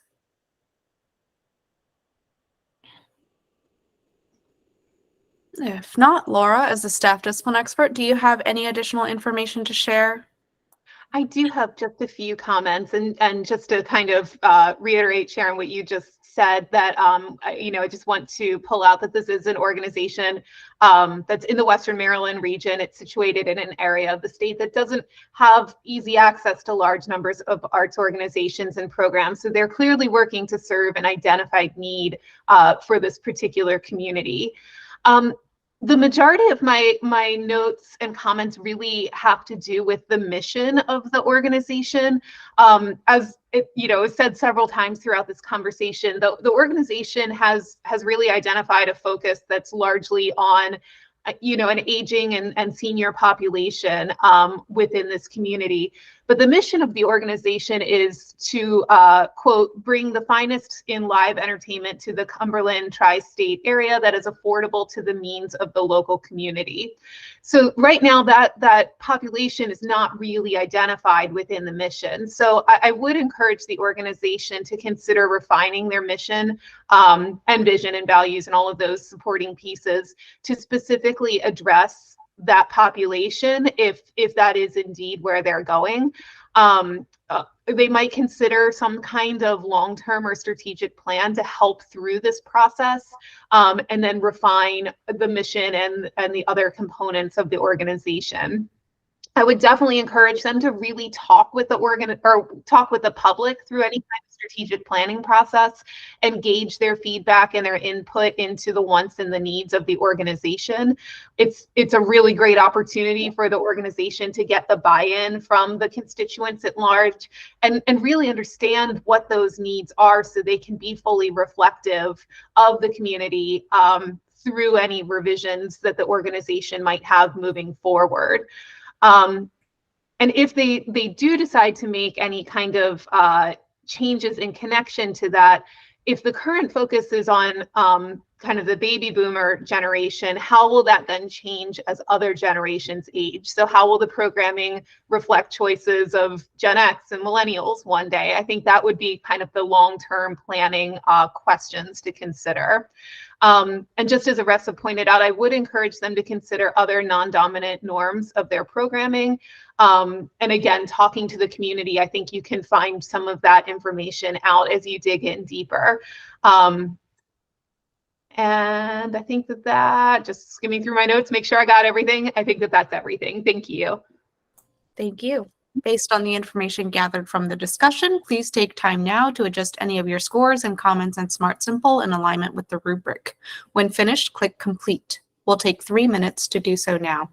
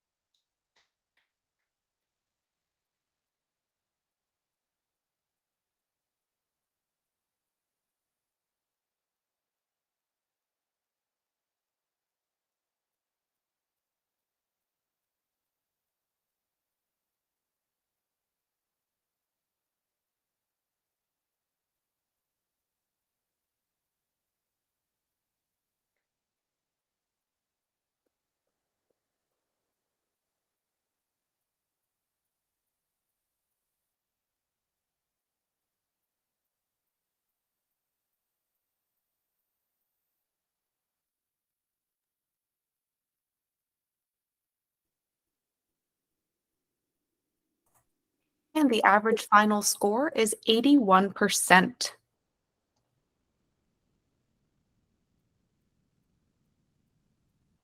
All right. And that was our final application for review. Thank you so much, panelists, for your time and thoughtfulness today. And we want to note the importance of your role in this process. You are critical, and your expertise and recommendations are incredibly valuable to the process and to applicants. So thank you so much. These final average scores directly impact the funding for each organization. The funding formula takes the panel percentage score multiplied by the organization's allowable income and the cap allocation percentage, which is based on fiscal year 24 state funding to be determined to get to the final grant award recommendation. I also just want to note that the GFO program will be using an equitable funding formula in fiscal year 24. This will be the first year of a 5-year transition period. So this is going to impact that cap allocation percentage based on the tier that the organization falls into. And the tier is going to be determined by the organization's allowable income. For more information, visit the GFO page of the MSAC website or the FY24 GFO guidelines. Additionally, panelist comments and recommendations are also provided to organizations that went through the full panel review process to ensure further transparency and encourage organizational sustainability. Grant award notifications that will be sent out in July will include a form for applicant organizations to fill out if they're interested in receiving that feedback. And so this ends the public portion of the meeting. Observers, feel free to contact us if you have any questions about today's process. Panelists, if you could just hang on for a minute as we'll briefly cover